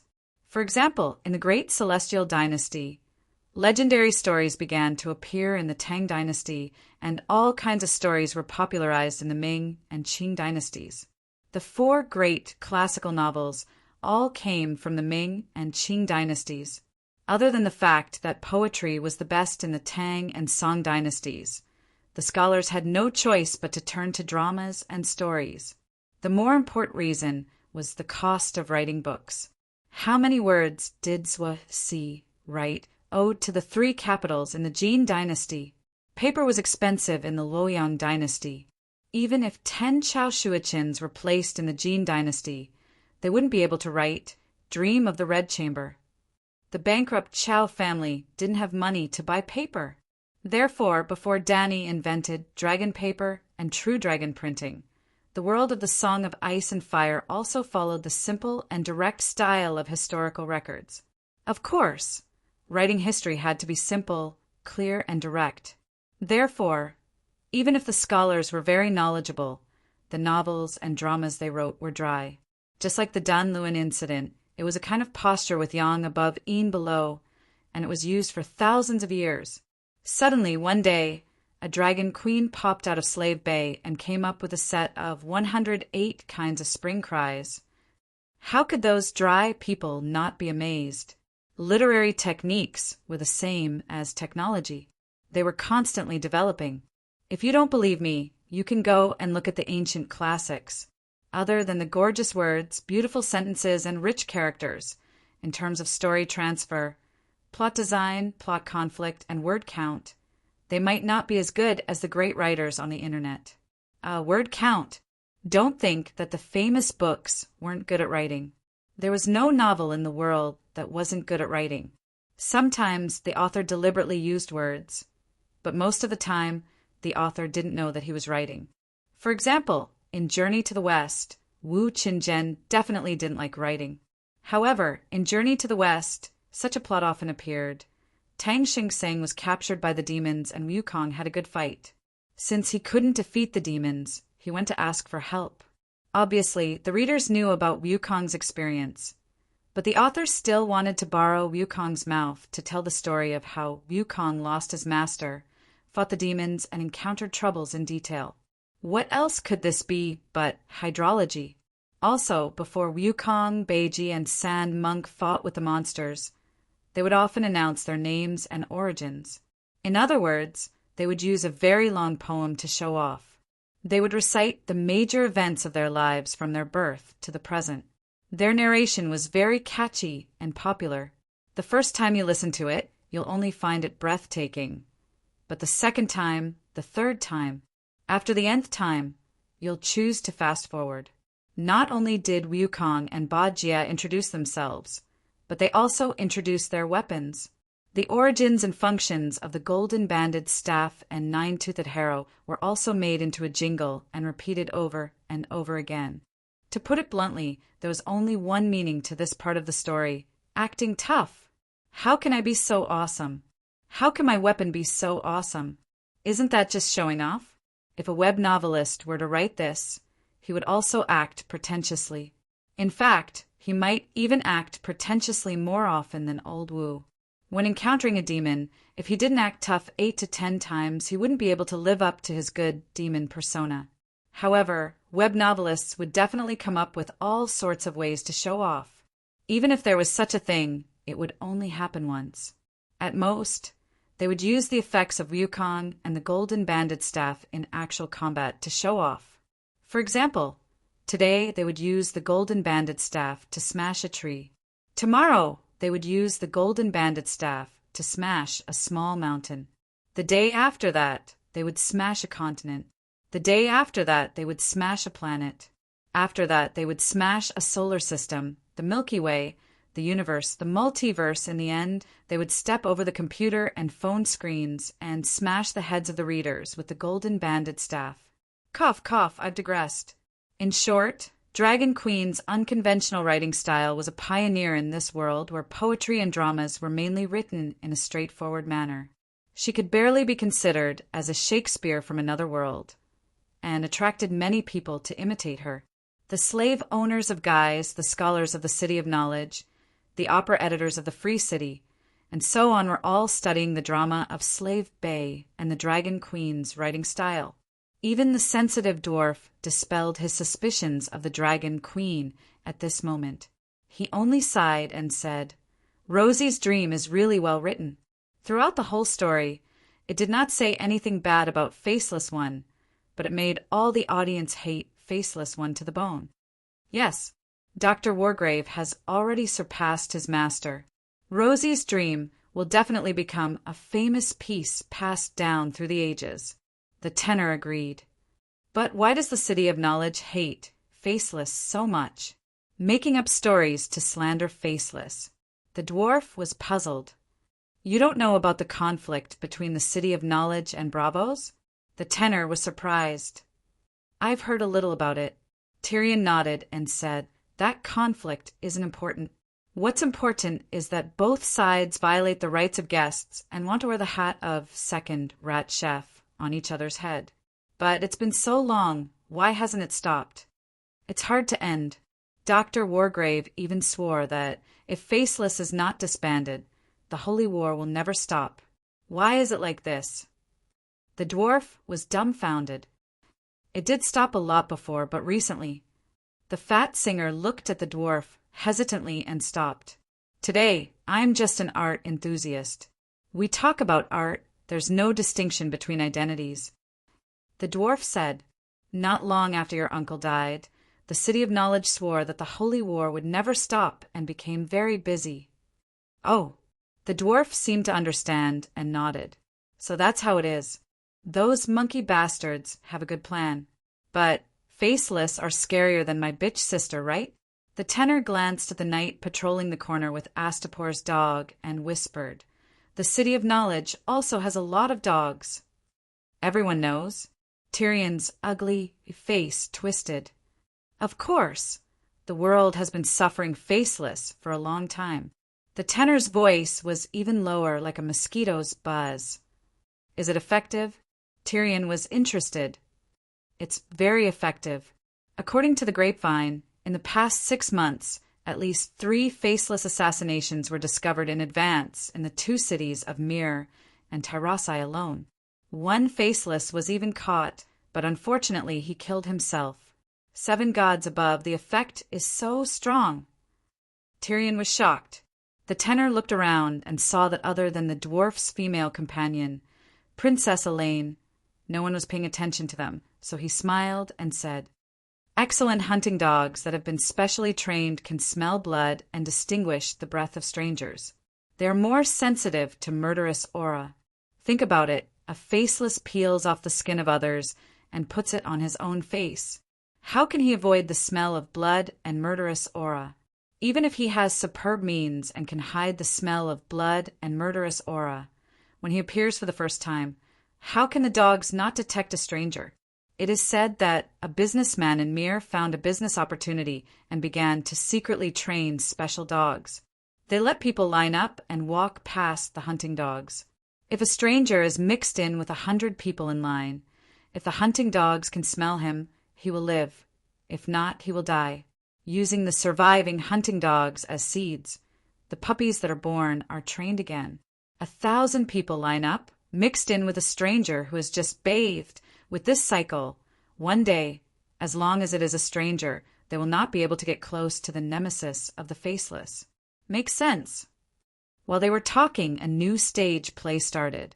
The gloomy lighting atmosphere, the background music of a sly hero, and the Cthulhu stage design, costumes, and props that were beyond the times attracted the dwarf's attention. A bald, thin, and tall man with a black beard was accompanied by a total of 15 musicians, 10 more than the fat tenor. He is Jackson of Pentos, known as the Emperor of Opera, the fat man said sourly. In the shadow of the tower, the King of Darkness holds a list. Jackson's loud voice could be heard even by the guards in the corner of the hall, but the people closest to the stage did not find it noisy. He let out a soft murmur. That is a name. The drummers beat out a slow and gloomy rhythm, and the faint sound of the flute was like a ghost whimpering in the night wind. A name, a dead soul, the musicians chanted in unison. He feeds on blood and slaughter. The castle is filled with models of human heads, and each model is covered with a face. Thousands of names, thousands of faces. Jackson raised his arms and sang loudly with a mellow tone. A name, a face, thousands of faces. The musicians shook their heads and chanted together. Cruel Meg, Fireball Quintin, Arrow Rain Prince Robert. The drummers sped up the rhythm, and Jackson quickly read out a series of names. Some were known to everyone, but some were unfamiliar to Westeros. What does this mean? The dwarf was puzzled. The name of this play is Death's List. Those names are all people who were assassinated by the King of Darkness, and they are all famous people. You have not heard of it because of the long history, or because you are a foreigner, Elaine said. You have heard of it? The dwarf was surprised. Elaine nodded and rubbed her arms. They did not sing as well as the Emperor of Opera. I have goosebumps all over my body. So comfortable. Didn't Meg kill himself? How did he frame it on Faceless? Meg killing himself is just a speculation. Think about it. He has Balerion, and he is so cruel. How could he be so cowardly as to kill himself? Someone must have invited Faceless. Elaine said. Before, even the City of Knowledge thought that Meg killed himself. How did you? Elaine interrupted him. Now the City of Knowledge has reversed the case for Meg, and Death's List was also scripted by Wargrave. Meg's death at the hands of Faceless was also just announced by the City of Knowledge. What about Fireball Quintin? The dwarf asked again. Quintin Bowl, one of the two most important generals under Blackfire Daimon. The other was Cold Iron Igor.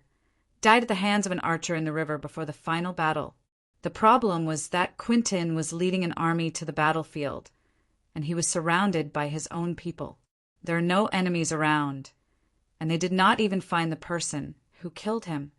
The City of Knowledge believes that Faceless replaced one of Fireball Quintin's subordinates. I think it is very reasonable, Elaine said. It is indeed more reasonable than dying at the hands of an unknown archer, but the dwarf's face twisted. Mill's tenor suddenly said, Dr. Wargrave also has a play called The Non-Existent Brindan. The doctor believes that before the Blackfire Rebellion, the Blood Crow Duke Blinden was replaced by Faceless, and that Daimon Blackfire and his two sons were also killed by Faceless. This is completely denying the existence of Blinden River text. It's ridiculous. The dwarf shook his head. Chapter 642. Mill said in a high voice, But Dr. Wargrave also has his reasons. He believes that Brindan leading the Raven-Tooth Guards to shoot Daimon and his son in armor from more than 400 meters away is too unbelievable. If he was lucky enough to kill one person, it might be a coincidence, but killing 3 people in a row is like magic. General, have you ever seen such a sharp archer on the battlefield? The dwarf was silent. Mill's opera singer said, I have asked the Red Archers of the Midsummer Islands. Their archery is the best in the world. Light arrows may have a range of 400 meters, but they do not have the destructive power of 400 meters, not to mention heavy arrows that can pierce through armor. If there is a faceless one hiding in Daimon's team, just like how he killed Fireball Quinton, it is obviously more reasonable to assassinate him in the chaos. But Blindin's most glorious life started from the first Blackfire Rebellion. If he was replaced at that time, wouldn't the Duke of Blood Crow be an illusion? The dwarf muttered. That is why it is called the non-existent Blindin. It is very likely that the Duke of Blood Crow really does not exist. Everything is because the Bravosi sent a faceless one to interfere in the civil war of the 7 countries. Mill's expression was full of superiority as he spoke in a matter-of-fact tone as if he knew the truth. What was more ruthless than changing the genealogy was erasing his existence. It sounds very reasonable and wonderful. I also believe it a little, but I have never heard of the non-existent Blindin. Elaine was puzzled. Some people in the City of Knowledge strongly oppose changing history, so the script is only circulated in a small circle. This was a fight between gods that mortals would never be able to detect. Danny's whispers versus Blindin's willpower distortion. But Blindin clearly exists. The dwarf remembered clearly that the Dragon Queen had mentioned the 3-eyed crow many times. The dwarf still did not believe in the 3-eyed crow's exaggerated abilities. How could a person be so strong? If the 3-eyed crow could observe the timeline and distort people's thoughts, then what is the point of us Westeros mortals existing? He felt that Blindin should be a powerful shapeshifter. If his magic power was profound, he might still be alive, but that was it. Tyrion sneered. Scholars aren't afraid of death. But aren't you guys afraid as well? Why are you all singing this kind of drama? Scared, of course I'm scared to death. Fatty nodded repeatedly and said, That's why famous big shots like us don't stand out. We wait for the street bards to spread the stories and plays before we perform. Tyrion was stupefied. Opera Myers said helplessly, We have always performed whatever the audience likes. The theme of Faceless involves mystery, assassination, infiltration, transformation, conspiracy, betrayal, money. There are too many elements that the audience likes to see. Take Dragon Queen, for example. She is 10 times more terrifying than Faceless One. No matter how tyrannical Faceless One is, what can he do to ordinary people? But if the great guardian of light incarnates into the wings of death, he can burn a city in flames, or even pluck the stars and take the moon. But even such a terrifying Dragon Queen, there are people who make up stories about her, let alone Faceless One. Thinking of the stage plays made by the Gith people in Volantis, Tyrion was completely speechless. After a while he muttered, Since the scholars like to make things up so much, I'll ask them to help me write the truth of Duke Tywin's death, saying that I was also replaced by Faceless One. How about it? Elaine rolled her beautiful eyes and said snappily, Since you admit that you are fake, I'll have you locked up. Hee, but that night I was replaced by a gnome Faceless One. Anyway, Faceless One is now a chamber pot, so it's not too much for me to use it once, right? The little devil said with a smile. Dr. Wargrave's story is based on facts. He didn't make it up, Mills said with a frown. What facts do Death's List and Rosie's Dream have? Are you stupid to believe a playwright's story? The gnome shook his head and laughed. Myers shook his head and chuckled. There was an indescribable wretchedness on his face. You have a dragon, and it will only take a day or 2 to go to the old town. Bring more gold royals with you, hee. The gnome was shocked. What? Did you see the real person? Who? Is it Rosie? The fatty nodded gently. The gnome was shocked again and pointed at the fatty. You tried. Is she really a waitress? Once a copper? Sigh, the price has increased a long time ago. Who doesn't want to get close to such a wonderful woman? As an artist of the older generation, of course I have to experience life. Otherwise, how can I let the audience immerse themselves through singing? It is also because I am an opera singer that Miss Rosie honored me with a meeting.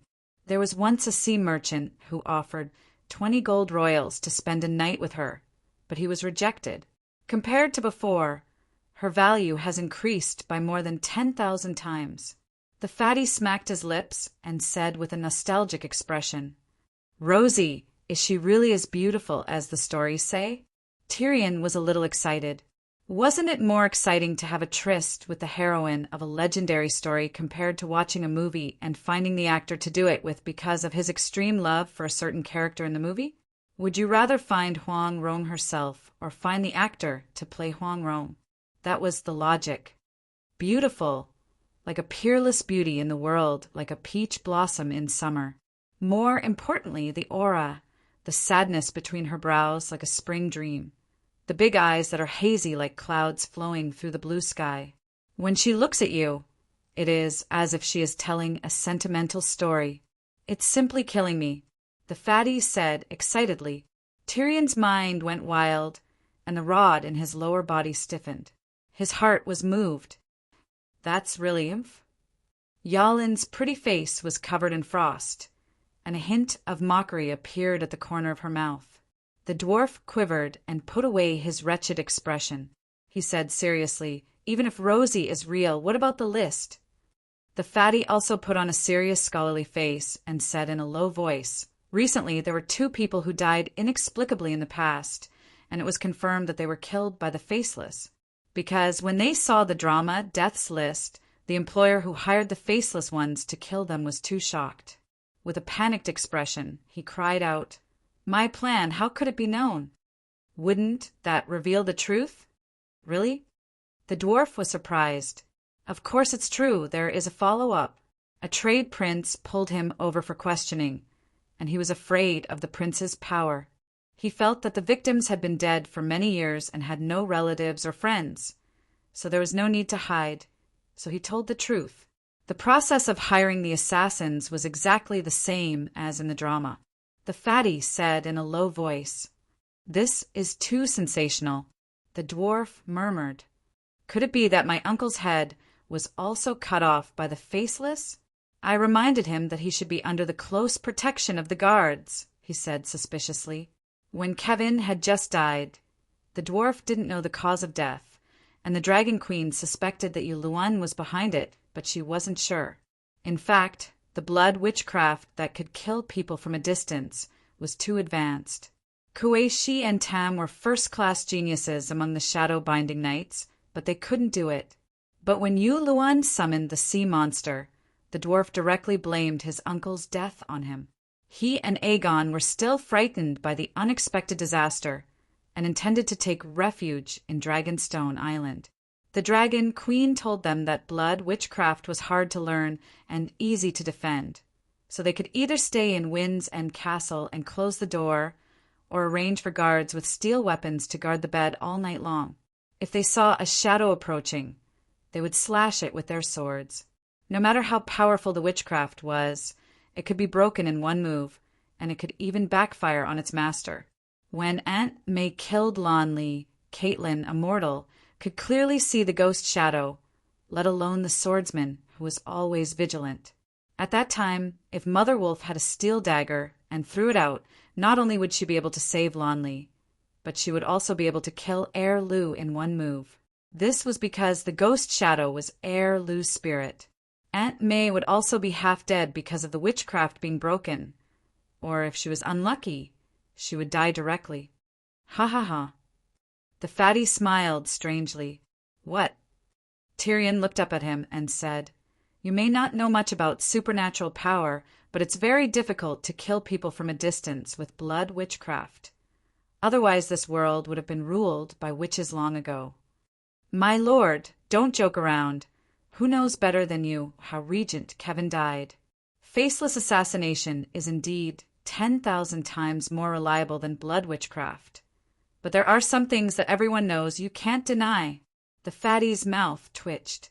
The dwarf's ugly noseless face twisted into a ball, and said fiercely, "How did the City of Knowledge know about the faceless assassination list?" The fat opera singer saw his expression and was really a little scared. Who wouldn't be afraid of a bastard who killed his father and uncle? So he quickly smiled and said, "Some people say that the faceless team is not pure and there are spies in the City of Knowledge. Just like the scholar disguised as a slave entered the mill glass factory and stole the secret recipe to make high-quality glass. Just like the scholar stole Kohler's forging technique. Just like the scholar sneaked into the immortal Hall of Queers to steal the secret of the witches. Just like..." At the end, the fatty couldn't help but sigh and said, "Who hasn't had their knowledge and technology stolen by the scholar? I swear that in a few years the City of Knowledge will master the top-secret techniques from Slave Bay, such as paper making and printing. Perhaps the City of Knowledge is secretly cultivating their own faceless." The Dragon Queen and the Faceless One were terrifying, but the Westerosi scholars were smart, brave, unafraid of death, shameless, and outnumbered by their enemies. Impossible to guard against, even more terrible. Speaking of which, when Dragon Queen announced the disbandment of the City of Knowledge, the whole world rejoiced. Everyone said that the scholar's retribution has come. The dwarf saw the disdain on Elaine's face, and his heart moved. He waved the fat opera singer away and asked in a low voice, "What is he wrong?" The news that there is a spy in the Faceless team was secretly released by the City of Knowledge, in order to cover up the real source of the news. Tyrion was surprised. "How do you know? Can't Dorne have its own Pycelle?" Elaine sneered. The dwarf sighed. "It seems that the City of Knowledge has really lost its credibility, and they are mixing in sand. But what's the point of doing this? It's better to disband. Dragon Queen's school system is good. We can try it." Elaine glanced at the smiling Aegon couple and asked, "Do you know the real source of the City of Knowledge?" "I'd like to hear the details. The City of Knowledge has a special task force, and the War of the Usurpers was caused by them. Rickard Stark's tragic death was not unjust." Elaine blabbered on and on about the big news that Dr. Wargrave had exposed. Clang! The glass fell from the dwarf's hand, his face pale as he muttered, "7 layers of hell! What kind of monster has the City of Knowledge become?" Chapter 643. During the banquet, in addition to the drama, there were also 7 fire masters that Illyrio had recruited. Originally, it was supposed to be Aegon's wildfire, but today it was also performing on stage. It actually summoned 7 giant dragons with fire control, and they attacked each other with flaming claws and fangs, causing the audience to cheer. However, the climax of the banquet was the nuptials. Before the banquet was completely over, the newlyweds had to enter the bridal chamber. The guests at the banquet swarmed over, the women carrying Aegon, the men grabbing Sansa and carrying her on their shoulders. On the way to the bridal chamber, dozens of men ripped off Sansa's clothes while loudly telling dirty jokes. It was very barbaric. But this was the nuptials, a Westeros custom. Everyone had been through it. In the South, this kind of custom would be somewhat restrained and not too excessive. But in Hudgien and the North, even if you were the queen, you had to enter the bridal chamber naked. The women did the same to Aegon.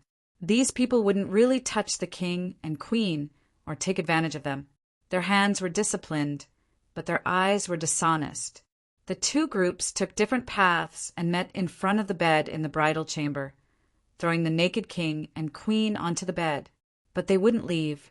Many of them would stand guard outside, eavesdropping and suggesting interesting positions for the newlyweds.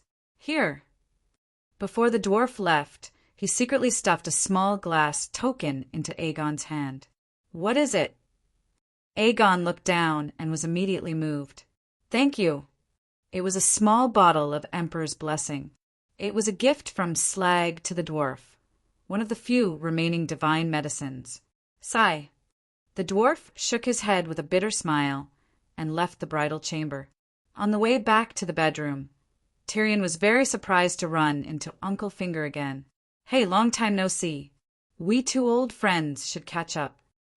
Uncle Finger's smile was still so friendly. You're forgetful? We've seen each other many times today. Tyrion wasn't easy to deal with either. His smile was even brighter than Uncle Finger's. What kind of greeting is this? We've been friends for many years.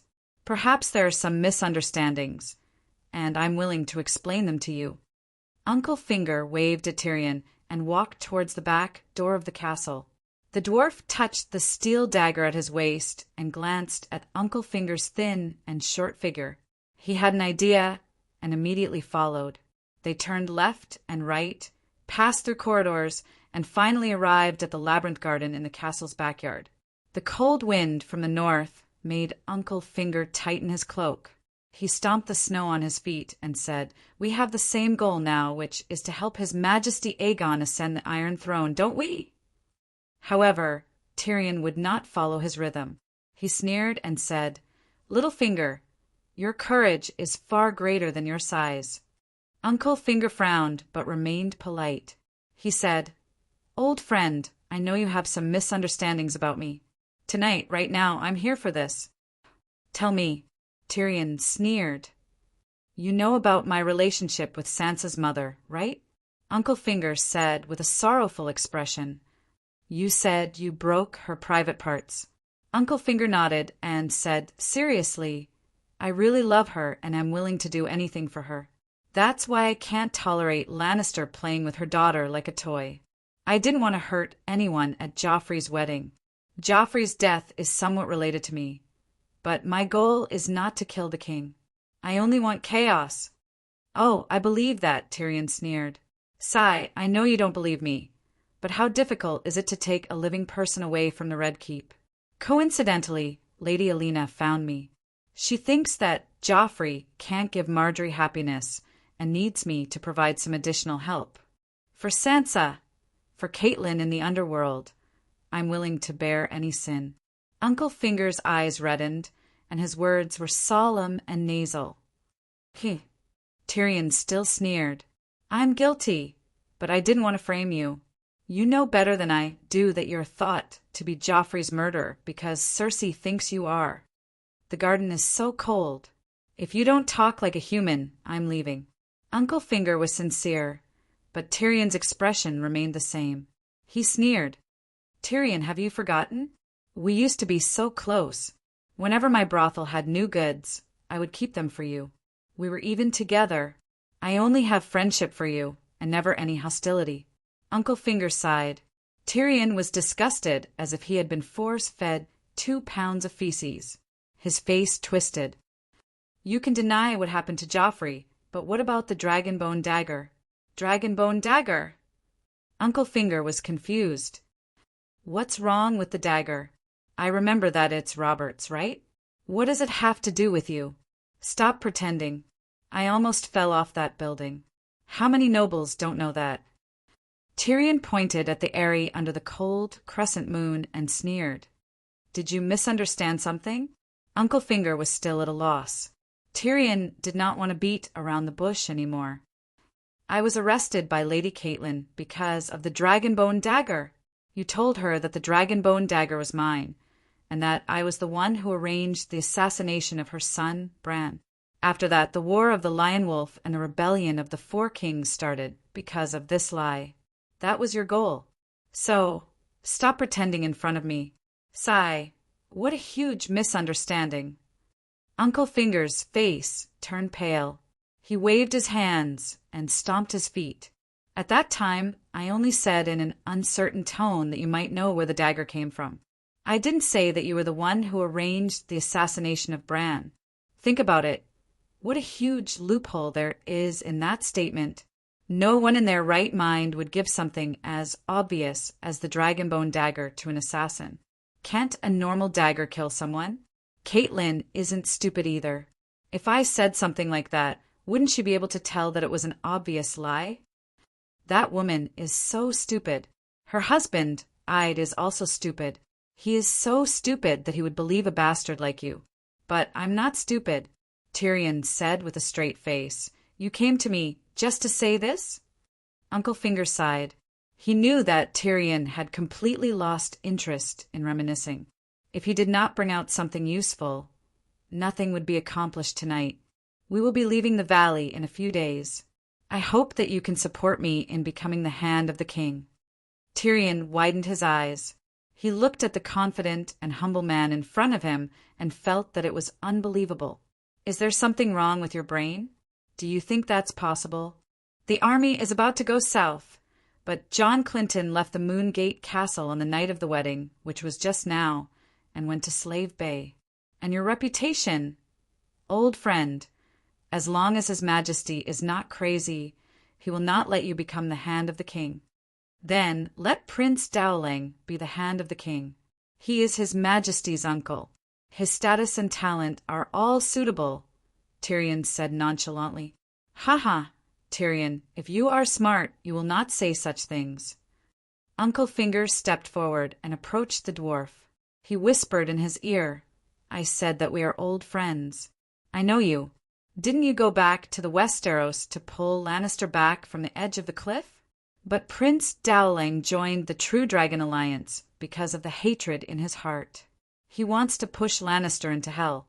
But I am different. I have no ill intentions toward you.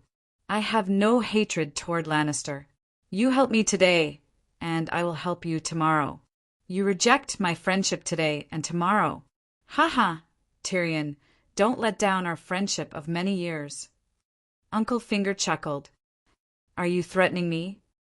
Tyrion clenched his fists. His eyes, one green and one black, of different sizes, flashed with a dangerous light. I am trying to use sincerity to awaken our 10 years of friendship. Uncle Finger laughed. Tyrion stood on his tiptoes and craned his neck to look around. What are you looking at? Uncle Finger asked, puzzled. I think I saw someone spying on us nearby, Tyrion said. No, there is no one in the garden. Uncle Finger's expression was natural. Are you sure? Tyrion was doubtful. Of course. Then I am relieved. Tyrion smiled.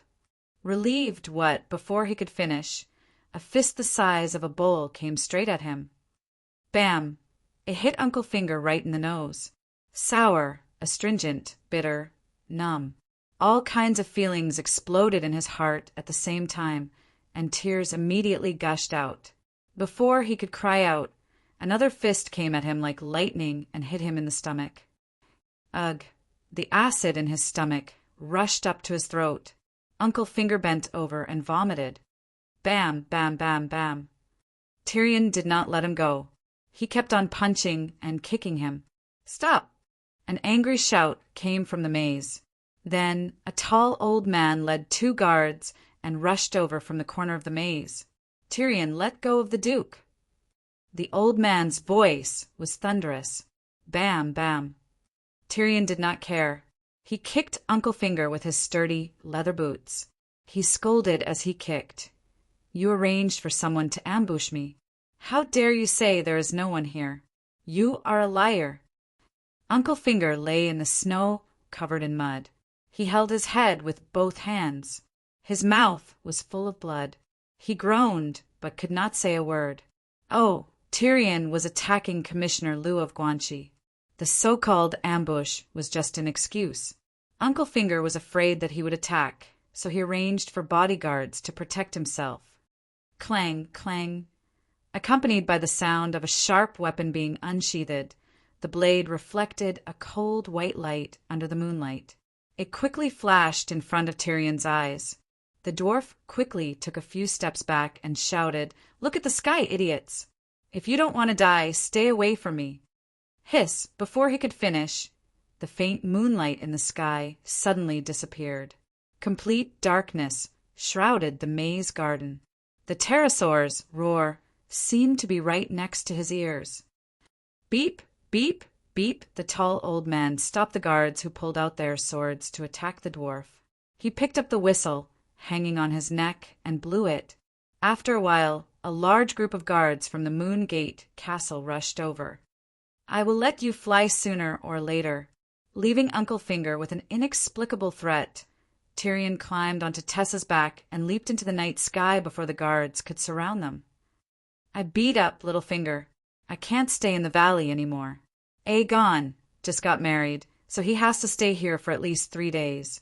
Let's go back to Windstop Castle first. Tyrion found Elaine and invited her. No, we're not going to Windstop Castle. Elaine climbed onto the dragon's back and sat behind the dwarf. She smiled strangely and said, We're going to the old town to play for 2 days. Why are we going to the old town? The dwarf was confused. The legendary woman, Rosie. I love her too, Elaine said matter-of-factly. The dwarf's mouth fell open. He was dumbstruck. After a while he muttered, What if someone recognizes us? Elaine leaned close to the dwarf's ear and licked his earlobe. She whispered, I will go into the city alone. After we negotiate the price, I will bring her to the tower. You can ride Tessa to pick us up. Then the 3 of us can... The dwarf's blood immediately rushed to his little head. Elaine was reliable. The next night the dwarf saw Rosie. Although her appearance and temperament were not as good as Sansa, Marjorie, or even the Dragon Queen, the dwarf felt that she had a special aura around her. The dwarf was full of energy. He had spent the most wonderful 2 days and 2 nights of his life. It was the same for Elaine. The despicable man and woman returned to Windstop Castle with a lazy expression on their faces. However, the moment they landed on the training ground, Aegon led a dozen soldiers to arrest the dwarf. No way. I only beat up that bastard once. And you want to lock me up? The dwarf shouted in disbelief. Duke Baelish is dead. He fell to his death.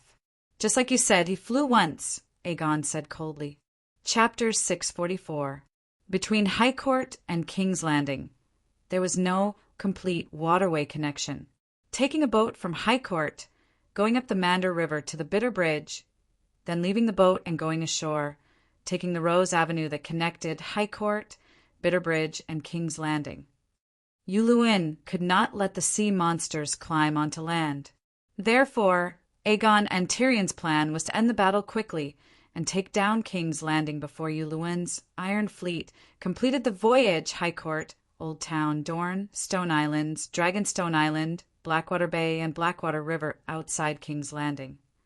Also because of the sea monsters, Dorne gave up the plan of taking a boat from Sun Halberd City to Wind's End Castle, and then landing at King's Landing at Blackwater Bay. Dorne sent out 4,000 Sandhorse cavalry to Wind's End Castle at night. In other words, Aegon would soon go to King's Landing, and his ministers, such as the Hand of the King, who commanded the ministers, had to be chosen before the expedition. Uncle Finger decided to find Tyrion because he had recommended himself to Aegon, but Aegon had rejected him.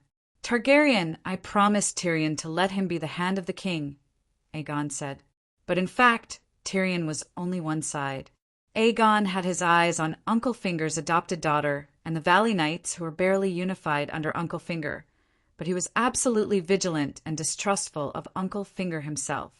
Perhaps it was because he had lived in seclusion in the Lone River since he was young and was raised by upright people like Clinton and Ashera. Aegon, who had just entered the mortal world, was naive and impulsive. He had not experienced the beating of reality, but his brain was normal and he was not stupid. After hearing so many guesses about Uncle Finger from Aunt Dany, whether he believed it or not, he would be vigilant against Uncle Finger.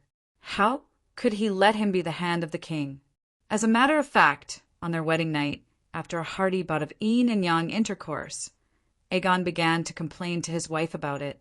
He told her how Uncle Finger lied to Catelyn and betrayed Ide, how he framed Tyrion the first time and instigated the war between the lion and the wolf, how he framed Tyrion the second time and messed up the situation of the 7 nations that Tywin had forcefully stabilized. Of course, Aegon was not an idiot. He hoped that his wife would be able to see Uncle Finger's true colors and not be used by him. However, he was also worried that Sansa would awaken Stark's stupid wolf's blood. Hence, when he spoke, he was very careful. He observed her body language and body language, starting from the shallow to the deep and gradually progressing. Fortunately, he had met Sansa, who had been greatly developed by Uncle Finger. If it was a few years ago, Sansa might have reported this to Uncle Finger. Just like back then, when I'd had planned to secretly send her and Arya away from King's Landing. She had secretly told Cersei about this in the middle of the night, causing her father to lose his life in the chicken pecking game with Cersei. Just like back then, when Cersei said that I'd had betrayed the kingdom, she had foolishly believed it and even wrote a letter to Robb, asking him to quickly come to King's Landing and surrender. Robb had almost gone mad with anger.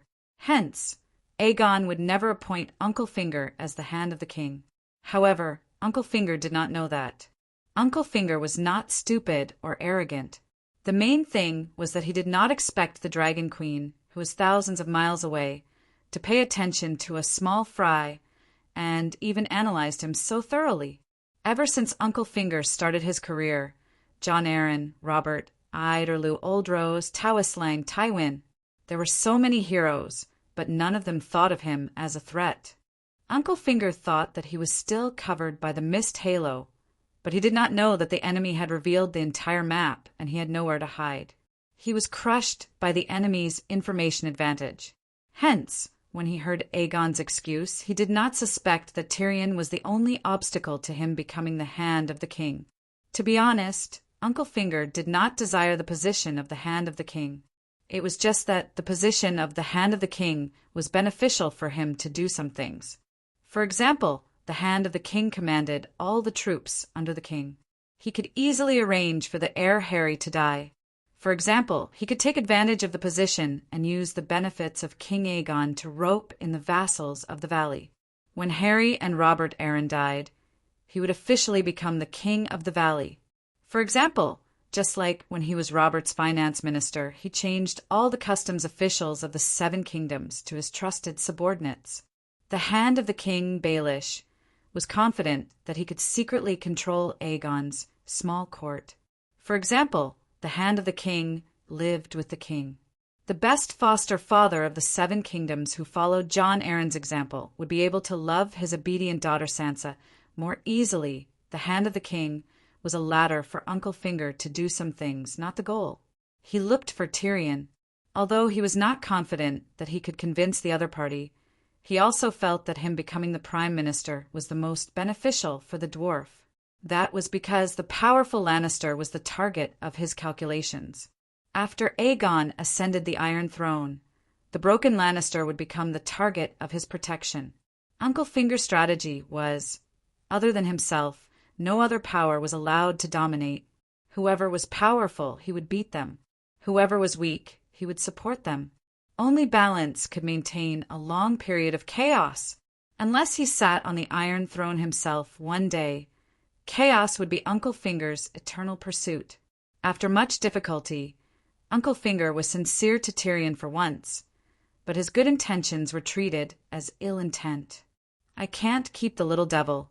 His hatred for me runs too deep, and he's too smart.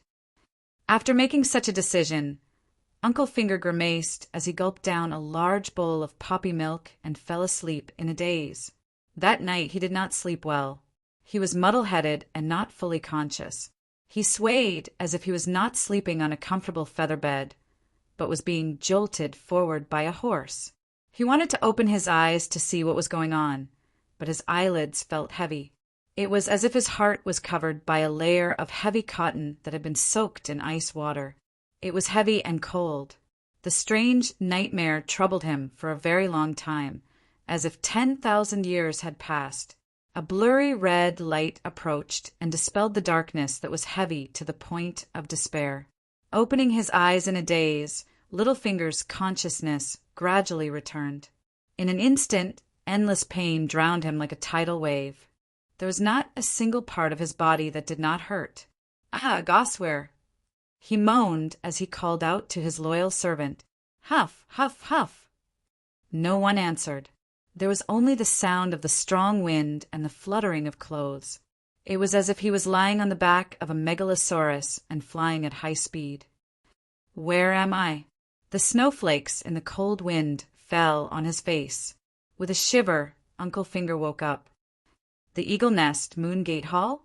Suddenly he saw the huge hole beside him where the wind and snow poured in. Uncle Finger instantly understood where he was. He was the owner of this majestic castle. Who are you? How did you bring me to the Eagle Nest without anyone noticing? Uncle Finger gathered the tattered and smelly sheepskin blanket around him. His eyes were sharp, as if he wanted to see the person behind the kerosene lamp clearly. But he failed. It was a cloaked man. The thick cloak covered most of his face, leaving only a pale and dry chin. The chin moved. My dear, you don't even recognize me? It was a voice that only demons from hell could make. Regardless of gender, age, it was like a blade rubbing against glass. It made people feel irritated and chills down their spines. Who are you? Lift the cloak and let me see who's playing with me. Uncle Finger supported himself and endured the pain all over his body. He moved back cautiously. He can still move. Mia, stop him from moving. The cloaked man pressed against his throat. His voice gradually became smoother and no longer stuttered. Immediately, a tall figure silently walked out of the darkness. It was a woman in her early 20s. She was close to 8 meters in height, with broad and thick shoulders. She had uneven and messy black hair, dark blue eyes, and rough skin. She was neither ugly nor beautiful, and was a very manly and fierce woman. Mia Stone, Uncle Finger exclaimed. Why are you here? Oh, right, winter is coming. The Eagle Nest is sealed. You're the only one who stayed here to guard. Before he could finish his sentence, the tall woman raised a blunt hammer from behind her and smashed it on Uncle Finger's knee. Crack! Woo! Uncle Finger hugged his knees and howled. Bang! Mia swung her hammer again and hit Uncle Finger's left arm. Like a sugar cane being snapped, a crisp sound was heard. Then Uncle Finger's eyes started to roll back. The pain almost made him lose consciousness.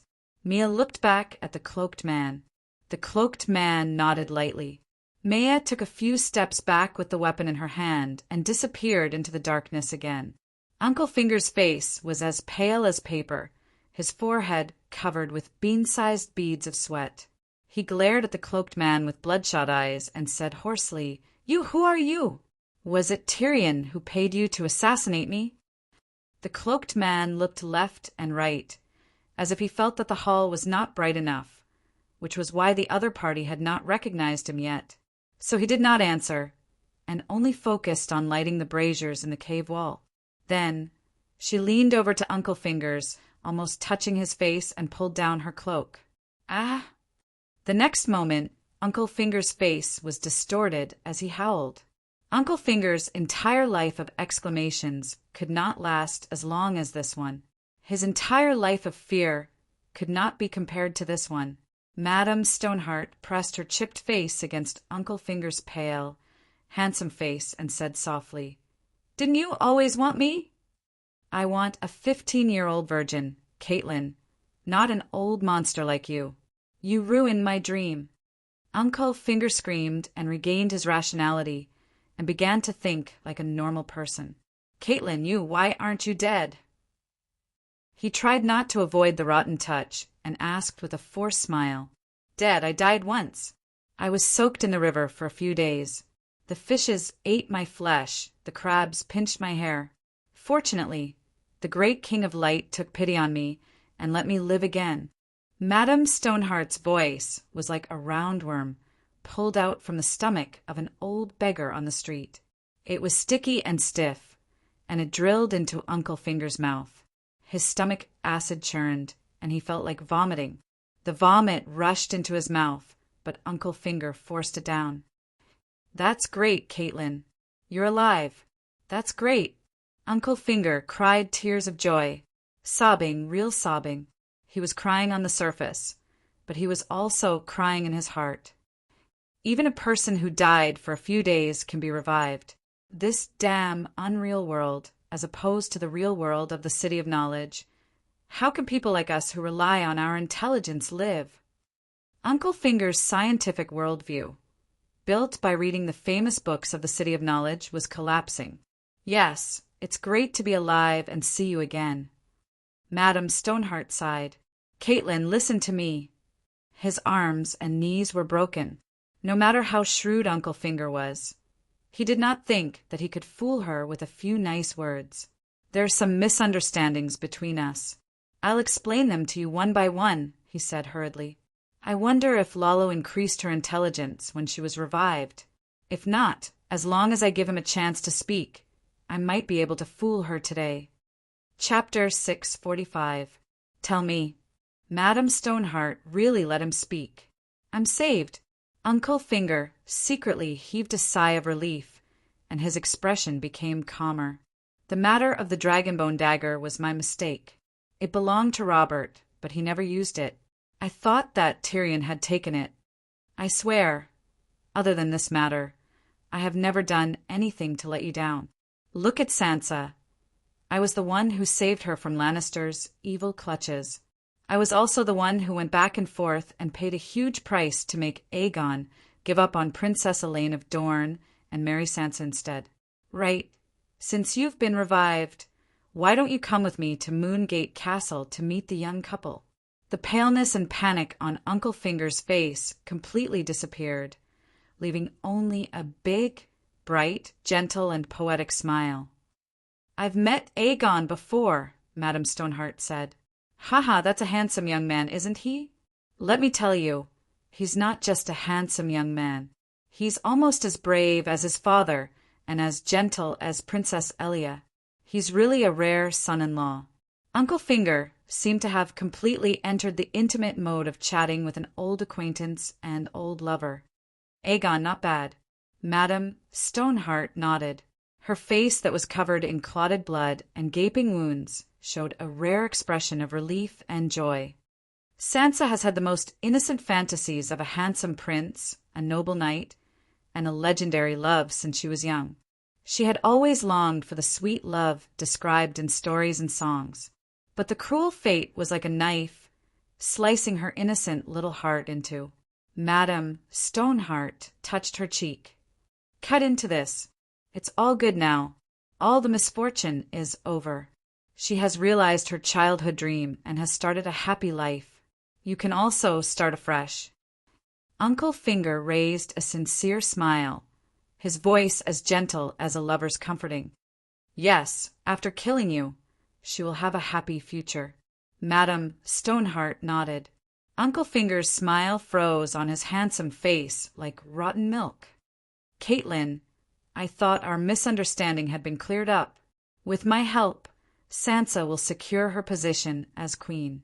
We'll head south to King's Landing, then head north to destroy Freyr, eliminate Bolton, and recover Stark's Winterfell, Uncle Fingers said meaningfully. Oh, Littlefinger, I'm sorry. Madame Stoneheart suddenly sighed. She stretched out her slippery, catfish-like palm and caressed the man's blank face. Sorry. Madame Sher-Exian apologized again. I apologize for my frivolity when we were young. I'm sorry. I apologize for my contempt for you from the bottom of my heart. Lisa was right. You have wisdom. Wisdom can change your status and create your destiny. She swore to me with a very serious expression that one day you will achieve something so great that I will regret it. I don't believe it. Now I really regret it. These words were completely out of Uncle Finger's expectations. Suddenly he realized that he no longer knew the woman he had loved for decades. That was right. She was a ghost after resurrection. She was no longer the girl who stood among the flowers with her hands behind her back with a shy and expectant expression, bending down to kiss the boy on the grass. It's been so many years. Why are you still talking about it? He forced a smile with a trembling voice. Today you must die. If you don't die, I won't be at ease. My Sansa will never have a day of peace. Madame Sher-Exian regained her cold expression. She looked like a ghost that wanted his life. If you want to kill me, you have to give me a reason, right? Uncle Finger felt so wrong that he started to cry. You betrayed Ide. I didn't. Uncle Finger immediately denied. Who told you? He's lying. Who in the 7 kingdoms doesn't believe Sir Barristan's words? Madame Sir Exayen sneered like an owl. Barristan? Uncle Finger was confused. Isn't he at Slaver's Bay? Did you get the wrong person? There's no need to quibble. Sir Barristan is the captain of the Kingsguard. No one knows better than him what happened at King's Landing that day. You betrayed Ide. This is another big misunderstanding. Uncle Fingers pouted and cried, I want to help Aida. I made an oath to you. Have you forgotten? But he didn't listen to me. Besides, I didn't betray him. It was Sansa. Sansa told Cersei about Ide's intention to send her and Arya away from King's Landing. That was why Cersei was sure that I'd wanted to fight to the death with her. That was why she made the first move. I promised to help Ide bribe the gold-robed man. I kept my word. But the man I bribed could be easily bribed by the enemy. Who could be richer than Lannister? That was why I tried my best. It was fate. I had no choice. Lady Stoneheart stared at Uncle Finger's aggrieved face. She found it unbelievable that he could make such a logical argument in such a situation. You poisoned John Arryn, she said.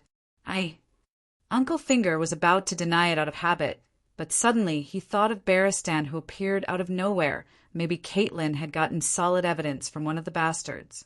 He could not deny it. Sigh. Uncle Finger sighed sadly. I love you. I love you madly, just like Lisa loves me madly. I confess to the 7 gods. I am guilty. I could not refuse Lisa's love. I am guilty. I did not cheat on her. I loved you. She is your sister. You two look alike. I always thought of her as you. That was the truth. What was Uncle Finger thinking? Lisa's looks were not inferior to Catelyn's. Her love for him was even more, let's put it this way.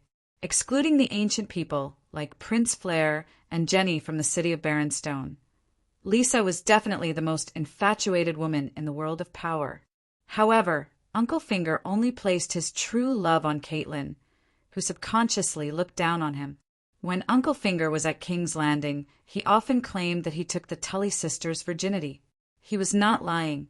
When he did Lisa, he really thought of her as Catelyn. You disgust me. Lady Stoneheart was also disgusted.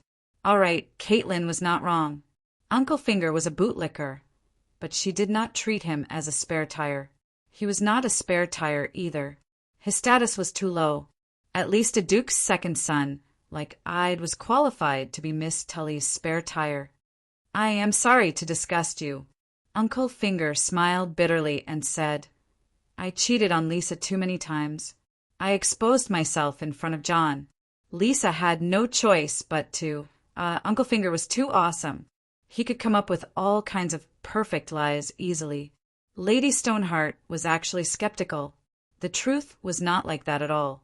Uncle Finger first lured Old Guy to discover Cersei and Jaime's secret affair. When Old Guy was halfway through the investigation, he poisoned him. Then he used the same method to let Ide discover Joffrey's identity as a bastard, and let Ide discover it himself. Old Guy died in the middle of investigating the bastard. This way, Ide would be 100% sure that Lannister killed his good foster father to silence him. The war between the wolves and the lions would be inevitable. You killed Lisa. Lady Stoneheart said, You met Sansa? She betrayed me. Uncle Finger's pupils contracted as he hissed in disbelief. When Lisa was pushed down the moon gate, other than Little Finger himself, only Sansa and Marillion were present. Well, Marillion was a handsome bard. When Uncle Finger was not around, Lisa used him to comfort herself. Marillion was driven mad by Uncle Finger. He confessed his crime to the nobles of the valley. Because Lisa was cold to him, he killed her out of jealousy. Uncle Finger's teaching skills were not inferior to Big Sparrow's.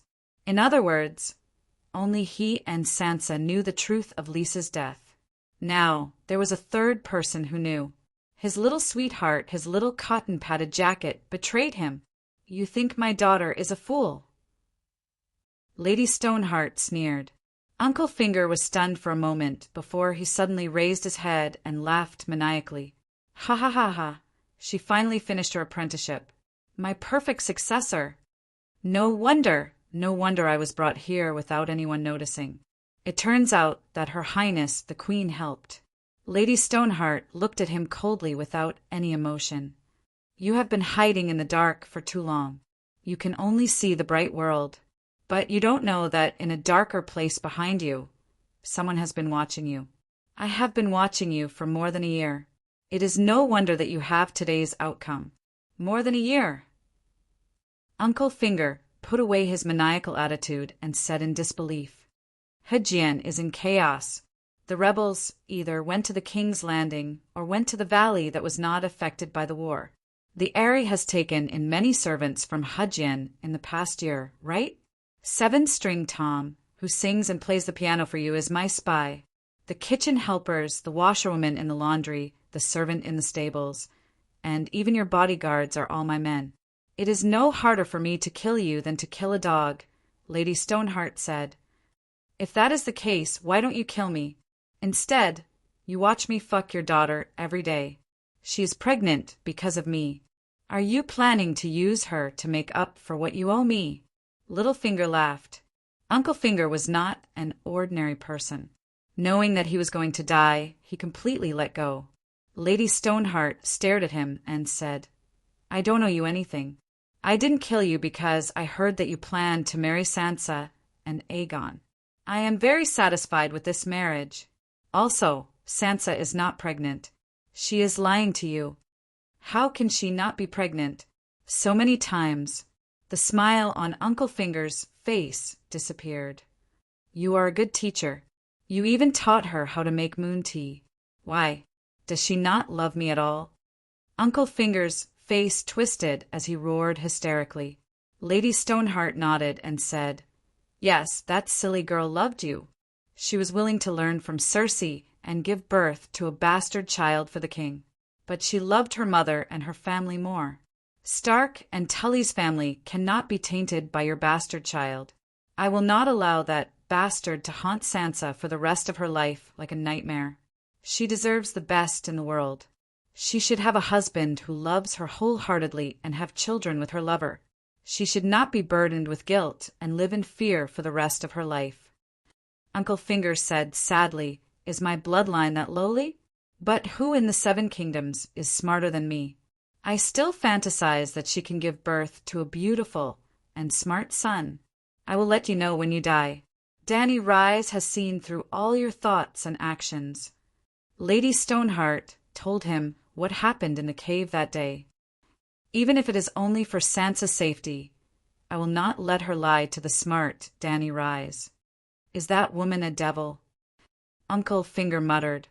Perhaps the onlooker sees more clearly, Lady Stoneheart said. But I did not do anything to her. Why did she expose me everywhere? Uncle Finger complained loudly. Chapter 646. Back then, when Robert wanted to eliminate Dany Rise and Pycelle suggested hiring a faceless one. I was the one who stopped him because the price was too high. If I had known this would happen, I would have paid the Iron Treasury on credit. It's not my money anyway. Uncle Finger was truly wronged. He had traversed the 7 kingdoms for decades and schemed against countless people. But he had never done anything to the Long family. He never had the chance.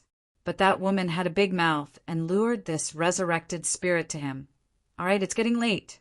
You should be on your way. Saying this, Madame Stoneheart turned around and said to the tall woman guarding the door, Maya, leave this to me. You can go now. Yes, madam. Maya bowed and left the hall with her hammer. Maya Stone East was the illegitimate daughter of Robert, and eyed when they were still foster children in Arryn Valley. She only remembered her father's appearance and knew that she was an illegitimate daughter. Ugh, since her surname was Stone East, of course she was an illegitimate daughter. But she did not know that her father was the king. Other than her, everyone else knew. Due to her special identity, Maya's position in the valley was also special. If there were guests visiting the eagle nest, she would be the tour guide and lead them through the steep stone steps carved into the wall. Because of this, Maya had the chance to get to know Caitlin and build a good relationship with her. All the fresh food in the eagle nest was brought up from the valley by Maya's mule. Therefore, Uncle Finger was stuffed into a sack and placed on a mule, like a big pumpkin. He passed through several checkpoints and did not attract the attention of the guards. Of course, the more important reason why Uncle Finger could be brought into the main hall of the eagle nest was that winter had arrived. Most of the servants in the eagle nest had moved to the Moongate Castle. Only a few old people were left in the castle at the top of the mountain to guard the treasury. There was not a single person in the main hall of the castle. No one could hear him, even if he screamed himself hoarse. Uncle Finger guessed that he would be thrown down the moon gate by the spirit in front of him. He said angrily, "It's fine if you let Maya kill me. Why do you have to do it yourself and use such a cruel method? No matter what I've done, my love for you is so deep and true. Is your heart made of stone? Don't you feel anything?" Madame Sher-Exian's lips curled into a mocking smile. She took off her cloak and said, "Your love for me is so deep and true. You even told everyone you met that you stole my virginity. Today, I will repay your love and make your dreams come true." Uncle Finger, who was yelling in anger, suddenly felt a chill down his spine. He widened his eyes and looked at Caitlin, whose clothes were disappearing. He said in fear, What are you doing?" After taking off his clothes, there was no enchanting woman in the hall, but instead there was a monster. His skin was as pale as frozen milk, without a trace of the luster of a living person. Half of his once thick red hair had fallen off, and the few strands of hair that remained were as dry as grass, grayish-white like the bones of a dead person. Although she had been resurrected, the wounds on her body had not healed. It was like biting off an apple. The remaining wounds would not grow back, leaving only dried blood clots. Even the green fascia and white bones under the muscles could be seen.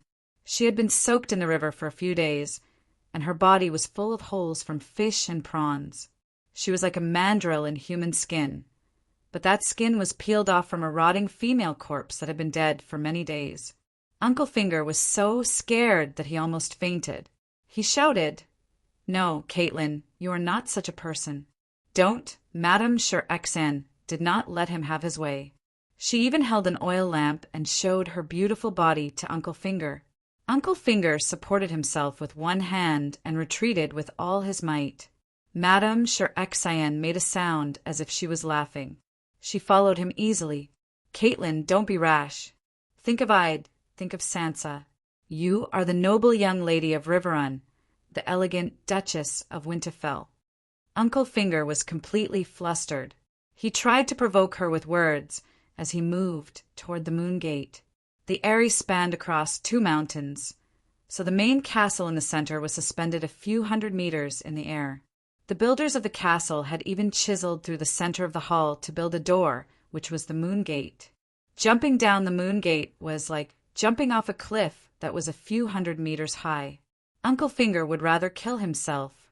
However, Madame Sher-Exian had left her kindness and tolerance to Lalo. She could even kill an innocent person, let alone an enemy who had destroyed her family. She lifted his broken knee and dragged him back while Uncle Finger screamed like a pig being slaughtered. Then she tore off his clothes and blanket. Ignoring his fierce struggle and pleas, she fed him a bottle of low-quality aphrodisiac concocted by the forest witches. After a while, she sat down on him. Oh no, Uncle Finger cried like a cuckoo or an old ape. He could only accept it helplessly. He closed his eyes and cried bitterly. The heat below could not warm Madame Sher-Exian's heart. She looked coldly at his pained face and said, "Isn't this what you want? You are Ide's wife. Don't be like this." Uncle Finger broke down completely as he was pinned down by a demon who had crawled out from hell. He cried like a child. Ide. Madame Sher-Exian's dry eyes could not shed any tears. only dark, red blood oozing out. She laughed in despair and said, "Open your eyes and look at me. How can I meet-eyed with this demonic appearance? My-eyed, ha ha ha, he is enjoying the glory and honey wine in the heaven of the gods. But I can't even go to the 7 levels of hell. The 7 levels of hell belong to the 7 gods. But I have to go to the hell of an alien god that I have never believed in. It's all your fault." Madame Sher-Ek-Sayen moved with all her might. Uncle Finger felt like he had fallen into a swamp made of worms and poisonous snakes. It was cold, sticky, and rotten. His body sank uncontrollably until it was above his head. Countless long worms burrowed into his skin, through his pores, into his muscles, into his soul.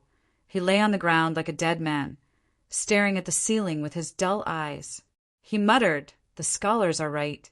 We mortals need a real world without magic, megalosaurus, and gods." Seeing him like this, Madame Sher-Ek-Sayen laughed strangely. She was happy after getting her revenge, but it was like a bottomless pit had opened in her heart. No matter what kind of happy feelings were poured into it, they would immediately flow into the hole and flow to an unknown place. Instead, it was hatred, resentment, jealousy, and other negative emotions that stayed in her heart and filled it to the brim. She could never be happy. Every second of her time in the human world was torture. Sigh, I should go back to hell. Sansa. Goodbye, Rickon. I'm sorry, Bran. Where are you, Arya? Where are you? Madame Sher-Ek-Sayen bent down and hugged Uncle Finger tightly. Their bodies rolled, and the 2 of them rolled into the moon, gate together. The cold wind howled, and the moonlight was bleak. The 2 entangled bodies were smashed into a pile of meat paste. The mountain peak was tall and seemed to hold up the crescent moon in the sky. On the west side, Alicia's tear was like the Milky Way. It poured down from the peak of the mountain, creating a cold river that ran through the valley plains. The waterfall rumbled, and the surface of the water shimmered. The moonlight shone like a silver ribbon that fell from the sky. Not far from the river, on a barren hill made up of rugged rocks and black soil that was dotted with snow, a few people squatted and chatted under a limestone rock that had been ravaged by the cold wind. Perhaps you still have a mission that you have yet to complete. Mir, Soros said in a low voice as he tightened his fur. Light King, what do you want me to do? Madame Sher-Ek-Sayen's dull eyes looked at the crescent moon that was like a blade in the sky and asked coldly. She was dead. She was resurrected. The Brotherhood, without flags, had long known of her plan. They also knew that she wanted to die. After they helped her kidnap Uncle Finger, they waited at the foot of the mountain for her to fall from the peak. Actually, Madame Sher-Ek-Sayen's predecessor, the Lightning King, had always wanted to die. He had died 7 or 8 times and was resurrected 7 or 8 times. But every time he was resurrected, he would lose some of his beautiful memories. The more he was resurrected, the more painful it was. He couldn't take it anymore. After he found Caitlyn's body, he gave her his kiss of life. He finally died, and she replaced him in this world. At first, she was glad that she had the chance to take revenge. But now, the mission of revenge was entrusted to her children. She longed for eternal sleep, but she couldn't do it. The red-robed monk in Meyer pieced her body together. When they held a farewell ceremony, she was resurrected. Soros wasn't sure if he could resurrect her. It all depended on Lalo. Lalo didn't want her to die. You are alive to fulfill the mission that the Light King gave you, the red-robed monk comforted the Holy Son. Madame Sher-Ek-Sayen was the Holy Son of the Red God Church. My uncle also has a mission. Can you resurrect him? Jamie with messy hair asked. The kidnapping of Uncle Finger was done under his guidance. The captain of the Kingsguard was actually a bandit here. He died too long ago. Plus, his body is in Baylor Cathedral. Soros shook his head. The Holy Mother is so biased. Why did she resurrect that bastard Big Sparrow instead of my uncle? He was one of the few good people in our family. Jamie curled his lips. He scolded the Holy Mother, but no one scolded him because they were all believers of the Red God. Let's go. It's almost dawn, Lemon said. Everyone got up and was about to leave when Madame Sher-Eksan suddenly saw ahead. There was a hole, and white brain matter flowed out of the hole onto Uncle Finger's handsome face that had died with his eyes wide open. Resurrect him. This. Soros was troubled. He is different from you. You are like a piece of wood that broke into pieces after falling. He is like a pile of cow dung. His rotten flesh is everywhere. You can't make a whole person. Madame Sher-Eksan looked around and pointed at the dogs pulling the sleigh. The head is intact. Can you put it on the dogs? I'm afraid not. Soros' face was pale as he hesitated. They sewed my son's head on the Demon Mountain's neck. Is the great king of light inferior to a scholar? Madame Sher-Eksan's voice was like a hurricane from the ice purgatory. I'll try, the red-robed monk said helplessly. Jamie shuddered and said with a trembling voice, Why do you have to do this? You've already killed him. Madame Sher-Eksan said coldly, I need a companion on the way to hell. Why don't you accompany me? Jamie did not say anything and quickly went forward to untie the sled dog. I want a bitch. Madame Sher-Eksan said again. Jamie's body stiffened and he moved even faster. Lemon cut off the dog's head. Jamie hugged Uncle Finger and pressed his head against the dog's neck. The blood quickly solidified in the cold night and the head stuck to the neck. The night is dark, everywhere is dangerous. The day is bright, full of prosperity, Soros finished chanting, but the corpse was still a corpse. No, the red-robed monk said helplessly. I'll do it. Madame Sher-Eksan took a step forward and said with a hoarse voice, The night is long. I need a companion. Holy Lord of Light, please help me. Soros' face twisted. How dare you distort the King of Light's teachings? Is this heaven? The dog's paw twitched a few times. Uncle Finger opened his eyes and said blankly, Why is heaven so cold? Soros, Jamie put away his frightened expression and shouted at Uncle Finger, You dog, you started the civil war of the 7 countries and murdered my son. You still want to go to heaven?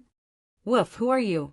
Suddenly, Uncle Finger looked down and saw his current appearance. He howled. Oh no, Mother of Mercy, I fell into the 7 levels of hell and became a dog demon. Chapter 6:47. Little Finger is dead. Tyrion was confused. Aegon saw that his shocked and confused expression did not seem fake. He frowned and said, You really didn't do it. Then who did it? Tyrion came back to his senses. He raised the chain in his hand and said, Untie me. I just came back from the old town. Princess Elaine has been with me all this time. Aegon glanced at his cousin. Seeing her nod, he said, Where at first? The vassals of the valley are furious. They are all shouting that they want to put you on trial. Soon, the dwarf Elaine and Aegon flew to the valley and landed at the Moon Gate Castle's drill ground. Just like a few days ago, the main castle was packed with nobles and knights. The former venue of the wedding banquet was now the trial hall. Because of the special relationship between the dwarf and Aegon, King Aegon wanted to avoid suspicion. The judges were Queen Sansa, Bronze Yohn, and a few other vassals of the valley. The midget entered the hall and observed his surroundings. He was surprised to see that among the people in the valley, there were many who were laughing and chatting, followed by those who had solemn expressions. There were even fewer people who were glaring at him angrily, and there were 0 people who were heartbroken. Oh, no, there was still one person who was mourning for Uncle Finger's death. Queen Sansa was dressed in plain clothes that hugged her graceful waist. Her pink cheeks were filled with grief. Her eyes were red and swollen like pink peaches. Her hazy blue eyes were filled with tears. She looked like a little white flower swaying in the spring rain. She really looked like a young widow. Oh, no. She had lost her father, not her husband. For some reason, second brother, who had been working tirelessly for 2 days and 2 nights, looked up at this moment. The dwarf quickly looked away from the queen's full breasts and bowed. Tell me first, why do you think I killed Littlefinger? He was calm and took the initiative. In the past few years, he had been put on trial twice. Caitlin had captured him, and Lisa had tried him for sending assassins to kill Bran at the Eyrie. At King's Landing, Cersei and Tywin had tried him for murdering Emperor Joffrey. Both trials were extremely unpleasant. The judges were all crazy women who wanted to put him to death. In the end, the trial changed from a civil trial to a martial trial, a trial by martial arts. This time, even if Sansa went crazy, he was not afraid.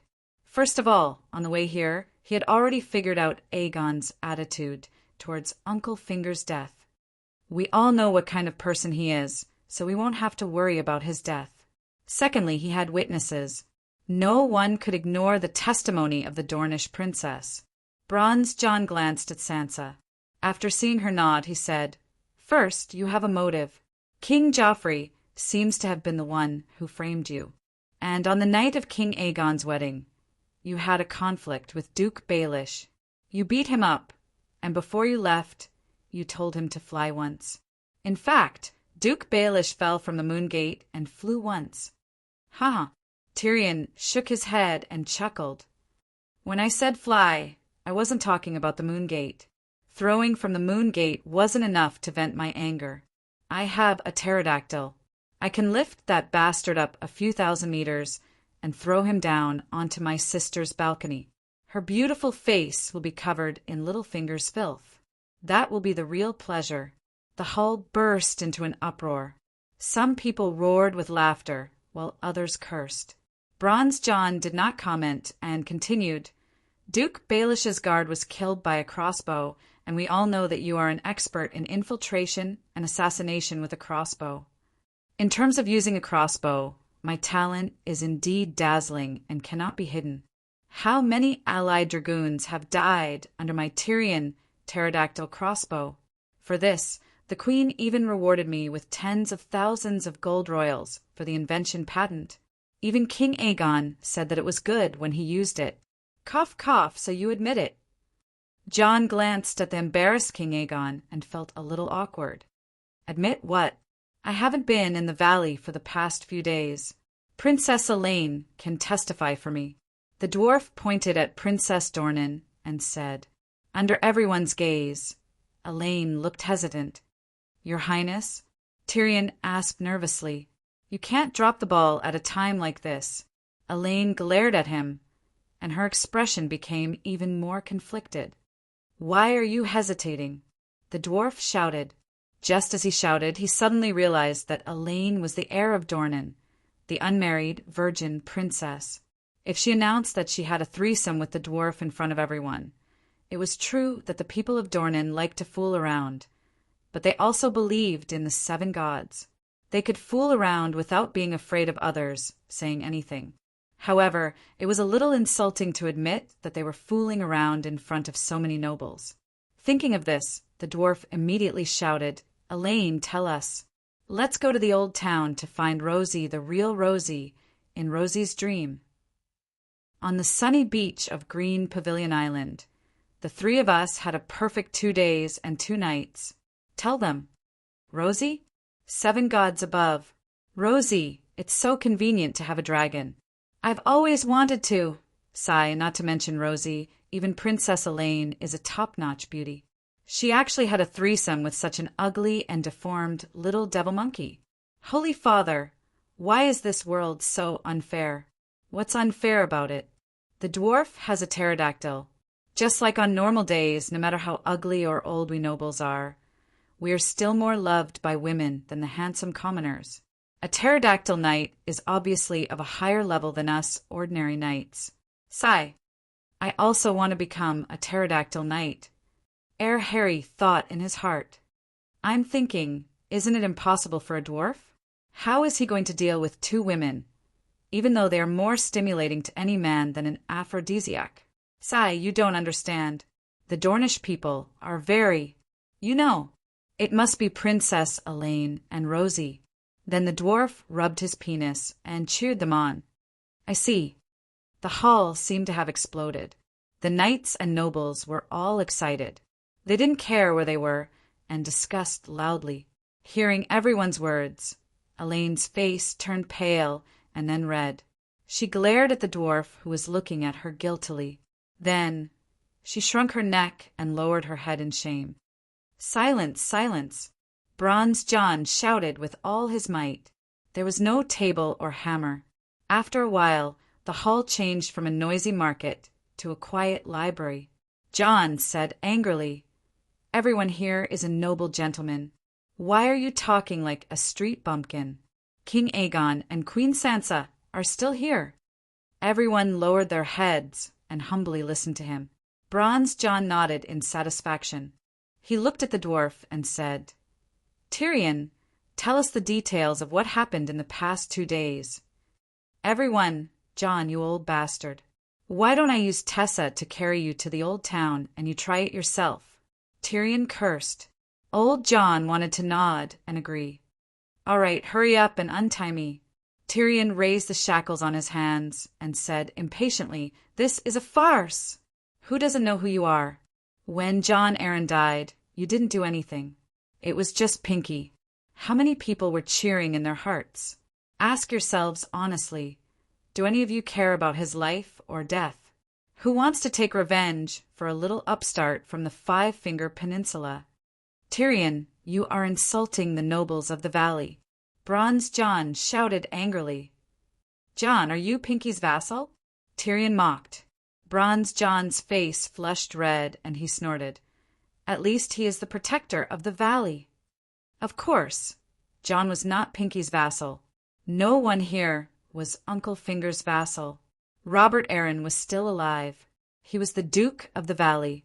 If the nobles of the valley admitted that they were Uncle Finger's vassal, it meant that they had betrayed Duke Robert. Those who could take revenge for Uncle Finger were either his vassals or his relatives and friends. Unfortunately, Uncle Finger did not have any. This was the so-called foundation of the nobles. This was also the reason why everyone had always looked down on Uncle Finger. Without Little Finger, everything he had built up would be destroyed in an instant. And in this world, it was not difficult to make a normal person disappear. Just like Uncle Finger, he was kidnapped by a group of bandits. But if you killed Tywin, Kevin, and Lannister, you would still be a giant. Tyrion, Duke Baelish, is my godfather. You insulting him is the same as insulting me. Sansa rebuked angrily. Tears poured out of her eyes. But she forced herself to maintain the dignity of a queen and did not cry out loud. The nobles felt pity and respect for her. Even the dwarf was stunned. He thought that the best goddaughter of the Seven Kingdoms was really devastated by the death of the best godfather of the Seven Kingdoms. He glared at Aegon. "What are you doing? You have been married for a few days, and you still haven't let her see Pinky's true colors?" Aegon shrugged helplessly. "Sigh, my cute little wife. She is very smart and believe my words, but she is too kind and benevolent. She only remembers the kindness of others and forgets their evil." "What, Pinky is dead? Are you sure?" Dragon Queen was shocked when she received the news. "I am 100% sure. The people of the valley found Pinky's corpse at the foot of the mountain. It was a horrible sight. It was a pile of rotten meat. Even his head was taken away by a wild wolf. But from the protector of the valley ring on his severed finger, we can tell that it was Pinky. Oh, right, his clothes and the mimic bird badge are still there." Marvin said. "Who is the murderer?" Dany asked again. "We suspected it was Tyrion, but—" Marvin's eyes wandered as he told her about Tyrion and the other two. "Ah, now that the people of the Seven Kingdoms know, Prince Dowling will be furious." Dany's mouth twitched. Then she remembered that she was also partly responsible for this. That Rosie, she was also a pretentious little bitch like Sansa. Other than Sansa, Pinky was not liked by anyone else. After many investigations to no avail, Tyrion suggested that his death be blamed on Cersei, Marvin said. "That's really... Your Majesty, there is something you need to pay attention to." Marvin's expression turned serious as he reminded her, "I realized that Sansa Stark is not simple. Not long after Pinky's death, She became the new protector of the valley and Robert Aaron's guardian under Bronze Yon's suggestion. Also, she is far more popular than Pinky. The valley is almost under her control. Perhaps. A person flashed across Danny's mind, Madame Stoneheart. Because her loyalty to Caitlin had been transferred to Sansa, Brittany was willing to be the captain of Aegon's Kingsguard. Brittany was the bridge between Sansa and Lady Stoneheart. I see. Danny suddenly understood everything. Lady Stoneheart's heart was as cold as stone, but her brain was still there. The marriage with Aegon, the alliance between wolves and dragons, was the best choice for Sansa and Stark. Also, Prince Aegon's goal has changed, Marvin added. Chapter 648. In the plan that Aegon and Tyrion agreed upon, after the marriage, the Knights of the Valley would immediately head south to King's Landing and help Aegon obtain the Iron Throne. After that, they would command the world and sweep through the factions that refused to submit to them, finally taking down the entire 7 kingdoms. Uncle Finger had no reason to reject this plan, but after Uncle Finger's death, Sansa would ascend to the throne. As the Queen, the Protector of the Valley, and the Queen of the Northern Territory, she would have a huge say. Moreover, Aegon was still young. He was not an experienced and decisive king who had been on the throne for many years. He would be easily swayed by pillow talk. Sansa wanted revenge. The Valley and the River Gien lands were neighbors. After leaving the Moon Mountain Range and walking north along the King's Road for 1,000 kilometers, they would reach the Fry family's river, Delta City. Her grandfather's rapid flow city could be put aside for now, but she would not let Walder Frey, who killed her brother and mother and massacred many nobles in the Northern Territory, go. I do not deny that I want revenge, but what's wrong with vassals avenging the Queen? Queen Sansa said confidently. No one could refute her. That was because Aegon was the king. They were his vassals and the Queen's vassals. They should fight for her glory and avenge her. Moreover, the Frey family is a famous nouveau riche in the 7 kingdoms. They have the most abundant food and wealth in the River Gien lands. We have 3 dragons. We do not need to mobilize our entire army. We only need a light cavalry of 2,000 men. We will definitely win in half a month. Even Tyrion was convinced by this reason. Sigh, Aegon actually found such a clever wife. Aunt Dany sighed. Your Majesty, Sansa Stark is not a kind person, Marwyn said worriedly. This is a good thing. With a good wife, the husband will be safe. Sansa will let Aegon truly gain a foothold in the Westeros, the Dragon Queen said in relief. Aunt Dany truly hoped that nephew Gu would be able to resist plots. Erlu, the child of prophecy, Cersei, Yuluen, assassins and schemes, and even the other ghosts and 3-eyed crows outside the Great Wall. There were still many trials waiting for him. With nephew Gu at the front, not only would she be able to relax, but the stable boy Simba would also be able to grow up peacefully. We're here, Mong City. Dragon Queen pulled on the reins, and the little silver horse began to accelerate rhythmically. Ding ding dang dang dang. Dozens of bells behind her head played a triumphant tune. This was the Dothraki Sea, home of the centaurs. Looking around, the vast and empty plains were like a carpet, spreading out in all directions. It was flat and vast, stretching as far as the eye could see. There were no hills or mountains, no trees, no cities, and no standard roads. There was only an endless grassland. The wind blew and the clouds surged, and the slender grass that was half a man's height swayed like waves. The Dothraki Sea lived up to its name. It was indeed a vast ocean, an ocean of grass. Harana grass was the main grass species on the grassland. During the rainy season, summer, it was green and glistening. The grassland was truly like a green ocean, undulating with waves. When it was close to the dry season, autumn, the Harana grass would begin to bloom. The small red flowers would dye the grassland into a surging sea of blood. When the dry season came, winter, the flowers would fall and the seeds would sprout. The entire world would turn into a thick bronze color. Dragon Queen was currently leading 500 cars, wandering in the dark green and ancient yellow ocean.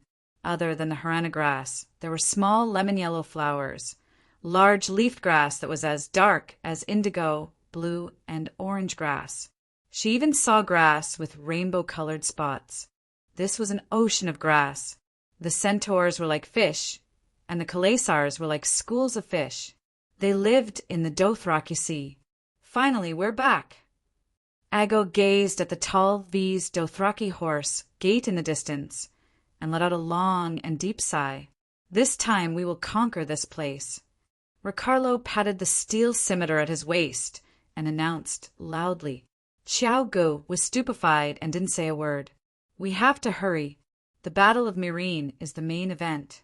Don't waste too much time in Horse King City, Kue Luo said solemnly. Don't worry, I'll be quick. Dany, on Little Silver's horse, smiled faintly.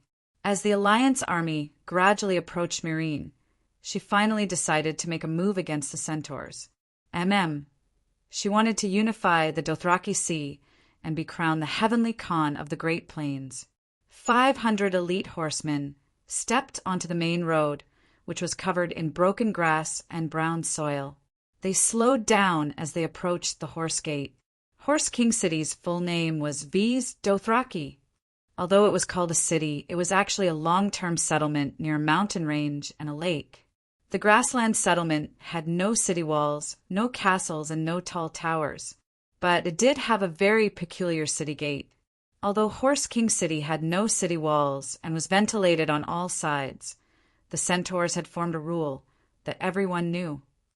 Anyone who entered or left Horse King City had to go through the Horse Gate. The Horse Gate was made up of 2 huge bronze steeds standing on their hind legs and leaping high into the air. This was the action that would appear in any movie, TV show, or picture that involved steeds.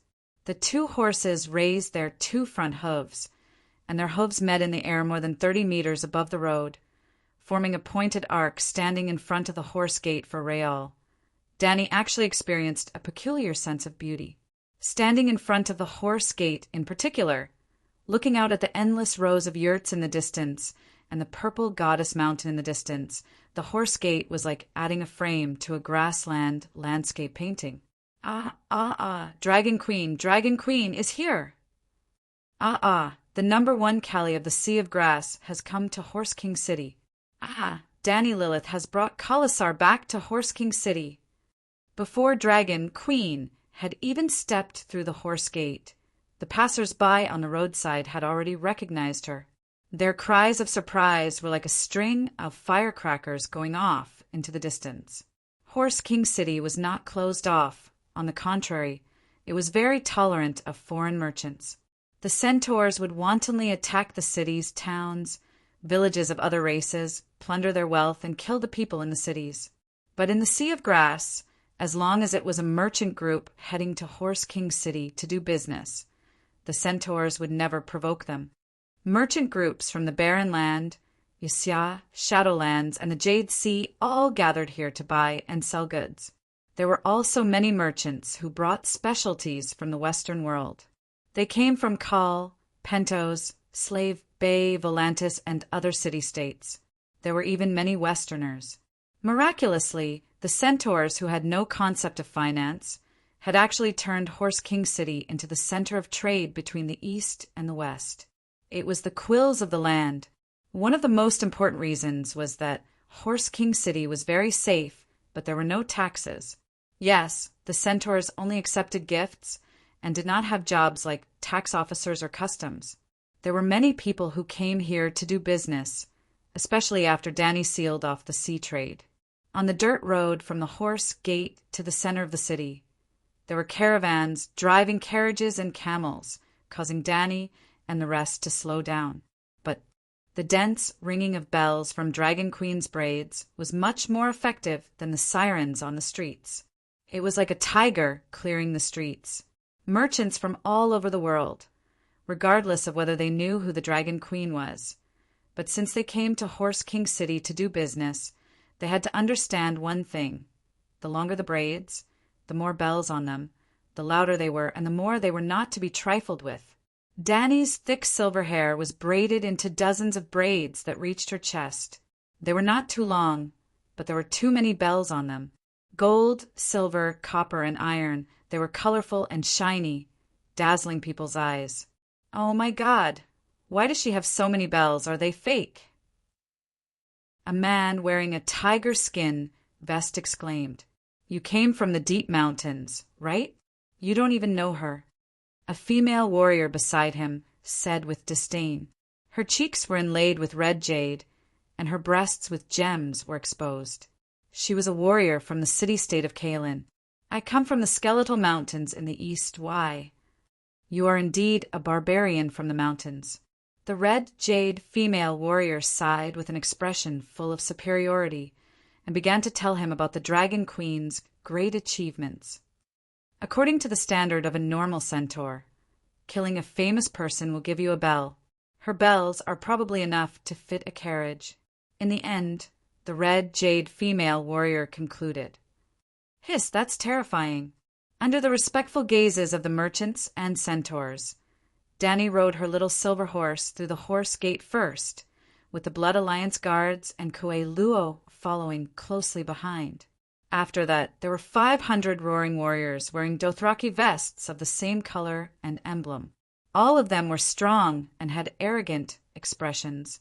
Behind the horse gate was not a bazaar or yurt, but a long avenue of the gods. The so-called Avenue of the Gods was a road full of ruts and withered grass. On both sides of the road were statues of gods and heroes that the centaurs had plundered from various city-states. There were statues of gods that had been worshipped by the declining cities but had long been forgotten, as well as stone statues of kings sitting on thrones. There were also all kinds of monsters from the Shadowlands, black iron dragons with jeweled eyes, griffins with ferocious roars, scorpion-tailed beasts with lion bodies, and scorpion-tailed beasts with raised tails. There were even devil statues that were deformed and terrifying, yet extremely lifelike, causing the timid to be intimidated by them. Most of the statues were made of stone and metal. The faces of the people had been battered by wind and rain for thousands of years and had long become broken and blurry, making it impossible to identify their origins. Where's my steel statue? It was still there the last time I saw it. Danny suddenly asked in surprise. Go ask Dosh Kaling. It's very likely that the news spread and it was dragged away. Kueluo looked around and comforted her. But don't worry, it's always the centaurs who rob others. It should still be hiding somewhere in Horse King City. Speaking of Dosh Kaling came. Before entering the bazaar, a large group of people walked along the Avenue of the Gods to welcome them. They were Dosh Kaling, the overseers of Horse King City. Some of them were as old as rotten wood and carried long carved crutches. Every step they took seemed to be the last of their lives as they struggled and trembled. There were also tall and strong middle-aged women who strode forward with their heads held high and without the slightest hint of timidity, as if they were all female calls. There were also young women in their teens and 20s who looked curiously and enviously at the Dragon Queen, who was on Little Silver's horse and smiling faintly. There were 45 Dosh Kaling in total, followed by several times as many eunuchs and slaves. They had all been Khaleesi at one time. When their husbands died and the new Khal elected a new Khaleesi, they would be sent here to be in charge of the vast Dothraki Sea. After the Khal died, his wives wouldn't be tainted by any centaurs and would stay in Horse King City as wise men. Whenever the Khals of the grasslands wanted to make an important decision, they would come to Horse King City to ask for the Dosh Kaling's advice and ask them to divine good or bad fortune. Apart from the fact that they couldn't leave Horse King City, the Dosh Kaling still had a lot of status and power. Danny Liz, have you come back to join us? The oldest of the old women shouted sternly as she stepped forward. No, I've come back to rule over you. Chapter 649. Rule us. It was a hunchbacked, emaciated old centaur with only a single black eye left. Khal were all centaurs, but Khaleesi came from all over the world. Blonde hair, blue eyes, silver hair, purple eyes, red hair, brown eyes, green hair. There were even a few black girls. But the leader of the Doshkalin was an old centaur woman. It's not impossible. You have the right to replace me and become the leader of the Doshkalin. The one-eyed old woman thought for a moment and nodded. No, you've misunderstood. I'm not a Doshkalin. I don't just want to rule you. Danny waved her hand and looked at the people around her. She said loudly, I want to rule everyone. Everyone within sight and beyond will kneel before me. You, how dare you? The old women shouted angrily. The one-eyed old woman looked at Danny with her dark eyes and said sternly, You're not a call, you're not a man. How dare you dream of becoming a steed that rides the world? I'm Calixi. I have 20,000 roaring warriors under me. I'm stronger than any man. Why can't I become a steed that rides the world? Danny said calmly, You're not the one in the prophecy. You're not even a centaur. The one-eyed old woman said loudly, I'm not a centaur, but ever since I married Khal Drogo, I have the same rights as a centaur. Just like them. Danny pointed at the people in front of her. They were all Doshkalin of other races. They weren't originally centaurs, but after they married the Khal, they became Doshkalin like you. The one-eyed old woman was speechless. She was stunned for a while before saying, No woman has ever been a Khal. There's a first time for everything. Don't the zebra people next door have a female Jaha, equivalent to Khal? Also, the zebra people's first Jahada, Khal of Khal, who rides the world steed, Zanya, was a female warrior. Danny said, Unfortunately, she was playing the lute to a cow this time. The one-eyed old woman might be very intelligent and had experienced many things and people. She even had some understanding of the zebra people next to the Bone Mountain, but she had never heard of Zanya. Seeing the old woman's doubtful expression, Danny understood that the old woman probably did not know about the zebra heroes from thousands of years ago. Sighing, she turned around and looked at her roaring warriors, asking loudly, Are all of you truly loyal to a female Khal? Kueluo was the first to draw his scimitar. Long live Calixi! Long live Cow of Cow! The lackeys behind him immediately knew how to answer. He also raised his scimitar high into the sky and shouted, Long live Calixi! Long live the Khal of Khal! Their voices were uniform, and the sound waves overflowed into the heavens. The group of old women were shocked, and then they retreated a few steps. Danny, rise equals the first female Khal. It had become a fact that everyone knew. As long as Danny's Khalasar sincerely recognized her identity as a Khal, the Khalasar on the prairie would also recognize her. Does it sound ridiculous? Just think about the formation process of the Khalasar, and you'll understand. The Khalasar were not a race, and their boundaries were very blurry. Different Khalasars could seamlessly merge and expand infinitely. Do you know what you're facing? The one-eyed old woman said eerily. Of course. All Khals will challenge me. I can't refuse. Danny nodded. Tonight, at the foot of the Mother of Mountains, we will seek enlightenment from the gods. Whether there will be a steed that rides the world, we'll know tonight, the one-eyed old woman said. No matter what major matter the centaurs wanted to do, they would always go to the Mother of Mountains to seek divination. This was their tradition. Danny nodded, watching as Dosi Kalen left, surrounded by eunuchs and slaves. Let's go and find a place to set up camp. She waved her hand and urged her horse forward. Calixi, let's go to Khal Drogo's palace. That's your inheritance, Ricaro called out. All right. After walking along the Avenue of the Gods for 4 to 5 kilometers, the statues on the roadside gradually decreased. Then, an extremely exaggerated market appeared before their eyes. The layout of Horse King City was extremely simple. There was only one main road, the Avenue of the Gods. It started from the Horse Gate and went north all the way to the foot of the Mother of Mountains. The Avenue of the Gods was divided into 3 sections, front, middle, and back. The 2 sides of the front section were piled with statues that the centaurs had robbed. The middle section was the market, and the left and right sides were the market in the west and east, respectively. The back section was where Dosi Kalin lived. The market in the west was occupied by merchants from the free trade city-states. It was a huge square, surrounded by mud brick huts and livestock pens. In the middle of the square were many vendors and rugged aisles. The market in the east was similar. Merchants from Asha, the Barren Lands, and the Shadowlands traded there. Although centaurs were primitive, in Horse King City, everything from the east and the west could be bought. For example, Dorn's wine and Slaver's baize dragon paper. The wide streets were paved with withered wild grass and brown soil. Wild flowers grew freely here and there. Danny rode through the market in the west of the city, looking for Drogo's yurt. Perhaps the land in Horse King City was not worth much, but the buildings were very spacious. The total area was roughly 5 times the size of Meereen. It was said that Horse King City could accommodate all the centaurs in the Dothraki Sea. Well, it could only accommodate them, but it could not support them. After circling around a few streets, Danny stopped and said awkwardly, "I don't remember the way. Do any of you remember?"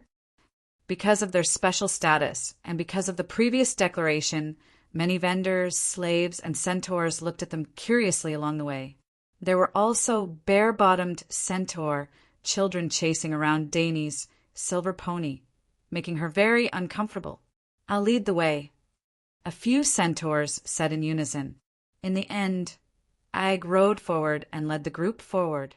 The buildings in Horse King City were too strange.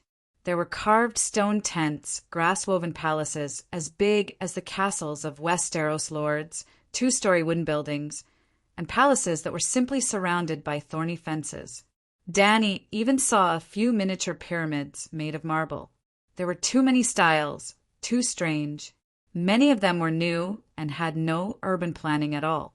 But the centaurs could not be blamed. They did not study architecture at all. All the buildings were built by slaves. Today, they captured a Gith and built a pyramid. Tomorrow, they captured a loiner and built a castle. The day after tomorrow, we're here. Ag stopped in front of a deep wooden hall. Danny really found its shadow in the original owner's memories. Logs as thick as her waist were nailed to the ground side by side, forming a 12-meter tall wooden wall. It was only 10 meters wide, but more than 50 meters deep. It could accommodate a few hundred people at the same time. The roof was a canvas curtain, just like a small convertible car. It could be hung up to block the wind and rain, and could also be opened to welcome the sun and morning dew. Around the hall, there were hundreds of round houses. It was like a shack dug out from a grave. There were even weeds and wild flowers growing on the grave. Someone has taken over the Call's palace. Ag walked into the hall and found a centaur to ask. He then pointed at the dragon queen on the little silver horse and said a few words to the centaur. Not long after, a 30-year-old Call called Dako personally came to explain to Danny. He was a Call who had risen in recent years. He gave 10 boxes of gold medals to the Dosh Callan to get the palace. When the Call died, his Khalasar was divided. His palace in Horse King City was taken over by the Dosh Callan, and the Dosh Callan would distribute it to the Calls who needed it. If Danny had obediently returned to Horse King City back then and joined the old Dosh Callan, she would have received a large portion of the demolition fee. "I know you, Drogo's Kalishi, Slave Bay's Dragon Queen." Khal Dako looked at Danny with a serious expression and said, "You don't have many people, so I can invite you to my palace to rest. But if you want me to move, you have to get the Dosh Callan to give me a new palace." "All right, give me a place." Danny nodded and said, "After all, the entire Horse King City would be hers in 2 days." Seeing that the Dragon Queen was so easy to talk to, Dako also let out a sigh of relief. He arranged for people to give Danny more than 20 tomb rooms. Then he invited Danny and her Blood Alliance guards to the wooden palace to drink. If 2 Khalasars met in the sea of grass, one of them would definitely fall if one of them didn't take the initiative to avoid the other. But in Horse King City, all the centaurs were blood brothers.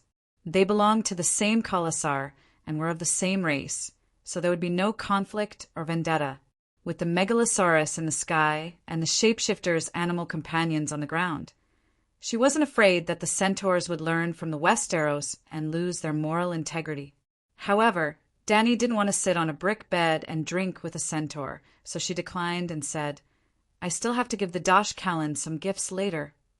Daco nodded and said, "Your declaration at the entrance of the market has already spread. I also know about it." Dany's interest was piqued. She sent the centaur minion to set up camp while she and Dakota chatted in the shadows of the wooden hall. "Do you think I'm qualified to become the steed that rides the world?" she asked. Daco didn't directly answer this question. Instead, he said with a complicated expression, "I thought you would never come to Horse King City again. Only centaurs would come back. I thought that even if you came back, you would ride a dragon and flaunt your prowess to the Goddess Mountain. I didn't expect you to follow the rules like all the other Khals. You rode a horse with a Khalasar and passed through the Horse Gate, taking the path of the gods. If you want to break the rules, you have to follow the rules first. I know the rules very well." Dany smiled faintly. "Yes, you know the rules very well, so you have a chance to become the steed that rides the world. Those who don't follow the centaur's traditions, no matter how strong they are, will never be recognized by the centaurs. Only a chance." Dany raised her eyebrows. Daco raised his big fist and shook it. He smiled coldly and said, "Actually, the biggest rule of the centaurs is this: you are the wife of a Khal. You didn't marry anyone else. You have owned and nurtured the purest Khalasar from the start. You follow the centaur's traditions. All of this can only give you the status of a centaur and the status of a Khal. In Horse King City, I will recognize you as my brother. Because of the number of bells in your braids, I will invite you to sit at the best table, drink the strongest horse milk wine, and eat the crispest roasted horse meat." Dany opened her mouth. She really wanted to say, "Don't take advantage of me. How can a normal person be qualified to be called my brother?" But if you want to become the Khal of Khals, you must defeat all Khals, their Blood Alliance guards, and their heirs without relying on any external power. You must not use any dragons, magic, witchcraft, or powerful steel weapons. Under completely fair conditions, you must defeat all Khals, their Blood Alliance guards and heirs. Khal Daco shook his head and sighed. "If you want the centaurs to be convinced, you must defeat us using the centaurs' methods. But you obviously can't do that." "Hearing you say that, I have an idea." Dany raised her small white fist and shook it at the centaurs, saying, "I don't lack this." Chapter 650. If one did not have any ambition for the centaurs, Calixi's identity would be worthless. But if one wanted to rule the centaurs, Dany Leezy Calixi's identity would be the first step to her ascension to the position of the Khan of Heaven. Don't think that ordinary centaurs could be casually chosen as the Khal's Calixi just because they did not marry. In reality, after the Khal married his wife, he would return to the Horse King City and get a marriage certificate from the Doshi Karen. After getting the approval of the Doshi Karen, the Calixi would be the real Calixi. And Dany Leezy was the Calixi who was approved by all the Doshi Karen and was the most promising one, especially when she had accomplished a feat that few centaurs could do, eating a wild horse's heart alive. The heart that had just been taken out of the wild horse's abdomen was still beating. It was full of strong muscles. She had to bite it with all her might until her cheeks hurt. Then, she had to chew it slowly before swallowing it. With every bite, her face would be covered in hot horse blood. That taste, Dany was rejoicing. Fortunately, all the hardships were eaten by her predecessor. Now, she had picked up a big bargain. When she brought the gift to the one-eyed old woman, she received her without any hesitation. Yes, Dany Leezy and the old woman were old acquaintances. Leg's prophecy and Drogo's decision to lead Khalasar across the narrow sea to attack the Westeros were all approved by the one-eyed old woman. This was an empty tent made of blue canvas. It was about 100 square meters. There was a huge fire burning in the center. There were 4 to 5 eunuchs busily working in it. Just as she opened the leather curtain, Dani smelled a strong, strange smell of blood and herbs. She raised her head and looked around. She saw various herbs placed on the boards nearby. There was myrrh, saffron, acranthes, diospyros, sour grass leaves, mugwort, and so on. Obviously, this old woman also held the position of true Mongolian doctor. The old woman used her one eye to size up Dani and her Blood Alliance guard's waist and back. She nodded and said, "Very good. You have taken off your weapon." Mother Goddess Mountain was the holy mountain, and Horse King City was the holy city. Under the Mother Goddess Mountain, Horse King City strictly prohibited metal weapons. After the newly returned Khal reached his palace, he would unload his weapons and give them to the slaves in the palace to store. Only then would he be able to move about in the city. Before Dani saw Dosi Kaling, she also followed this rule and left her sword and dagger in the camp. "Ah, good, bring the gifts in." Dani smiled and turned to the Blood Alliance guard. Soon, the centaurs lined up and walked in with large wooden chests on their shoulders. Dani's 500 centaur roaring warriors set off first and headed straight for Horse King City. When they got close to Horse King City, she rode on a megalosaurus, while her Blood Alliance rode on a pterosaur and chased after them. At the same time, the megalosaurus and the pterosaur were carrying gifts that weighed several tons. "Kacha!" The box opened, and the golden light and the bright red bonfire reflected each other. The one-eyed old woman remained calm and unmoved. After the centaur left, another centaur came in and placed down a wooden chest the size of a luggage bag. When it was opened, another wave of golden light shone out. Box after box. The entire curtain seemed to be draped in a layer of gold. The old woman was finally moved. Almost 10 boxes of gold, 500,000 gold royals. It was equivalent to half of the old woman's life savings. But this was not the end. Immediately, another centaur came in carrying 10 boxes of orbs, 10 boxes of different colored gems, 10 sets of jewelry made by famous masters, 10 colorful diamonds the size of egg yolks, 10 bundles of the finest silk, 10 thick dragon bones pterosaur, 10 rolls of pterosaur skin the size of bed sheets, 10 jars of pterosaur medicine that could cure the gray plague, and 10 jars of fine wine from the world's top 10 wineries. A total of 100 centaurs came in with 100 gifts. They started to place the gifts in front of the bonfire in the old woman's tent and spread to more than 10 meters outside the tent. Every time the centaurs placed the gifts down, they would loudly announce the names and approximate value. The one-eyed old woman, who thought she had seen the world, was shocked and her mouth was wide open. The eunuchs and other Dosi Kaling who were alarmed also came out to watch the show. Every time a gift landed, the crowd would let out a series of exclamations.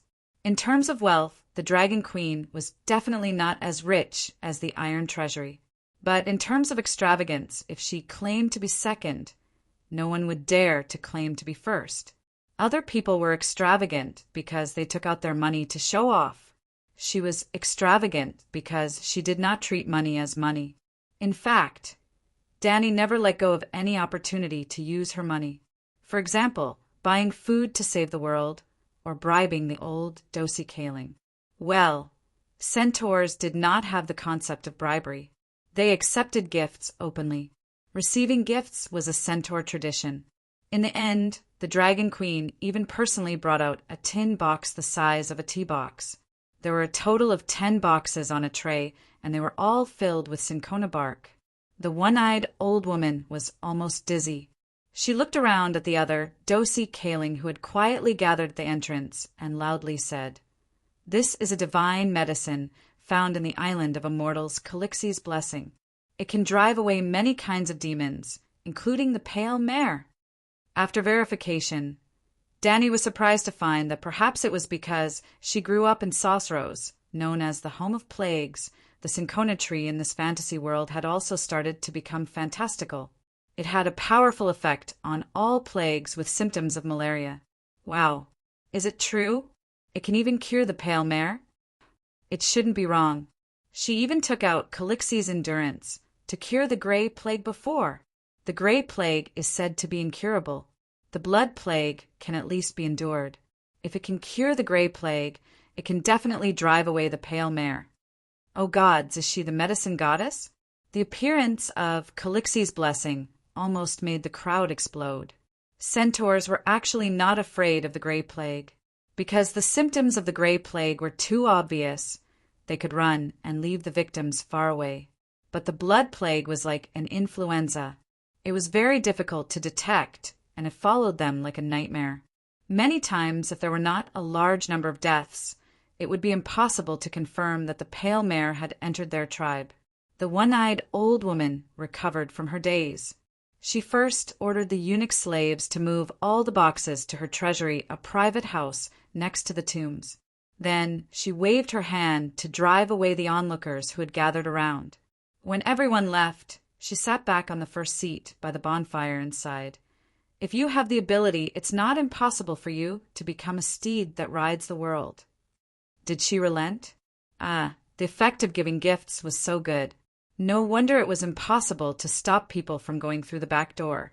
Even Tang Xuanzang had to give the purple gold alms bowl to Ananda when he went to the Western paradise to obtain the Buddhist scriptures. Even Buddha was like that. What can mortals do? I have the ability. Danny immediately said, I have heard of your deeds at Slave Bay.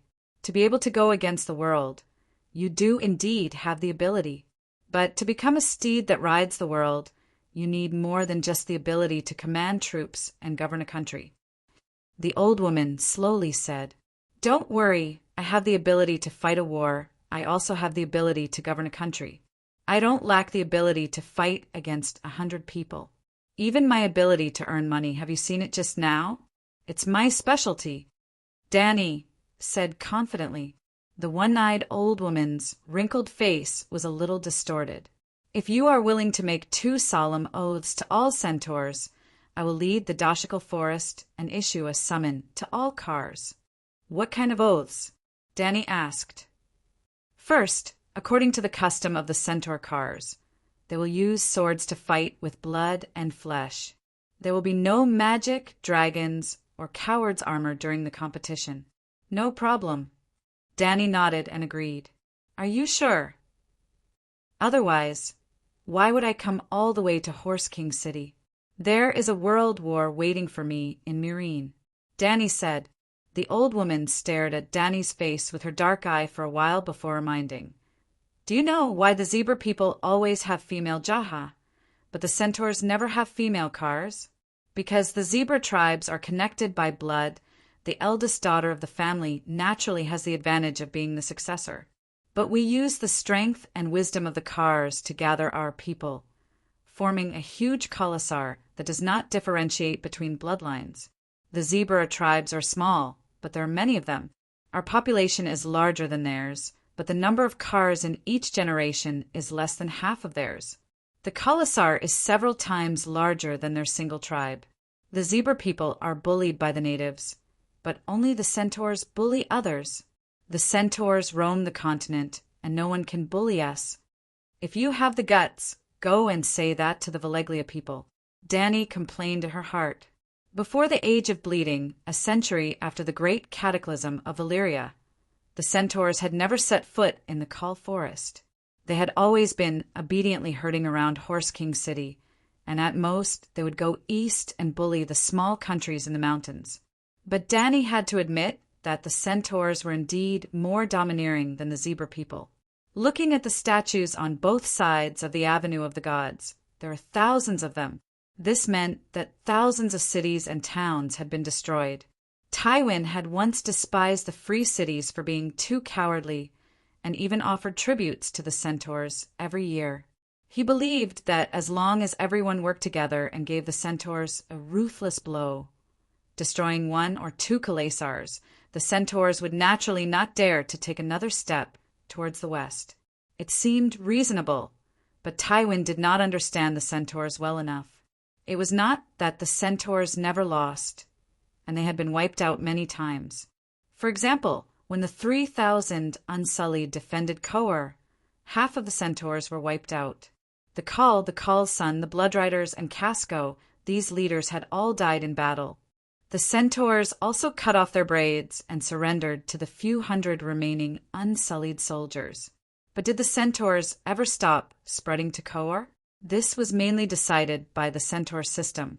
Fear would be engraved in the genes and passed down from generation to generation. But the genes of fear would be born in the Khall who died in battle and could not be passed down. The newborn Khalls were the bravest and most fearless of death, and his Khalasar would definitely be brave and fearless as well. If everything went according to Tywin's plan, the free cities would be the first to collapse, because fighting in the wild with the centaurs was much cheaper than defending a city. The old woman continued, "Perhaps the Khall will not always be the strongest among the Khalasars, but to become a Khall, one must defeat countless strong challengers. Even the Khall's son has to go through dozens of life and death battles to inherit his father's position. A woman's blade skills may be stronger than 10, 100, or even 1,000 men, but there will always be 1,001st men who will defeat her. Therefore, the centaurs have never had a female Khall, and the strongest warriors will only be men. Today I will change this." Dany smiled faintly. The old woman sighed and said, "The second vow, unless you marry another centaur or find a centaur lover and give birth to a centaur bloodline child, you cannot pass the position of Khall to your son. The centaurs acknowledge you because you are the Khall's wife, but your child—" At this point, the old woman's ugly face trembled, and she said with great regret, "What a pity, what a pity! If Drogo did not die, if he could successfully send Leg to Horse King City and hand him to me, everything would be so much simpler." Chapter 651. The old woman was truly regretful. Leg had received her personal blessing and prophecy. Yes, the prophecy that Leg would ride the steed of the world was made by this one-eyed old woman. Then Leg died in the original work. She even predicted that Drogo would win the battle and successfully cross the Narrow Sea to help her son win the Iron Throne. Drogo died before he could even win the battle. He died just as he left the Horse King City. The one-eyed old woman was a forest which relied on guesses to make her prophecies. "There's nothing to regret. I promised you 2 oaths," Dany said. Seeing her so calm and collected, the old woman couldn't help but be bewildered and asked, "Are you really sure?" "If I'm not sure, why would I come all the way here to die?" Dany laughed. "You can't use any magic. You can't use that kind of sorcery that causes fear just by looking at it," the old woman reminded.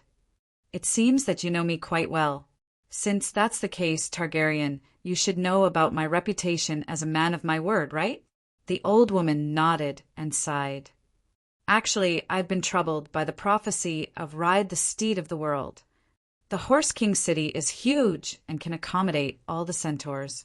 When the city was first built, it was prepared for this prophecy. One day, all the centaurs will gather in Horse King City, and a Khall of Khalls will be born from the many Khalls. He will lead the centaurs to rule this world, which is to say, he will ride the steed of the world. I thought he was your child, Leg. Then I thought he was Jaco's son, Jango. But they sigh. Because of the blood plague, almost all the centaurs have returned to the Horse King City to seek refuge. It seems that half of the prophecy has come true. But I don't know if I should give you my blessing, because my blessings always bring misfortune." The old woman sighed bitterly. "At least you have some self-awareness. But this old witch might not be a complete muggle. Her prophecy, could it be that a person without any supernatural power could make a prophecy?" Before leaving the one-eyed old woman's tent, Dany asked, "Where's the steel statue?" "The one with the king's head and the megalosaurus torso." The old woman was stunned for a moment before she reacted and said, "There was a merchant who stole at night. His hands and his servant's hands were chopped off by my servant. However, there were still people who stole it the next day. The third day, the fourth day. I had no choice but to move it here and bury it under my tent. Ah. Danny lowered her head and looked at the solid mud on the ground with a strange expression. If you want it, then go ahead and dig it out. Steel weapons are definitely more practical than statues, the old woman said nonchalantly. I thought you would treat it as a treasure, Danny said strangely. I've asked all the blacksmiths, and none of them could do anything about it. Otherwise, they definitely wouldn't give it to you, the old woman said honestly. After bidding farewell to the old woman, Danny led the centaurs to deliver gifts to all the Dosh-Kalins. It wasn't as much as the one-eyed old woman, but everyone still had a share. In just one afternoon, Danny had given out at least 8 million gold royals worth of gifts, and that didn't include Calixi's blessing and Calixi's tenacity. The centaurs had to be direct. The more rustic it was, the easier it was to remember, and the easier it was to let them understand Calixi's capabilities.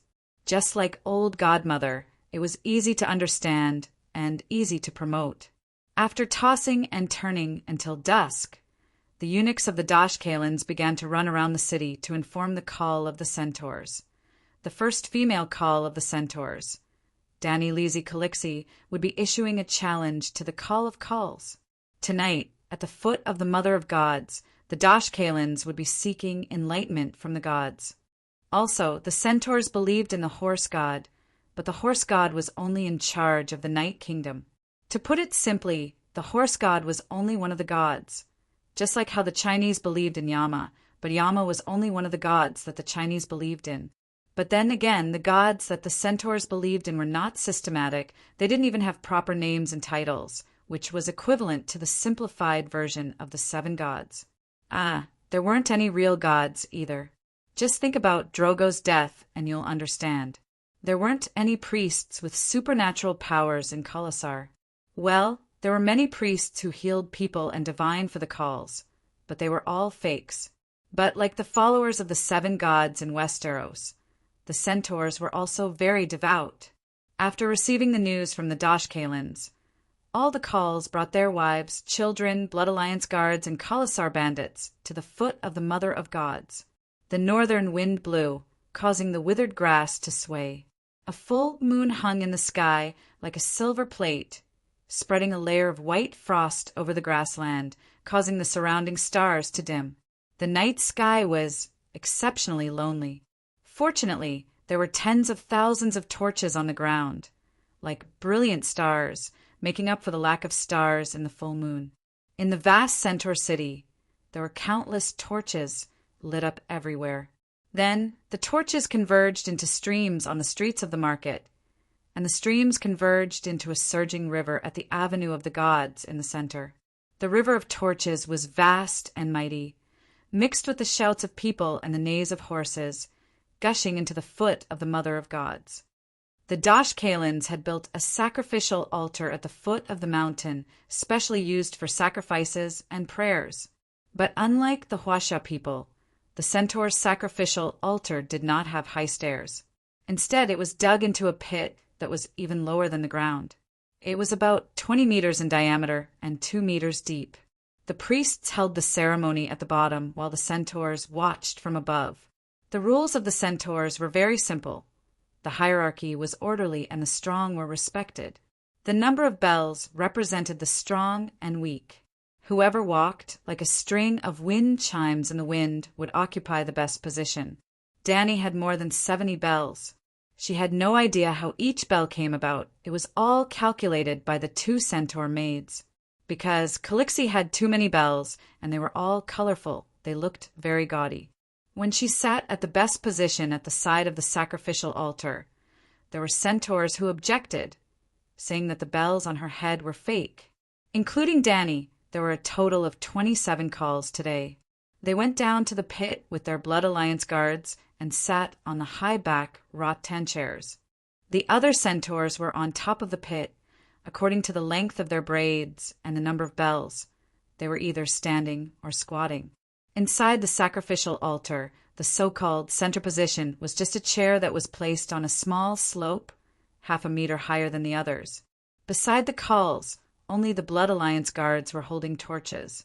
But because her position was facing the entrance of the sacrificial altar, there were 2 large pots of burning whale oil beside her. The red light illuminated the sky. The smoke and the smell of burning was very strong. She was not afraid of the heat, but her white and tender face was already blackened and oily from the smoke. Even so, it still attracted the jealousy of the Culls. But looking at the situation now, on a full moon night in the wilderness, there were 27 chairs under the mud wall. Every chair was occupied by a bandit leader with a tilted head. Beside the bandit leader were 3 ferocious-looking men holding torches. Dany sat at the head of the table. Beside her were 2 burning whale oil torches. It was really like the classic scene of the Devil's Night Gathering in old Hong Kong movies. And her position seemed to belong to the Devil's sect leader. At this moment, a group of white-clothed chivalrous men would suddenly fly into the sky and shout, "Devil, die!" and stab her with their swords. No wonder a group of little devils coveted her position. So, it was the sect leader's throne. She is very famous, but she has only risen for 2 to 3 years. How can she have so many bells? Mozokul complained. The old Cull was in his 60s, almost 70. Among the Culls who were changing rapidly, he could be considered as one of the best. But he had been a Cull for close to half a century, and he did not have half of Dany's bells, so he started to say weird things. Yep, after losing a battle, only the braids would be cut, but the bells would not be removed. So, age was also an advantage. You said that Calixi's bells are fake? If this was not the foot of the goddess mountain, even if you grew 10 heads, they would not be enough for me to chop off. Kalilo was furious. A Cull has to have a Cull's identity. You can't be like a normal centaur, casually killing someone and giving yourself a bell, right? Pono, who was on Dany's left, sneered. Ever since they parted at the Raza River, this was the first time Dany saw this great enemy of hers. His braids were longer, and he had more bells.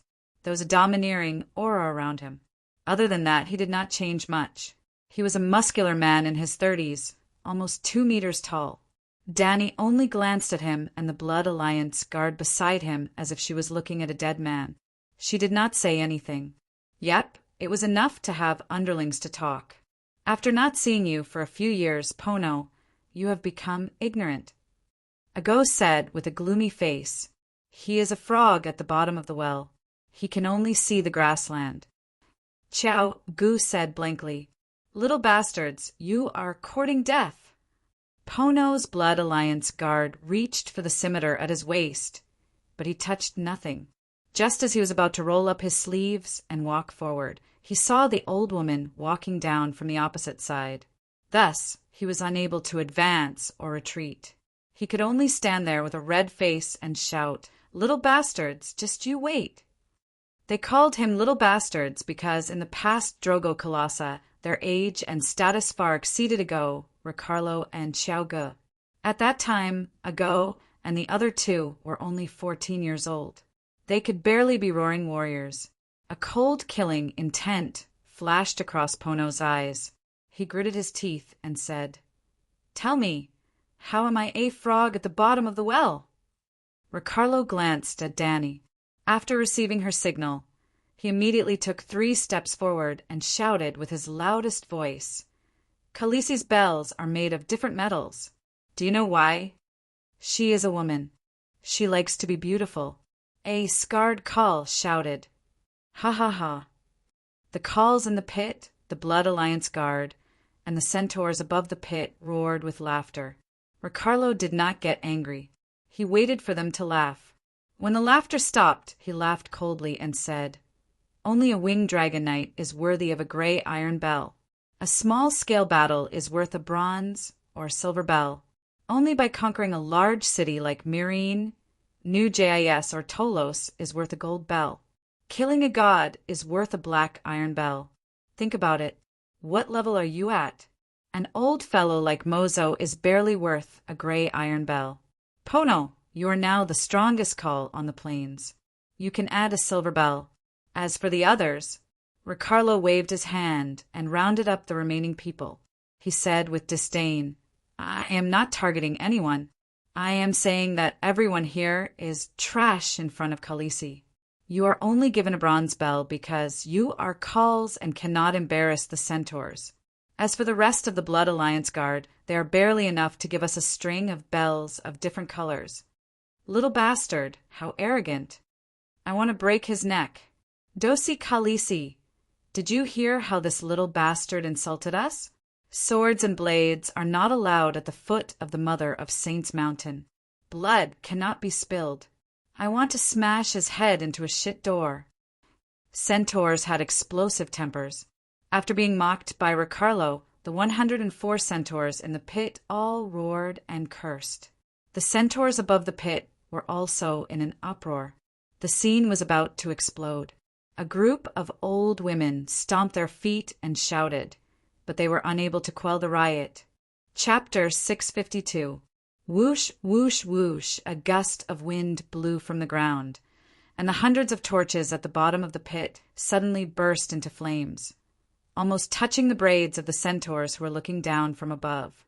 After a series of exclamations, the flames shrunk down and twisted into a lasso, wrapping around the Blood Alliance guards who were cursing out loud.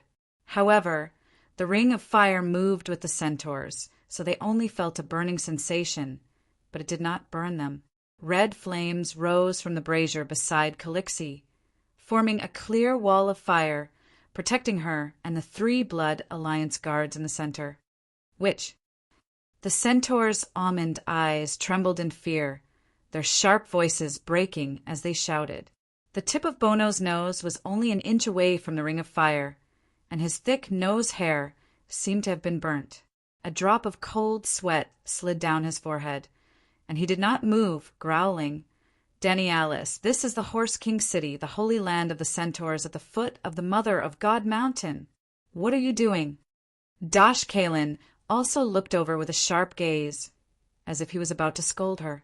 Dany did not want to argue with the old woman, so she snapped her fingers before they could do anything.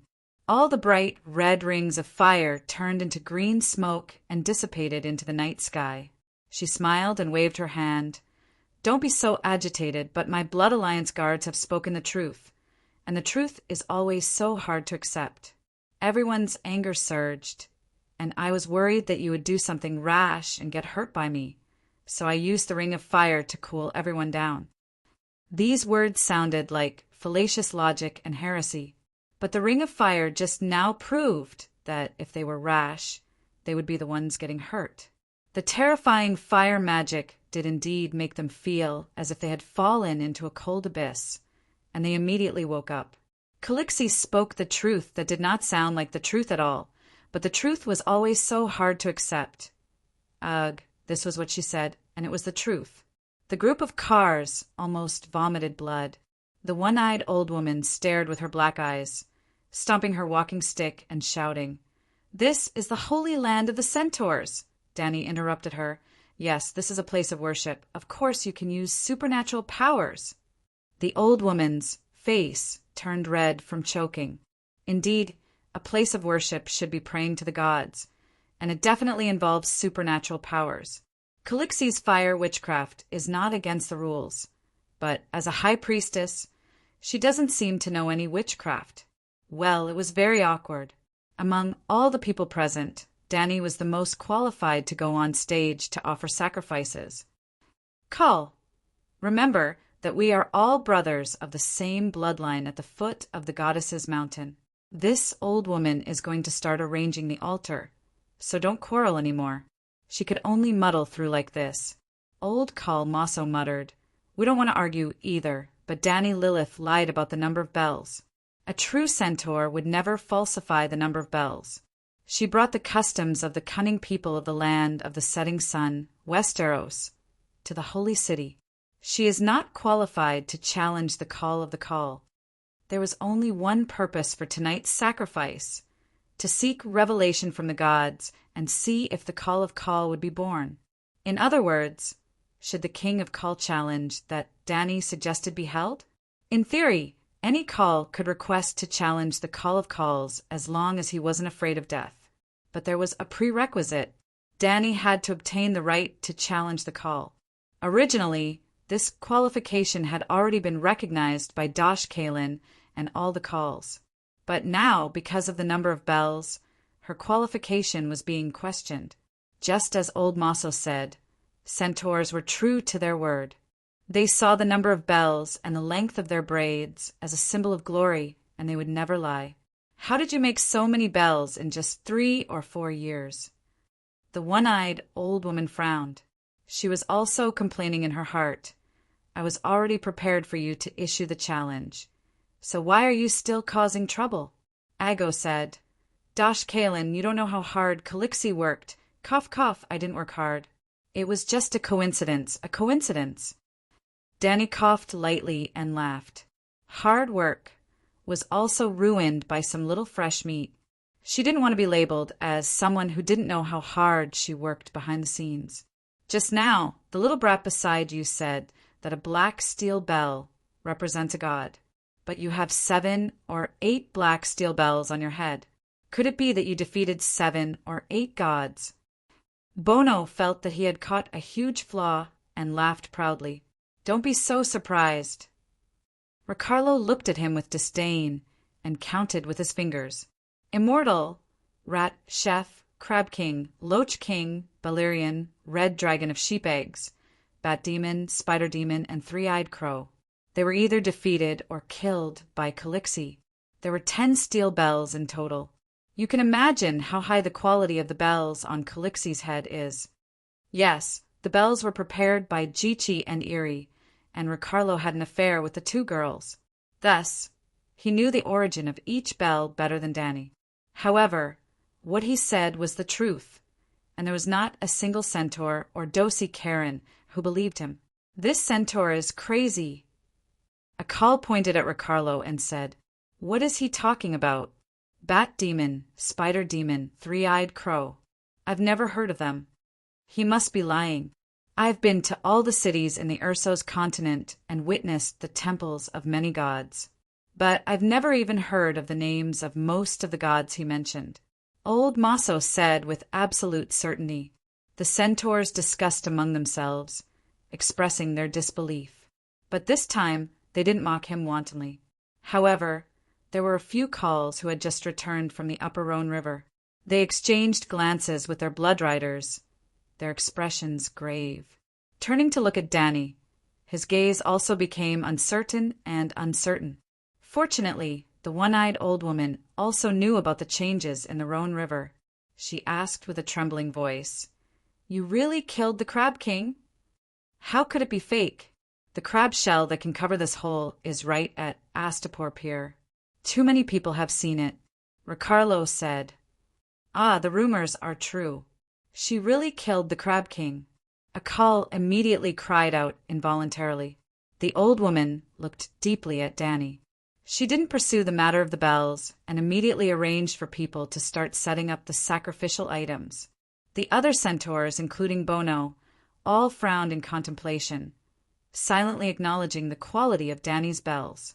Compared to a deity, all of their bells were as worthless as horse dung.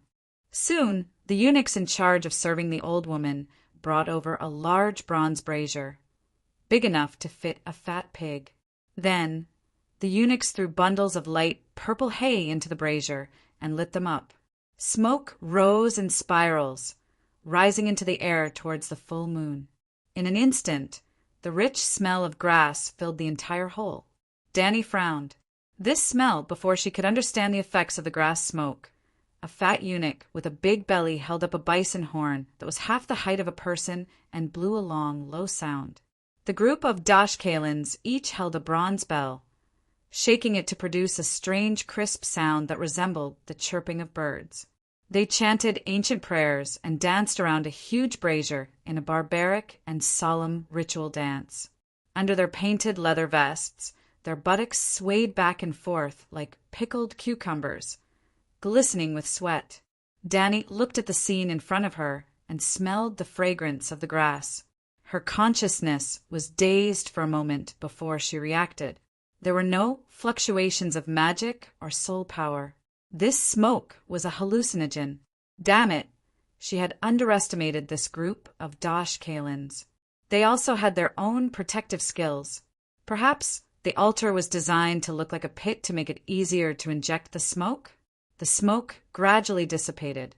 Perhaps the old woman smelled it every day and had high resistance. She was the first to wake up from the trance state of God summoning.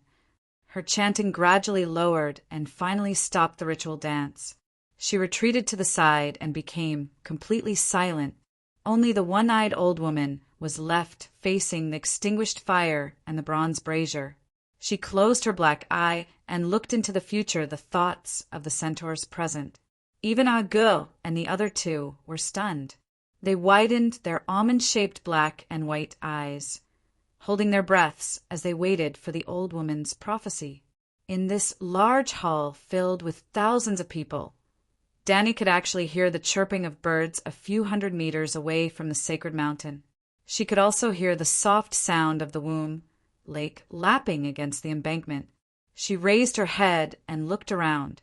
Even Bono and the old fox Mozo were clenching their fists, looking nervous. This was the Dosh Kalin's protective skills too strong, or were the centaurs too naive and gullible? Just as her thoughts were running wild, the old woman suddenly opened her single eye and looked at her in shock. The old woman's lips were trembling, her eyes filled with fear, as if she was extremely afraid of Danny. I saw her face. It's you. The old woman's body was trembling. Her withered, twig-like right hand pointed at Danny. Danny was also stunned. This didn't seem like an act. Or could it be that this veteran actor was a god of acting, completely immersed in the role and even believed it herself? It's her. A few of the oldest old women stepped forward and pointed at Danny. There's an extra. However, the atmosphere was very good. Danny gripped the armrest of the chair tightly, her body leaning forward with a serious expression. She was trying her best to look like she was riding the steed of the world. Her horse is as swift as the wind. The Khalasar behind her covers the entire land. She will lead the centaurs to defeat the darkness, bringing an endless long. What am I saying? The one-eyed old woman shouted with her sharp voice for a while, then suddenly froze, her expression filled with doubt as she muttered to herself, "That's not right. Why is her prophecy different from the other steeds of the world?" Because her voice was too soft, other than the wind god Danny, who could hear her words in the wind. Everyone else thought that she was chanting. Danny almost couldn't maintain her serious expression. However, she was also getting more and more curious. That old woman really didn't seem to be faking it. After thinking for a while, the old woman decided not to mention the prophecy anymore and directly announced, "Calixie is riding a horse. She will become the steed of the world. She is riding the steed of the world." All the Dosh Kalins pointed at Danny and shouted together. The expressions of all the Khans changed. The centaurs on the pit first looked at each other, then shouted, "Riding the steed of the world! Calixie, riding the steed of the world!" Their voices were like the waves of the sea, spreading outwards. In an instant, the foot of the goddess mountain was filled with shouts of "riding the steed of the world." It's here again. 2 kilometers away, in a tavern in the market east of the city, a zebra man boss who had lived in the Horse King city for almost 5 years grumbled. "The centaurs are crazy about riding the steed of the world. They come here almost once a year. Maybe it's different this time. I heard that it's the Dragon Queen." A customer beside him said, I saw her a few years ago." At that time, the centaurs were all cheering for her unborn son, calling him the steed of the world. But now, the zebra man boss said disapprovingly, "Rumble." At this moment, there were horses galloping in from outside the door. Countless knights were galloping along the street, shouting, "Tomorrow morning by the palace lake, the first female call will challenge the call of calls. The sacred lake will be open to everyone in the Horse King city." Chapter 653. On the night of the full moon, on the summit of the Forbidden City, a sword from the west, flying immortal from the heavens. Danny wanted to do the same too. However, While she could use a sword from the west, the centaur call couldn't do the same. Furthermore, even with the light of torches and tens of thousands of centaurs spread out, they couldn't see the call's battle on the arena clearly. Therefore, the call's challenge could only be chosen in the morning when there wasn't any poetry or mood. The centaurs used mud and wooden planks to build a 4-meter-tall arena by the womb lake overnight. The 15-meter-long square arena was surrounded by green mountains, blue lakes, and lush grasslands. It could be considered a place with excellent feng shui. Last night, after the old Dosh Kalin prophesied Dani's identity of riding the steed of the world, she went up to the altar and made 2 oaths to all the calls, Blood Alliance guards, and Casco. One of the oaths forbade her from wearing tile steel armor, but she could use tile steel swords. Therefore, Dani, who walked up to the thunder arena of life and death under the golden red morning light, was dressed like a centaur. She wore a Dothraki painted vest that revealed her 2 round and firm arms, thin and loose olive green silk pants, and leggings that revealed 5 shell-like fingernails. There was also an exquisite golden belt on her waist that was filled with the rich aura of a caul, made up of dozens of small golden medals. There were a dozen silver braids on her head that reached her shoulder blades, and a string of small bells made of gold, silver, copper, and iron swaying with every step. She held a broadsword that was as tall as her shoulder in each hand. She was a very valiant centaur female warrior. Dong! The 2 swords and their scabbards were inserted an inch deep into the mud arena. The centaur girl Dani held the hilt of each sword with one hand and looked down at the calls in the first row of the arena. I want to be the call of calls who agrees and who disagrees. Ding ding dang dang. The morning breeze blew, and the delicate little finger-sized bell on her braid made a sound. Her voice was faint, but it somehow reached the ears of the people around her. The one-eyed old woman with a walking stick said sternly, Dani Rise will accept the challenge of any call, Blood Alliance guard, or Casco. She will either become the call of calls that everyone acknowledges, or her blood will spill at the foot of the Mother of Saints. This was the real way to ride the steed of the world was born. It wasn't that the old woman had predicted that she would be crowned king immediately. The biggest rule of the centaurs was, the bigger the fist, the harder it was, the more everyone would be convinced. The Dosh Kalin's prophecy was only a blessing, a recognition of his qualifications. The steed of the world could only be born from the cruelest slaughter. There were 26 cars, 78 blood brotherhood guards, more than 300 cascos among the 26 Kalaisars, and even a normal roaring warrior with a braid that reached his waist and more than 10 bells could challenge Dani in the arena. They won, but they could not become the call of the call. Dani defeated everyone, and was automatically crowned as the call of the call. All the centaurs in the Sea of Grass pledged their loyalty to her. This was the fastest and most prestigious way to become the call of the call, but no one had ever succeeded. There was another method that took more time, which was to swallow all the Kalaisars in the Sea of Grass and naturally become the only call. Unfortunately, the Kalaisars could run, such as Old Call Mozo. When Drogo was still alive, Old Mozo had always kept an eye on Drogo's Khalasar, deliberately avoiding it. After Drogo died, Bono became the strongest call in the plains, and he began to avoid Bono's Khalasar. Go, you go. Amidst the silence of the calls, the white-haired Call Mozo said to his Blood Alliance guard. Gogo was a short and stout centaur in his 40s, his brown skin covered with white scars. Clang! Dani pulled out the sword on her left with her left hand. The dark red blade reflected a bewitching red light under the sunlight. The blade was 3 fingers wide, for feet long 1. 2 meters, and the hilt of the blade was the open mouth of a black dragon. Even though it was made of steel, it weighed 12 pounds, a standard 2-handed heavy sword. But she just stood there, holding the hilt of the sword with one hand easily. She raised the blade and pointed it at the Blood Alliance guard Gogo, who was walking up the stairs step by step. Gogo was dressed almost the same as Calixi. Leather sandals, silk pants, a belt strung with bronze medals, a black furry chest open, and a huge Iraq scimitar at his waist. The blade of the scimitar was as wide as a palm. It followed a cruel arc for 4 feet, and the blade of the scimitar gradually narrowed. When I cut off your little head, I will take a golden bell from your braid and tie it to my head. Gogo cracked a mouthful of black and yellow rotten teeth and walked towards Danny with a sinister smile. There seemed to be a red thunderbolt flashing in front of everyone's eyes. When they looked carefully, Calixie was leisurely taking 2 steps back, her long sword slowly sheathed. And 3 steps away from her, Gogo's smile froze.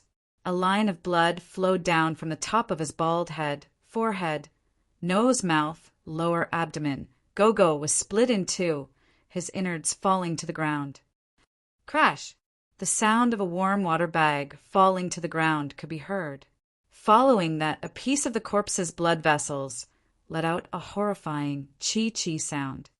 Ah! The centaurs below the stage let out a suppressed cry. Centaurs were used to seeing life and death, but Gogo was a Blood Alliance guard. He died too quickly.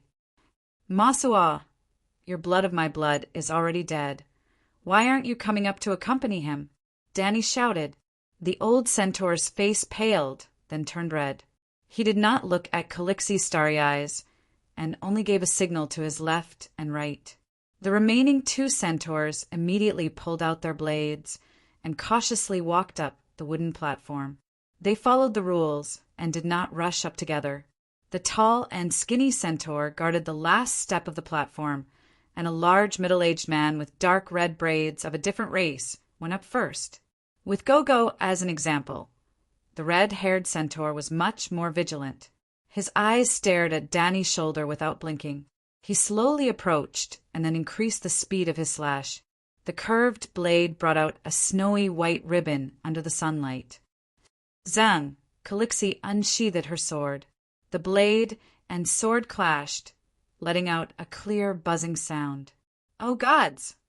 This time, the centaurs below the stage reacted even more intensely, as though a bucket of cold water was poured on boiling oil.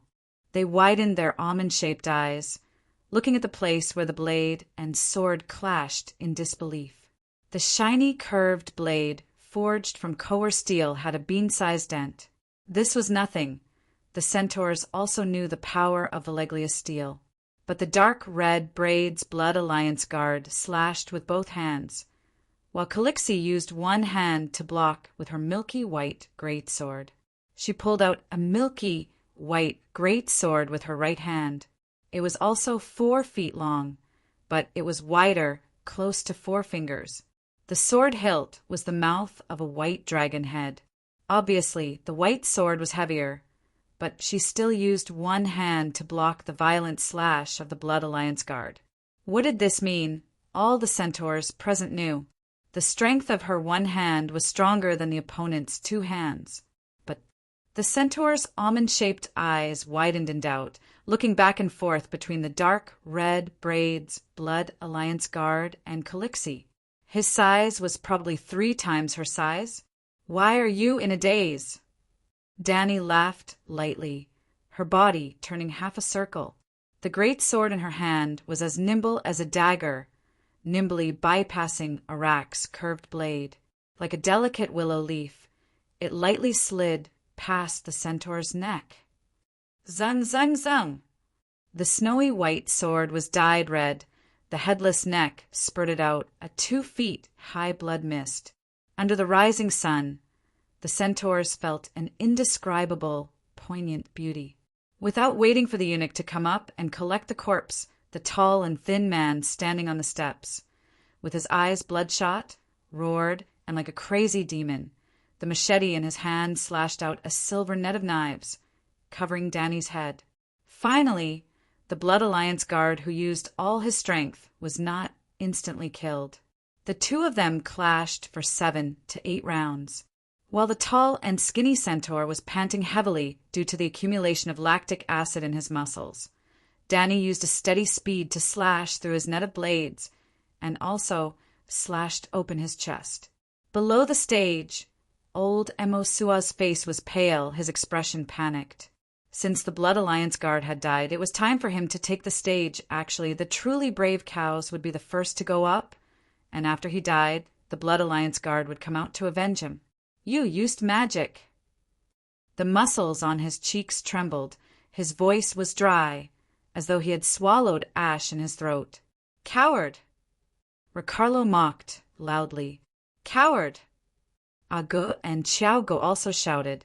A woman can't have such strength. Old Emosua's face was distorted as he roared.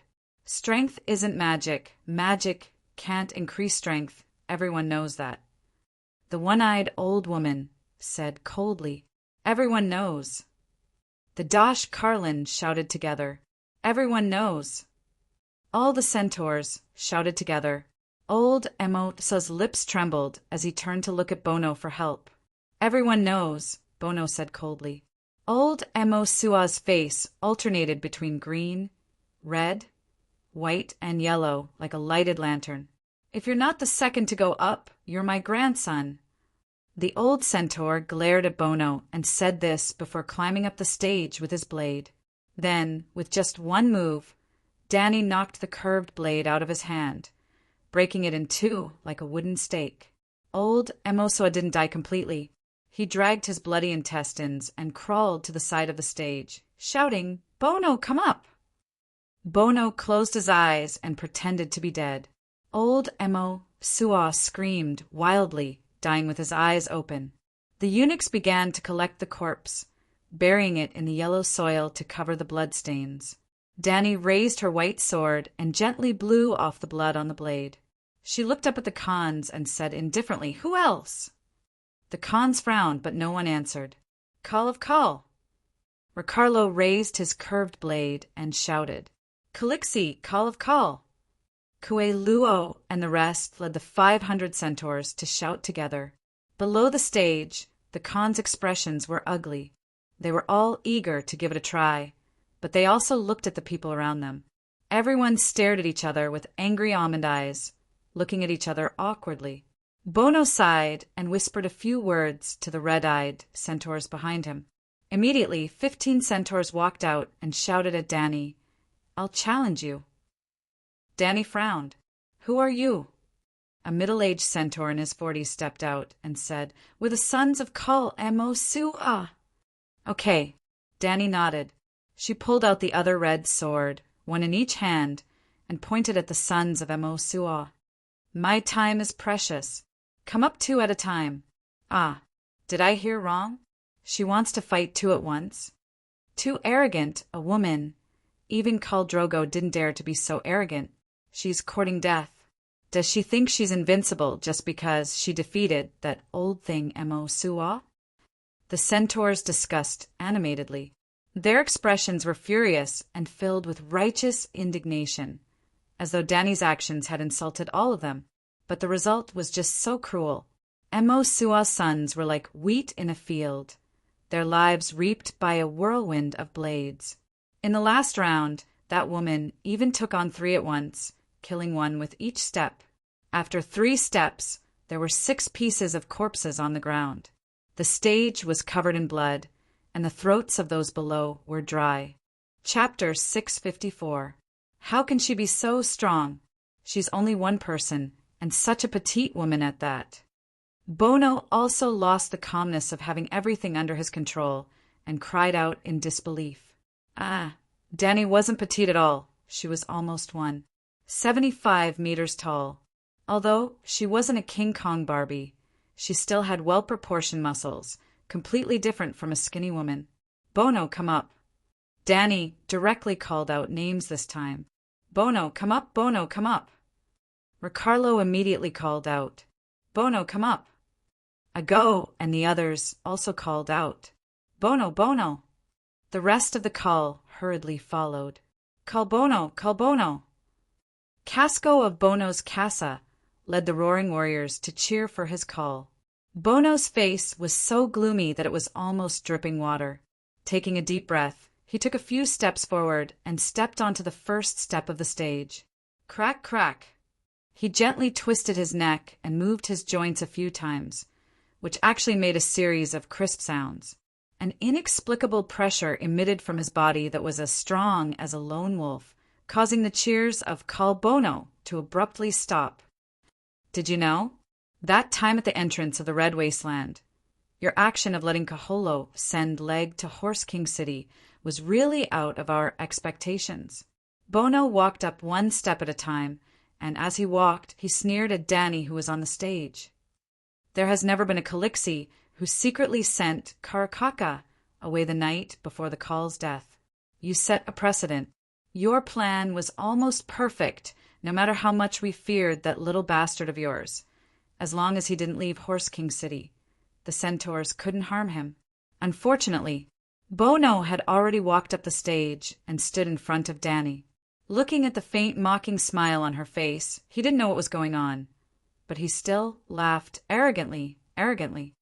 It was me who sent people to keep an eye on Drogo's movements. It was me who discovered Kaholo leaving the camp at night. It was also me who personally led people to stop Kaholo. It was also me who completely killed the 500 elite knights protecting your son. In the end, it was me again. I called Jake to clean up the mess because I didn't want your son's blood to stain my hands. Bono laughed maniacally. Bono, you're courting death. LaCarlo's eyes were about to pop out of their sockets. He wanted nothing more than to charge up and hack down with his blade. Gu, Kue Luo, and the hundreds of roaring warriors, brought by Danny, were all agitated. Their faces were red and their eyes were blazing. Only Chiao Gu remained expressionless. Not bad.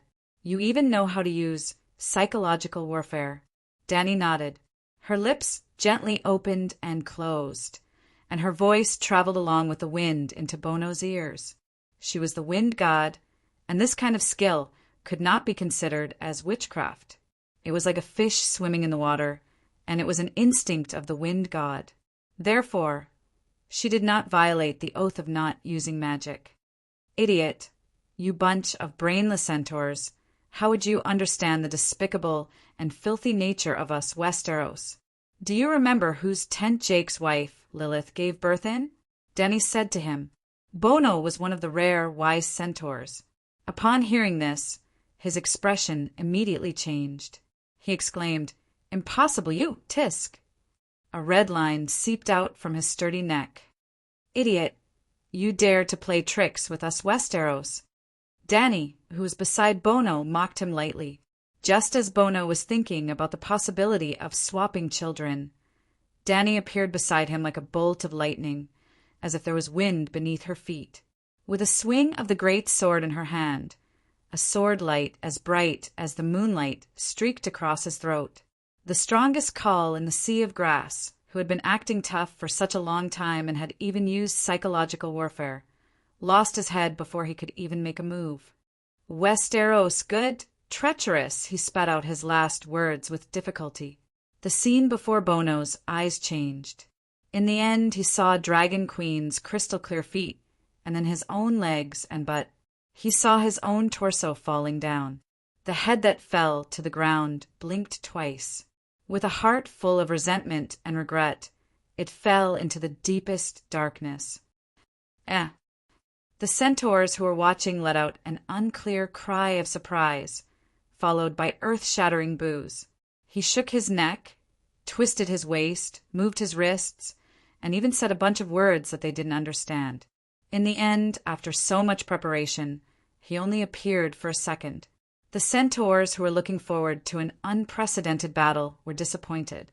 Bono, that idiot, in a battle of life and death, he's still daydreaming. Khal Moro cursed. Perhaps that woman said something to him. Khal Jimo frowned.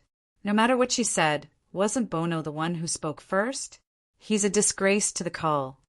Khal, Zek shook his head with a bitter smile.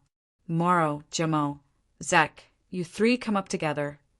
On the arena, Danny first took care of Bono's 3 blood guards. Then, with 1 slash or 2 slashes, she cut all of Bono's adult sons into 2 pieces. After wiping off the blood on her sword, she began to pick her opponents again. This time, for the first time, she was going to challenge 3 Khals at once. Not the sons of Khals, but this time no centaur scolded her. They were like statues, trying their best to widen their almond-shaped eyes, showing the shock and anticipation on their faces. Arrogant. You're looking for death. Even Drogo doesn't dare to say that to me. The three Khals who were called out seemed to have suffered the greatest humiliation in their lives. They were all furious. Even if two Khals met on the battlefield, if one had a blood guard and the other didn't, they would still fight one-on-one, Khal against Khal. Or the Khal would let his blood guard fight in his place while he stood on the side to provide support. This was the Khal's honor. Danny Liz, are you humiliating these three Khals? Even the one-eyed old woman couldn't stand it anymore and scolded loudly. No. Danny smiled and shook her head. You have a high chance of success. Don't underestimate your opponents, the old woman advised. No, you're mistaken. Danny held a large sword in each hand that was disproportionate to her body. She waved the sword in front of the Khals below the stage and said, I'm not targeting those three Khals. I'm humiliating all 24 Khals here. They're like weak little hens, hiding below the stage and clucking. They don't dare to stand on the stage and have a glorious battle with me. Whoosh! The scene exploded once again. The centaurs were in a clamor, but this time it was different from the one-sided scolding Danny for being arrogant. There were many centaurs who weren't from her Khalasar who were cheering loudly. There were even disorderly but exceptionally grand chants of Call of Khals and riding the steed of the world. On the other side, the 24 Khals below the stage were all furious without exception. They pulled out their swords and rushed up the stage. At the last step, they were stopped by the eunuchs of Dosh Kalen. Danny smiled proudly. Centaurs are so naive. With a little provocation, they all came out from behind the meat shield.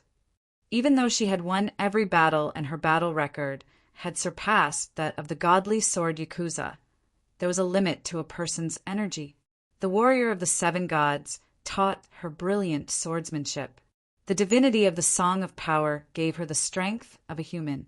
The divinity of the wind god made her steps light and swift like the wind. However, her stamina didn't exceed that of a god. She was a demigod. Her stamina was much stronger than a normal person, but there was a limit to it. If a demigod had unlimited energy, why didn't Aunt May go to the docks to carry bags? Normal people would be out of breath after swinging their swords 10 times with their maximum strength. She only felt a little tired after cutting more than 30 people in half. And this was the demigod of this world. After eliminating 2 Khals, Mozo and Bono, Danny had already killed 35 people. 2 Khals, 6 Blood Alliance guards, 2 of their sons, and the ambitious Casco in each of their Khalasar. If the adult Khal's son didn't stand out to avenge his father, how could he win the loyalty of the centaur warriors in the Khalasar? There would always be Khals in the Khalasar. If they couldn't inherit their father's Khalasar, would the new Khal let them go? The Khal's wife was usually safe. If the Khal died, he would only be sent to the Horse King city to be a Dosh Khalasar. However, the Khal's sons, other than the young ones, usually wouldn't survive. They would either become kings, new Khals, or ghosts. The Khal's son was really the most dangerous job in this world. After all of Bono and Mozo's adult sons died, their Casco in the Khalasar stood out again. Casco was the Khal under the Khal. Leading a Casco tribe meant that he had the right to challenge Danny. Just like Bono and Jacko in the past, they were ambitious. They hoped to inherit the Khalasar of the previous Khal and become the new Khal. Defeating Danny, who killed the Khal, was the fastest and most effective way. As time went on, Danny killed more people. Everyone was sure that she was exhausted, and the number of Casco and non-human warriors who stood out to challenge her would increase. There would be hundreds or even thousands of them until she was defeated and died. This was also the reason why it was difficult for the steed of the world to appear. Therefore, she provoked the remaining 24 Khals into the arena. If they didn't lie down horizontally, they wouldn't be able to leave. With the Khal challenging her, Casco and the other normal centaurs had to queue up and wait. Wait until they were completely terrified, because the following battle completely shattered the centaur's worldview. The 24 calls were chosen by her like concubines, 3 at a time. Her 2 swords danced like the wind. The red and white sword radiance shone brightly, as though they had transformed into a red and white dragon under the sunlight, as swift as he's shooting down the 9 sunsets, as graceful as a deity riding a dragon. The blades of the 3 calls were also sharp. Whenever their blades clashed, there would be a crisp sound similar to that of a dragon's roar and a tiger's roar, shaking the surroundings and lingering at the foot of the Mother of Saints. Unfortunately, not only did Dany's swordsmanship combine speed and strength, her swordsmanship was even more extraordinary. Every move was like an antelope's horn. Every style was like a heavenly steed soaring across the skies.